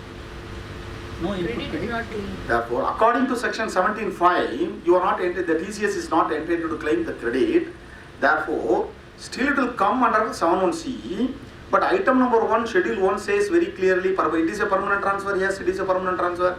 Is it a business asset? Yes, it is a business asset on which input tax credit is claimed. Here, TCS is not eligible to claim the input tax credit because of section 17(5). Therefore, this transaction is not subject to the GST. The madam asked the question, sir, what would be the value? It's a big question. So if you go through section 15, 15 says very clearly, if it is an unrelated person, then transaction value will be the value for the purpose of discharging your GST liability. Therefore, here is it a related person or unrelated person? Related or unrelated? Because section 15 says what are all the person is related. Therefore, the transaction value you have to find out. Then what you have to do, section 15, if you are not able to find out from section 15, then you have to go into rule 27, 28, 29, 30, 31. Rule 27 says very clearly open market value. If it is open market value, you have to discharge on the open market value. If you do know the open market value, then the same kind and like and quantity, then you have to adopt. Otherwise, 110% of the cost of the production of the article. So that would be the basis for you to discharge your tax liability. So therefore, first you have to check it up, is it possible for you to discharge under section 15? If it is not possible, then you have to go into the rule. The rule says very clearly, rule 27, 28, 29, 30 says very clearly, first is the open market value. If open market value is not available, then like, kind and quality of the same product, and then that is also not available, then in such situations, 110% of the cost of the production, that would be the price of the price for you to discharge a liability. So that's very, very important. Yes, sir. Payment, can we take the credit? Ah, which payment? Let's assume TCS takes, TCS is paying tax on this. Ah, Can you TCS? pays tax on the sale? TCS, they are selling it, correct? So they have to pay tax on it. They have to pay on the tax on Can he it. take- Whatever the input, they can adjust it. There is no problem at all. On payment of this tax, they can take input credit. Which Just like payment? RCM. How RCM is applicable to this transaction? So it's a cost to TCS. then. Yes, sir. It is a cost to the town. Then if you go through, yes, sir. It's an unrelated party, right?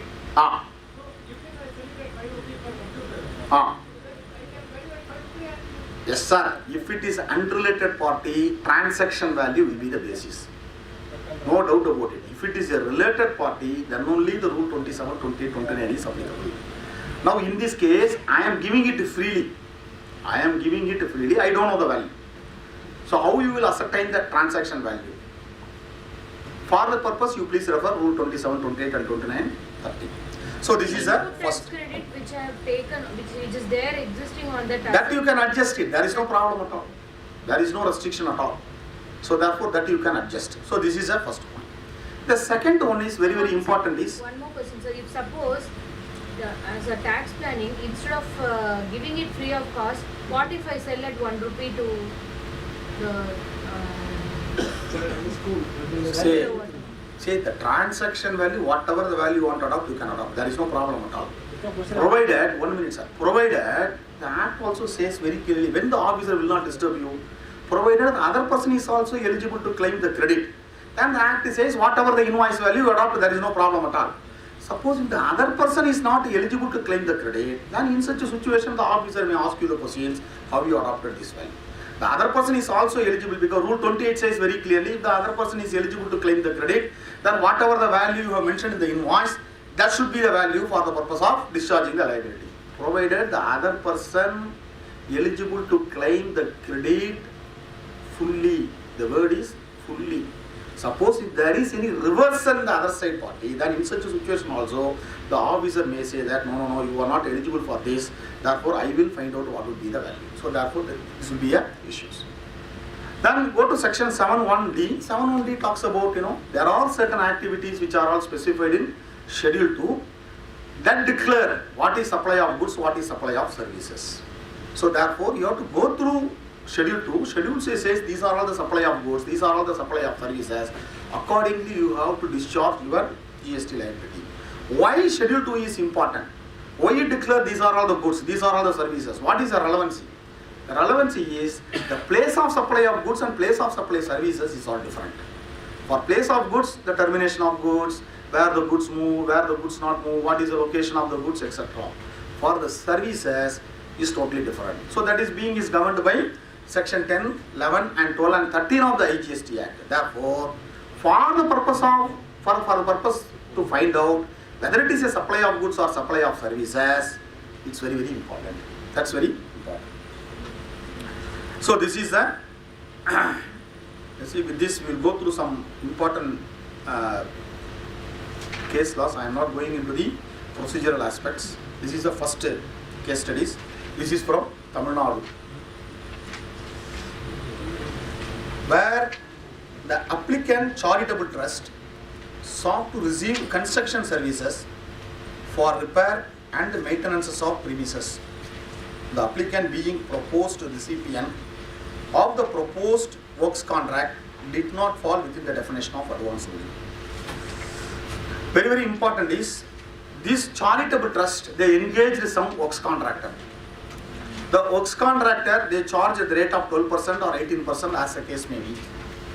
These charitable institutions apply to the advance ruling saying that whether I am liable to pay this tax or not. Whether I am liable to pay the GST or not. That is the question of this charitable trust.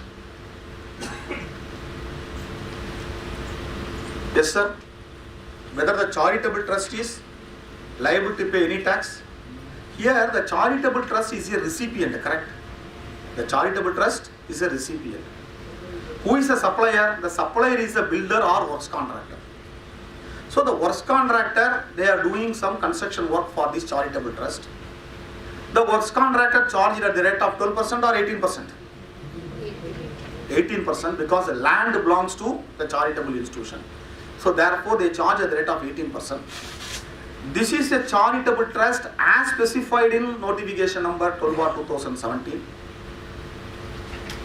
The charitable trust may be exempted under section 215 of the Income Tax Act, but that doesn't mean that they are also exempted under the GST law. The reason is the charitable trust defined under the income tax law and defined under the GST law are totally different. So therefore you have to examine. Just because you are exempted under the income tax law, that doesn't mean that you are also not liable to pay GST under the GST law. So therefore you must be very careful. The charitable trust, they are specifying the activity which are all specified in the notification, they fulfilled all those conditions. Therefore they are exempted under the GST law. They are receiving some services from the works contractor, from the builder. In such a situation, they applied to the advance ruling whether I am liable to pay the GST. The first question is, they are recipient, correct? They are not liable to pay the GST. Over. The supplier is liable to pay the GST. But here is, very, very important is, if you go through section 97 and 98 of the CGST Act, who can apply for the advance ruling? There they are saying very clearly, only the supplier of goods or services, they can go to the advance ruling. Here the advance ruling took a stand saying that you are the recipient, you are not the supplier of goods or services, so therefore you are not eligible to come to advance ruling. Therefore they dismiss the application saying that I will not clarify anything because you are contravening section 97 and 100 and you are not a supplier of goods or services, you are only the recipient of your services. Therefore we will not deal with these issues. This is the first issue. Is it a sound ruling? Yeah.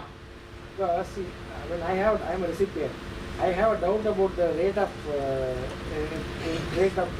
tax charge.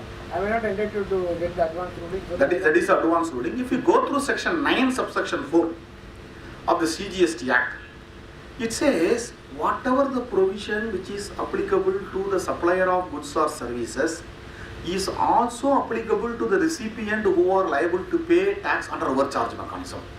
So therefore my view is that this advance ruling is not correct. So the advance ruling, if you go through section 9.4 says very clearly, the recipient who is liable to pay under reverse charge mechanism, whatever the provisions under the GST law, the same is also applicable to the recipient. Here only one issue is that, is not liable I will even come to this. otherwise. Here only one issue is that this person is not liable to pay under reverse charge mechanism. But even otherwise, So therefore, yes sir. even otherwise, only to know the liability that today or future, police to safeguard our interest, whether it is supplier or No, the other person but could have this applied, is the supplier could have not applied. sound decision. So therefore, only the supplier of goods or services, they are eligible to apply to the advance ruling. So this is the first issues. But once the reverse charge mechanism comes, my view is that you will also be eligible to claim before the advance ruling authorities. This is the definition. It's very, very important. In relation to supply of goods or services or both being undertaken or proposed to be undertaken by the applicant. The advance ruling, they relied on these decisions, these definitions. They say you are not eligible to come for advance ruling. The next important is PPD living spaces. Advanced ruling.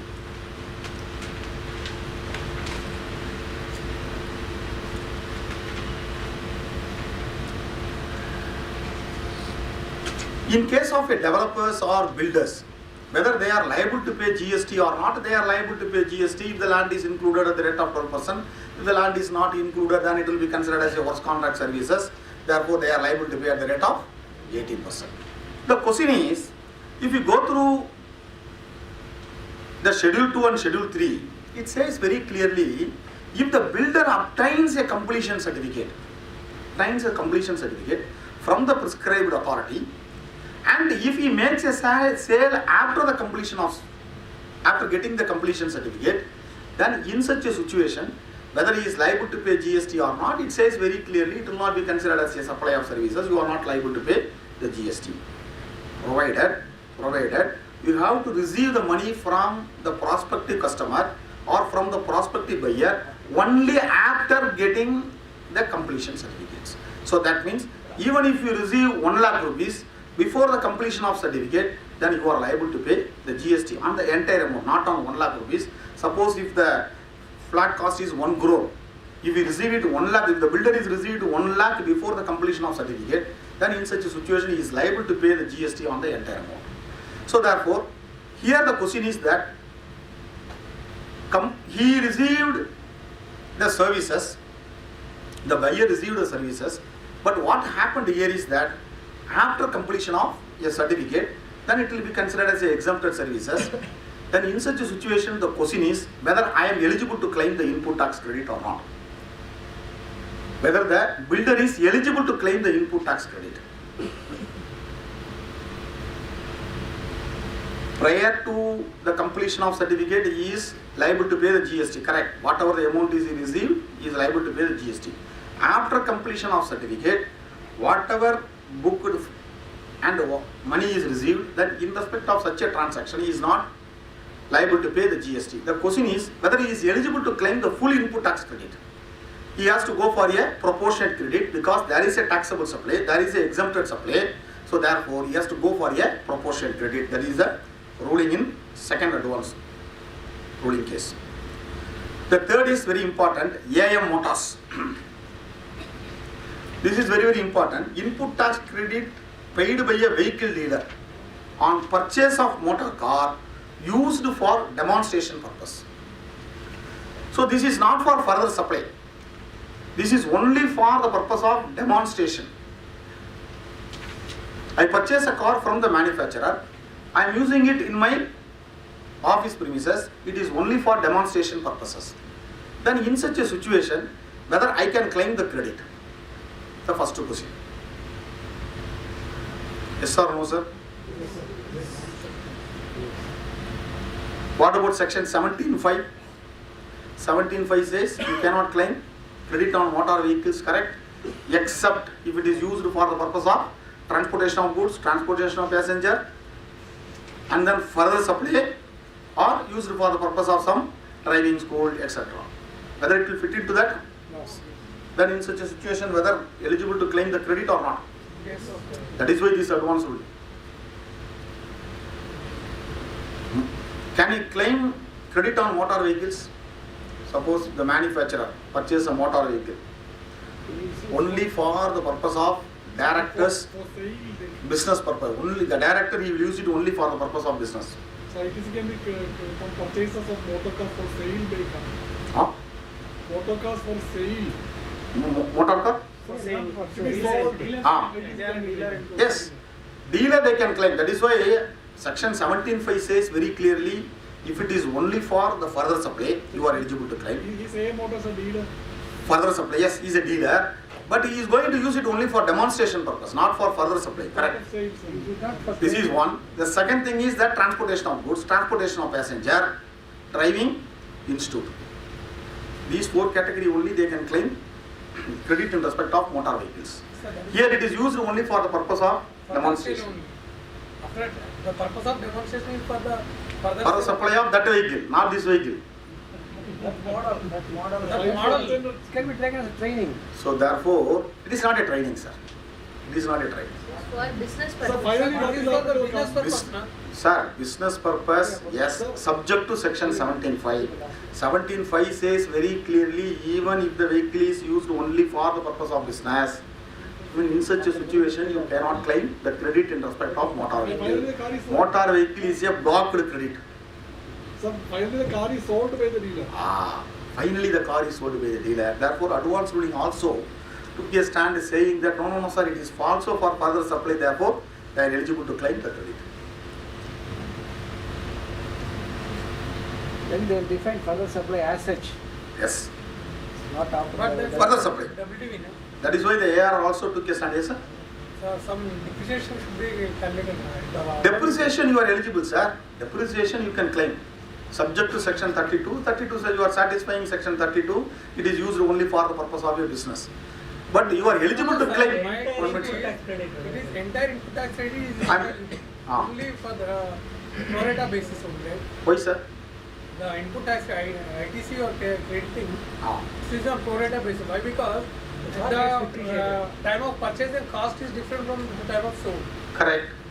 So there is a. Let us say it says you are eligible to claim the credit because you are going to make a further supply. So that means you are eligible for 100. Whatever the credit you are eligible. Yeah, WD means after depreciation. Once you claim the depreciation, you can't claim. No, sir. At that time of sale, what you have to do? You have to come to the rule. Rule says whatever the credit you have taken, reduced by such a percentage, that is 5%, or the transaction value, whichever is higher, you have to discharge your liability. That's all. But for the purpose of claiming the credit, whether I am eligible to claim the credit or not, you are eligible to claim the credit. And as an entity wise, we have to work out if there is any exempt taxable supply. Then in such a situation, whether you are eligible for full credit or proportionate credit, these are all we have to examine. Case to case basis. These very important decisions. Whether a particular transaction is an interstate supply or intrastate supply. So for advance ruling, you can ask for classification of goods. You can ask for whether the notification is applicable or not. You can ask for whether it is supply or not. You can ask for what is the time of supply. But you cannot ask for whether it is an interstate or intrastate supply. Interstate or intrastate supply. So therefore, here the ARR held that you are not coming into this category. So therefore, I will not decide these issues. This issue is outside the purview of advance ruling. Therefore, they held that interstate or intrastate, you cannot come under ARR. Caltech Polymers Private Limited, ARR, Kerala. It's a very excellent decision. Recovery of food expenses from employee for canteen services provided by a company. Whether the company is liable to pay the GST or not. The company is recovering food expenses from the employee. So the company is having own canteen, they are purchasing vegetables or provisions, etc. And they are supplying this food to the employee and recovering a small portion of money from the employee. The dealer point of view, it is not a business at all because I am giving some facility to the employee. This is the first stand. There's a decision on this couple of days before. It is under the factory obligated. I'll come to that, sir. That is one. The second, it says that it is not a business at all. Because my business is not supplying the foods to the employee. My business is something is different. So therefore, it is not a business. Therefore, I am not satisfying section 2 subsection 17 of the GST Act. Therefore, it is not a supply first. It is not a business. And then it says further, I am recovering only the small portions from the employee only for the purpose of maintenance. So therefore, this is not a supply. This is not a business. Therefore, I am not liable to pay the GST. This is the stand of the employer, the company. Whether this recovery is subject to GST or not.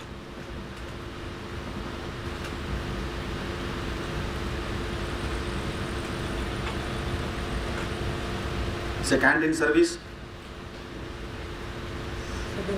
within the premises of the employer. Employer relationship is there. So no GST is applicable. Employer-employee, no statutory requirements. No relationship. No, because it comes into Schedule 3, therefore, outside the purview of GST. This is one. That's applicable for Supply is not supplying. Huh? That's applicable for salary. Somebody else is supplying. No, sir. Here, told you the facts of the case. The company doesn't make any profit while recovering the cost of food. No employment contract with the employer that they will supply the goods to the supply the food to the employee. The company recover food expenses from the employee as a deduction from the salary. Supplying of food to the employee is only facilitating the supply of food to the employee, hence it is not a supply. It is not in the course or furtherance of a business. This is a stand of the employer, this is a stand of the company.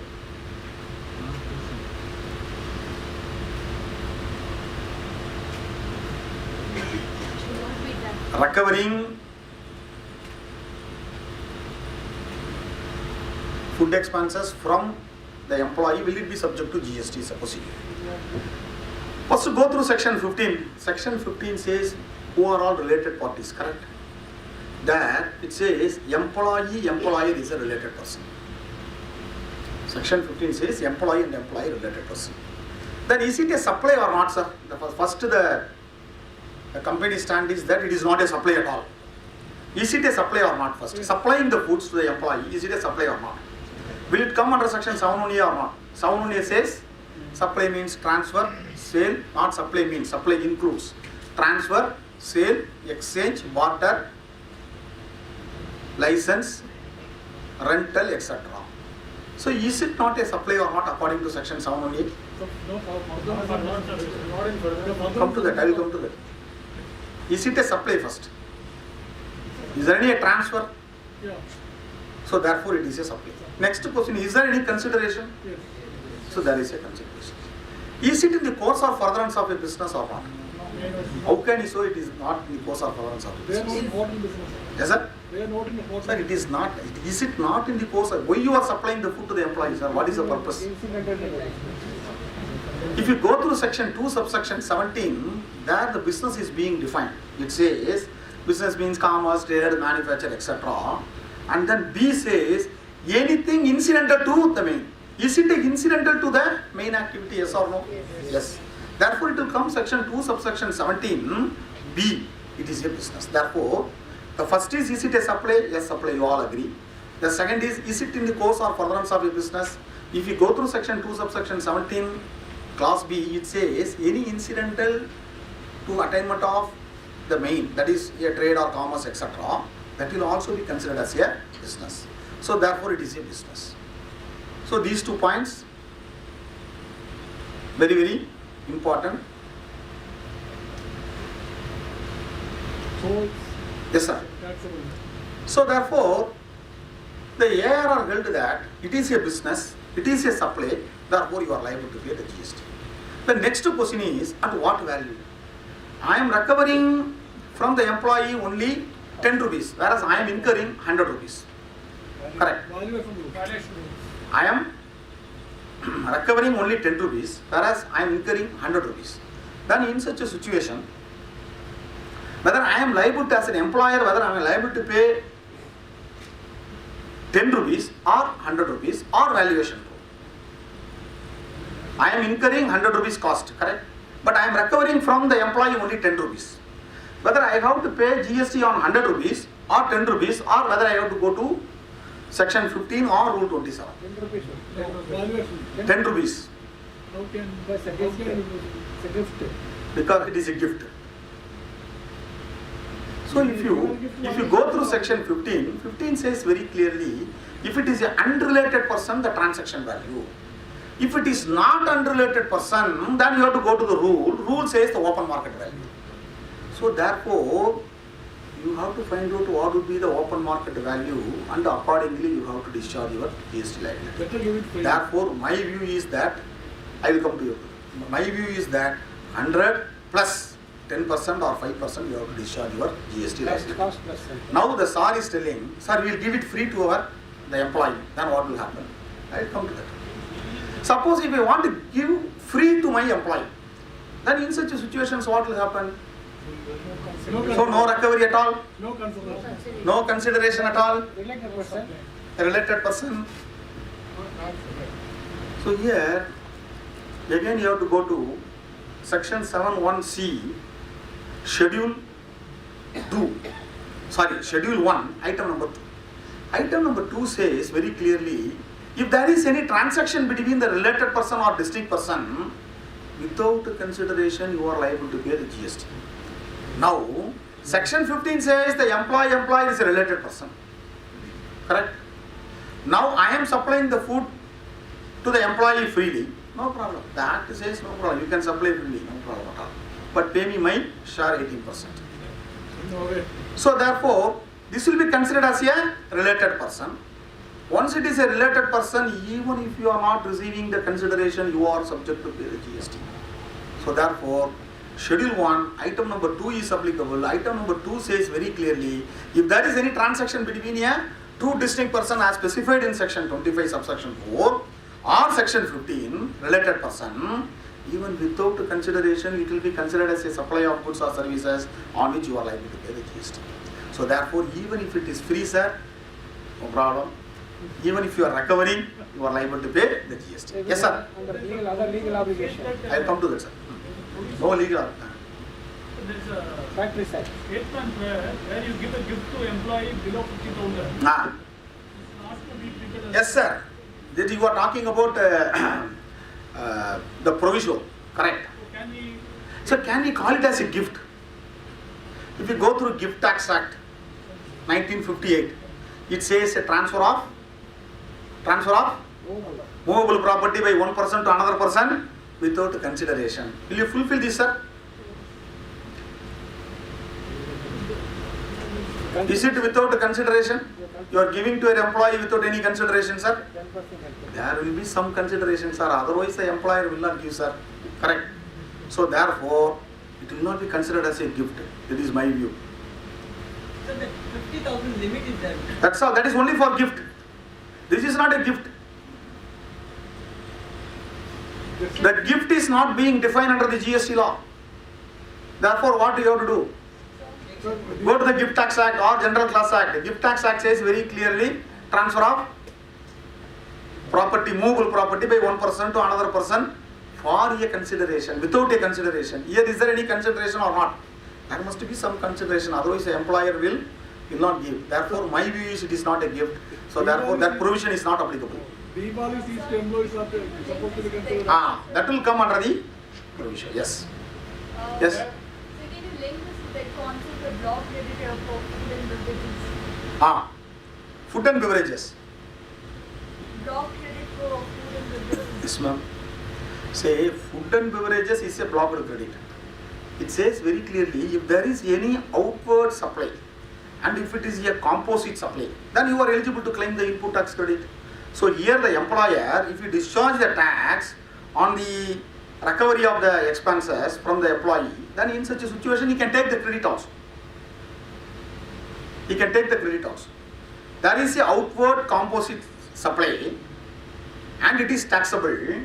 So food and beverages, outer catering, if it is under the same category and if there is any outward supply, then you can claim. So then even if they provide the beverages in the office, that is also, they have to value something and pay tax on that. Yes, ma'am. If proprietor is ordering someone from the hotel, then even if they provide an atmosphere, that is ambience, make you sit there and do work, that also. But you have to examine, is there any employee-employer contract? Suppose if the contract itself says, I will give you the food freely, and if it is in your terms of contract, then in such a situation, I can go to Schedule 3. Says it is only employee-employer relationship outside the purview of the GST. So therefore, you have to examine if there is any contract. It should provide for coffee and... Yes, sir. If there is any contract, then there will be any issues at all. So here on this, the employer has to put all this in. We provide coffee, we provide.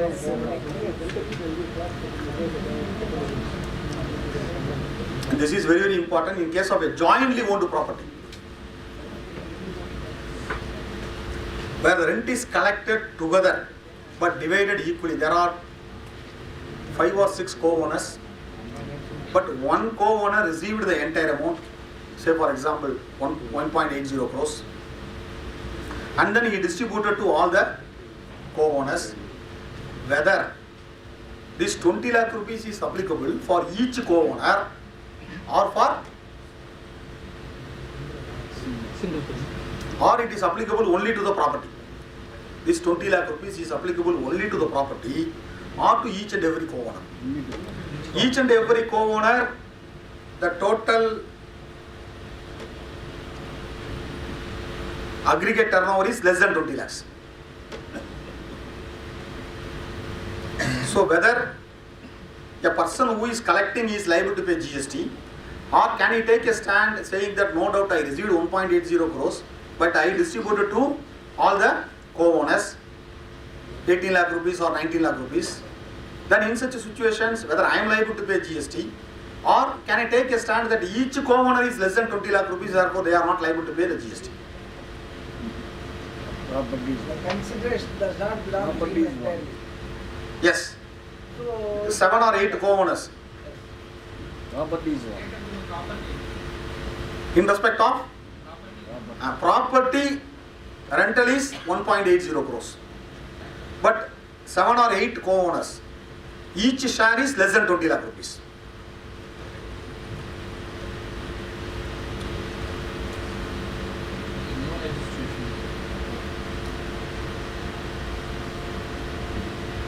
Yes, sir.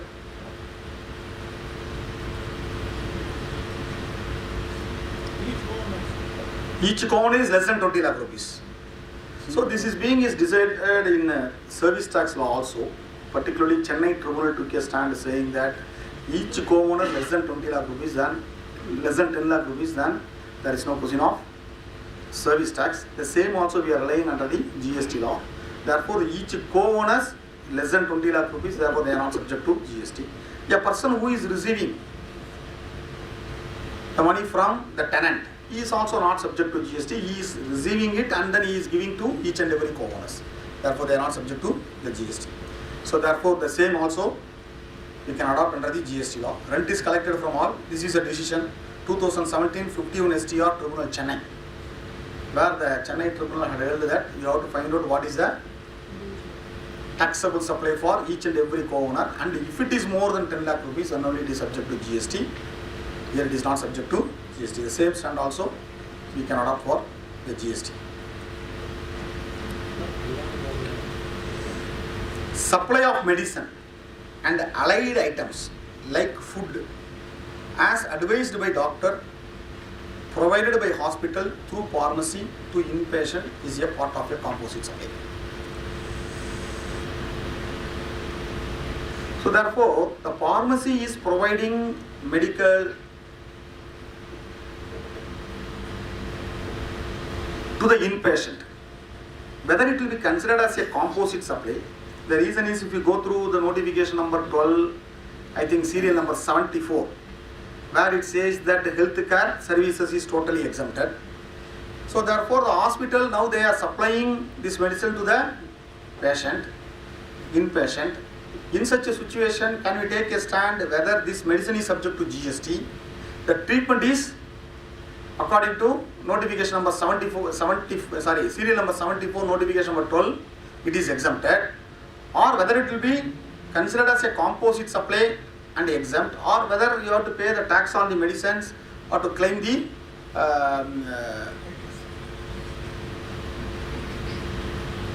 whether you can claim the exemption on the services provided by the doctor. So which will be the correct approach?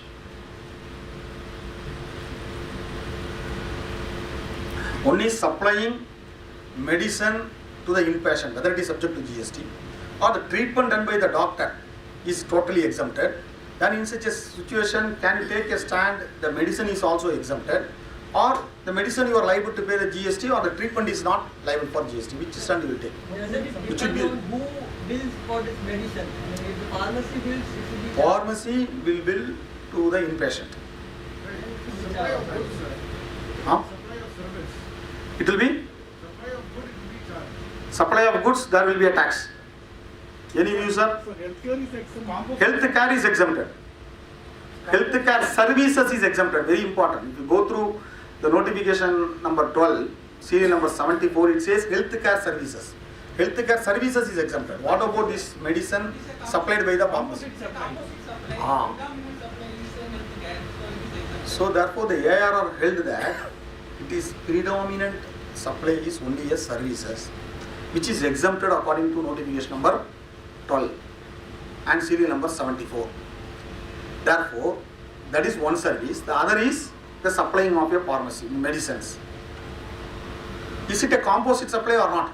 Yes, it is a composite supply. Then in such a situation, what is the principal supply? Principal supply is supplying the medicine is a principal supply, or this is a principal supply?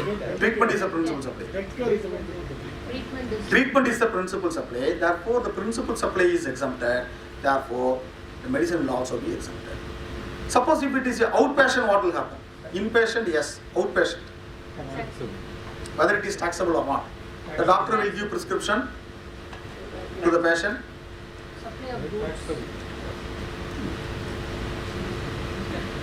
Whether it is taxable or not. The ARR held very clearly that will be taxable. So the reason is there is no question of composite supply there. No doubt the doctor is giving prescription.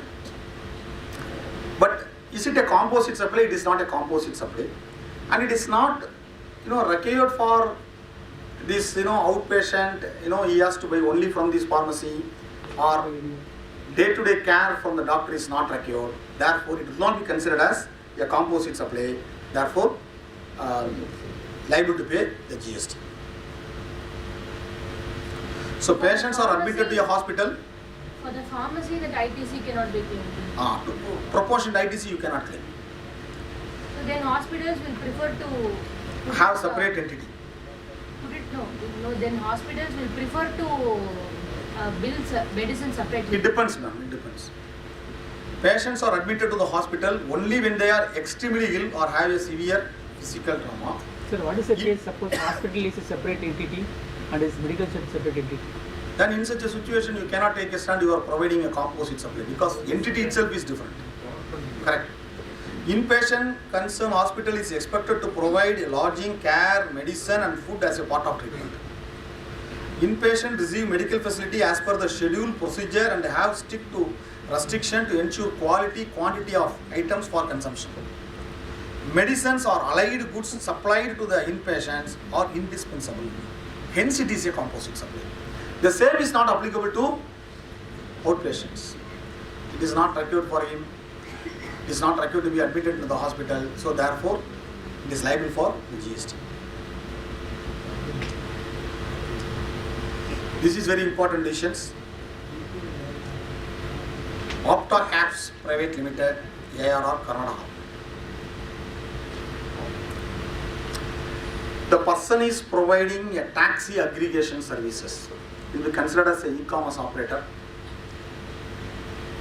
He is facilitating the driver and the customer. The invoices will be raised by through his apps, but the payment received by the operator from the customer.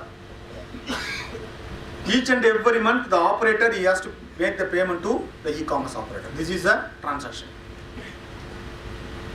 No money is routed through the e-commerce operator. So the e-commerce operator is only providing the services, and he is every month he is receiving the payment from the operator for usage of his apps. That's all. They applied to the advance ruling authority whether they are liable to pay the GST on the amount received by the operator from the customer. Got the point? So e-commerce operator, the transaction is not routed through the e-commerce operator. E-commerce operator, they are providing only the facility services. Each and every month they will charge the operator. The operator is required to make the payment. The operator, they will get their consideration from the customer and they will keep it. The question is whether the e-commerce operator, they are liable to pay the GST on the amount received by the operator. They are already discharging the GST on the amount they are receiving from the operator. Whatever the usage charges, they are discharging their liability. Whether they are liable to pay the GST on the amount received from the consumers. Who is receiving it? Only the driver. Sorry, only the operator. Operator, he is receiving it and he is also keeping it.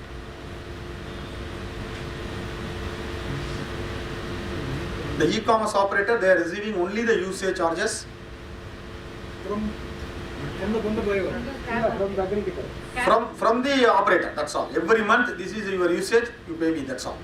taxable. But the operator, they will receive it from the consumer and they will keep it. They will not give it to the e-commerce operator. The transaction is also not through the e-commerce operator.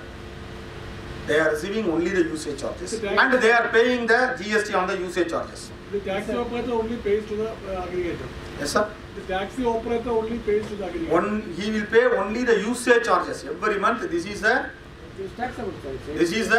usage. You please give me this is the amount. So they will pay it. That's all. So,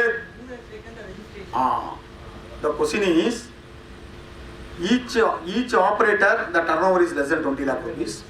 The turnover is less than 20 lakh rupees. The e-commerce operator already registered. The e-commerce operator point of view that I am not receiving the consideration. I am giving only the facility to the operator. The operator, he is using my facility and then he is giving me every month facility charges on which I am discharging my liability. Whatever he is receiving, I don't know. So sometimes what will happen, the usage charges per month may be 10,000 rupees, but the driver, the operator, you would have received 20 or 30 or 40,000 rupees from the customer. So therefore, the e-commerce operator took a stand saying that I am liable only on the amount I received from the operator. That is for using this facility.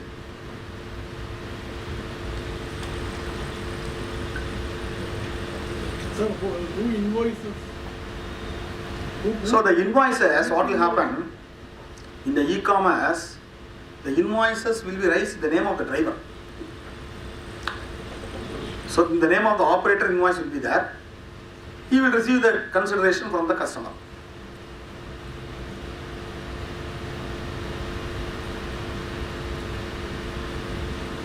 E-commerce operator, he is receiving only the usage charges, irrespective of whether he received it or not. Every month, whether he is using the apps or not, he has to pay the usage charges to the e-commerce operator. The customer also gets a bill by email. The customer also, in Ola and all, customer also gets an invoice by email. Yes. Who has to discharge the liability? That is my question. Aggregator only. The person who raises the invoice. E-commerce operator point of view, I didn't receive the money at all. I am receiving it only for not commissions, only for using my facility. I am receiving the money from the operator. That's all. Therefore, I am liable to pay only on this. This is the point. So this is a. Who raises the invoice? Sir, you say the system is automatically what will happen? The system will generate the invoice in the name of the driver. There will be 100 or 200 operators. It will automatically raise. He is giving that facility to the operator. That's all. And the invoice amount is exclusive of the operator taxi charges. What is the invoice amount? Is it inclusive of the tax? That is why it is not inclusive of GST. Each operator point of view, my consideration is my aggregate turnover is less than 20 lakh rupees for each and every year. Therefore, I am not required to pay the GST. This is the operator point of view. Sir, operator, you mean the taxi driver? Now, operator means yes, taxi driver. So the transaction. E-commerce operator says I am not liable to pay the GST because I didn't receive this money from the customer. So if you go through section 9 subsection 5 of the CGST Act, it says very clearly, e-commerce operator, he will be considered as a supplier of services. So therefore the ARR has held that you are liable to pay the GST on the entire amount, whether you received it or not. You will be, according to section 9 subsection 5, you will be considered as a supplier of services. So therefore you are liable to pay the GST. There is a two notification, I think the notification number 17/2017, another one is 23/2017. There who are all e-commerce operator, what are all the services is being specified.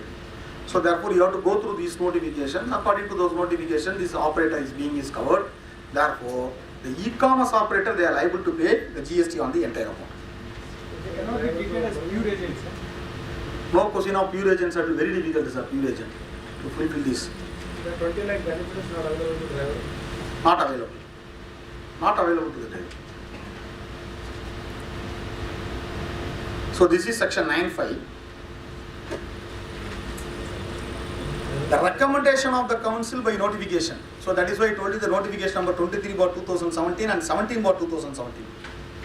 Specify category of services at tax on intrastate supply of which shall be paid by the electronic commerce operator if such a services are supplied through it, and all the provisions of the act shall apply to such a e-commerce operator as if he is a supplier liable for paying the tax in relation to the supply of services. So therefore, it's a kind of marketplace model. In e-commerce, there are two kinds of model: marketplace model and whatever the activity specified in the notification 17 and 23, those activity e-commerce operator are liable to pay the GST on the entire amount. No doubt whether they received it or not. But the section is also very clear. He will be considered as a supplier of services. He has to discharge the liability. Therefore, he has to discharge the liability. Suppose if the e-commerce operator is situated outside India, what will happen? Import of service. Suppose if the e-commerce operator outside India, situated in outside India, then in such a situation, the e-commerce operator, one, they have to appoint some representative SSE, or they have to appoint some agent, and then they have to discharge the liability in India. So what about the ATM charges? Yes, sir? Same logic applied to ATM machines. ATM machines. Yeah, first 5 transactions is free. Okay. Irrespective of the service provider. To the card holder. How will they discharge the GST liability? No, who is a supplier? Who is a supplier, who is a recipient? ATM machine handled by many banks. So these are same. I am entitled to draw from any bank for 5 times free. Okay. As a customer, right? Yes. Okay. The next time whatever they'll charge a particular service provider will charge for the free transaction. Who will charge? Bank. For free transaction, why the bank they are liable to pay GST? No consideration. No consideration. Section 7 only is applicable. Unlike property. So the bank and customer unlike property. This is very important. The applicant stated that he was not collecting any charges, including a trip commission, but only usage charges. Drivers can collect the amount from the customer. No money is received by the e-commerce operator. The transaction between the recipient and the supplier not routed through e-commerce operator. If it is routed through e-commerce operator, you can take a stand saying that you are receiving the entire consideration, therefore you are liable to pay the GST. But in this case, the ARR, they more relied on section 9, subsection 5, and also they relied on notification number 17 and 23. Columbia ACO Hospital Private Limited,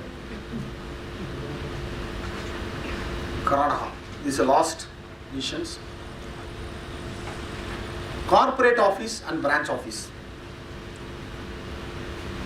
Corporate office, what they did, there are 4 or 5 branches in Karnataka and outside the state also. The corporate office, they took care of the entire administration and system support. 4 or 5 or 10 employees are in the corporate office. They render these services. The question is, these are all the services rendered on behalf of the other units, other registered units in Karnataka and other state also. The question is whether they are subject to pay the GST. Got the point? Corporate office doing some services. There are 10 or 15 employees in the corporate office. They are doing these services like system support, administration support, accounting support. whether the corporate office is liable to pay GST for the support they are rendering to all the branches or the distinct persons. You know what is distinct person and related person? Distinct person is specified in section 25(4). Related person is specified in section 15. So if you have two or more GST number in the same state or in outside the state, you will be considered as a distinct person. Here the corporate office in Karnataka, they are doing all the work for the branch. They are not raising any invoices, they are not paying any tax, whether they are subject to GST or not. This is a question raised by these Columbia ACO hospitals. Whether they are subject to GST or not.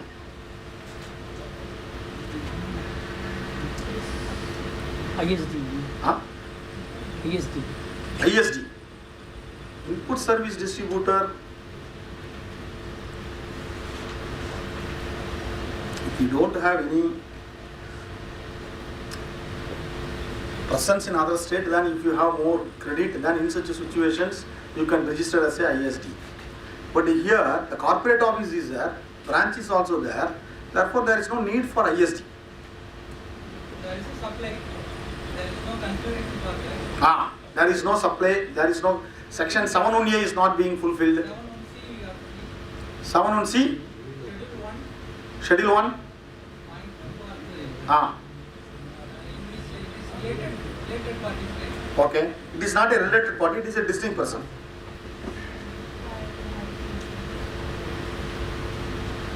Whether it is subject to GST or not. Corporate office, they are not raising any invoices. I told it is not subject to it is my own branch, my employee rendering the services. So the company took a stand saying that it is only an employee-employee relationship. Therefore, it will be outside the purview of GST because my employee rendering a services to the branch. Therefore, it is employee-employee relationship specified in Schedule 3. Therefore, it is not subject to GST. But if you go through ARR says very clearly, one, is there any, whether section 7(1)(a) is applicable or not? Is it a supply? Yes or no? It is a supply. 7(1)(b) is not applicable, but 7(1)(c) says very clearly, the activity is specified in Schedule 1 without a consideration. If you go through Schedule 1, item number 2 says, the transaction between the two related person or distinct person without a consideration, it will be considered as a supply. So therefore the head office, they are rendering some services to the branch office. They are having a separate registration number. So therefore it is a distinct person. Therefore according to Schedule 1 item number 2, even though no consideration, they are subject to pay the GST. So therefore the question is that, no doubt the employee only rendering the services, whether this employee is to the company or the employee is to each and every GSTN. Employee is to only to the company, not to each and every GSTN. But the ARR took a stand saying that no, it is not an employee-employee relationship.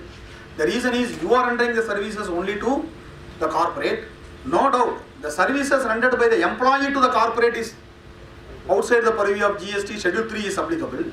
But here, after that, the corporate office, they are rendering some services to the branch office. Therefore, it is subject to GST. Therefore, which we have to wait and see. It's a very, very important decision. Columbia ACO Hospital. There are other views also. My view is that the employee, for the employee is an entity, not the GST number. But this is a ruling which we have to wait and see. So under this, this ARR had held that even if you render any services to the branch or to any GSTN, then even in such situations, you are liable to pay the GST.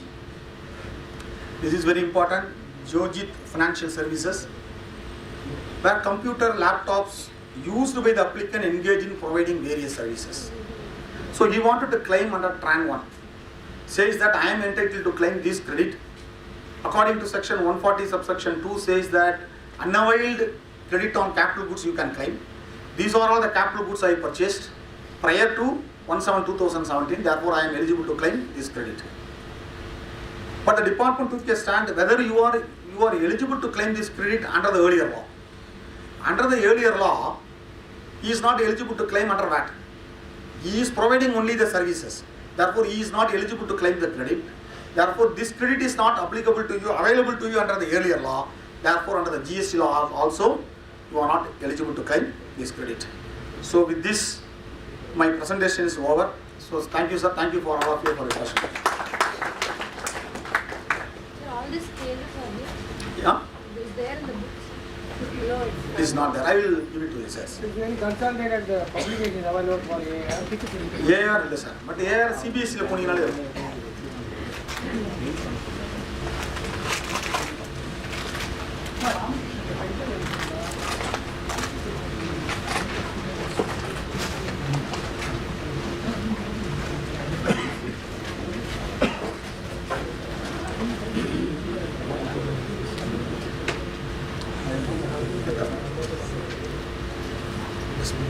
So on behalf of all the people sitting there and us,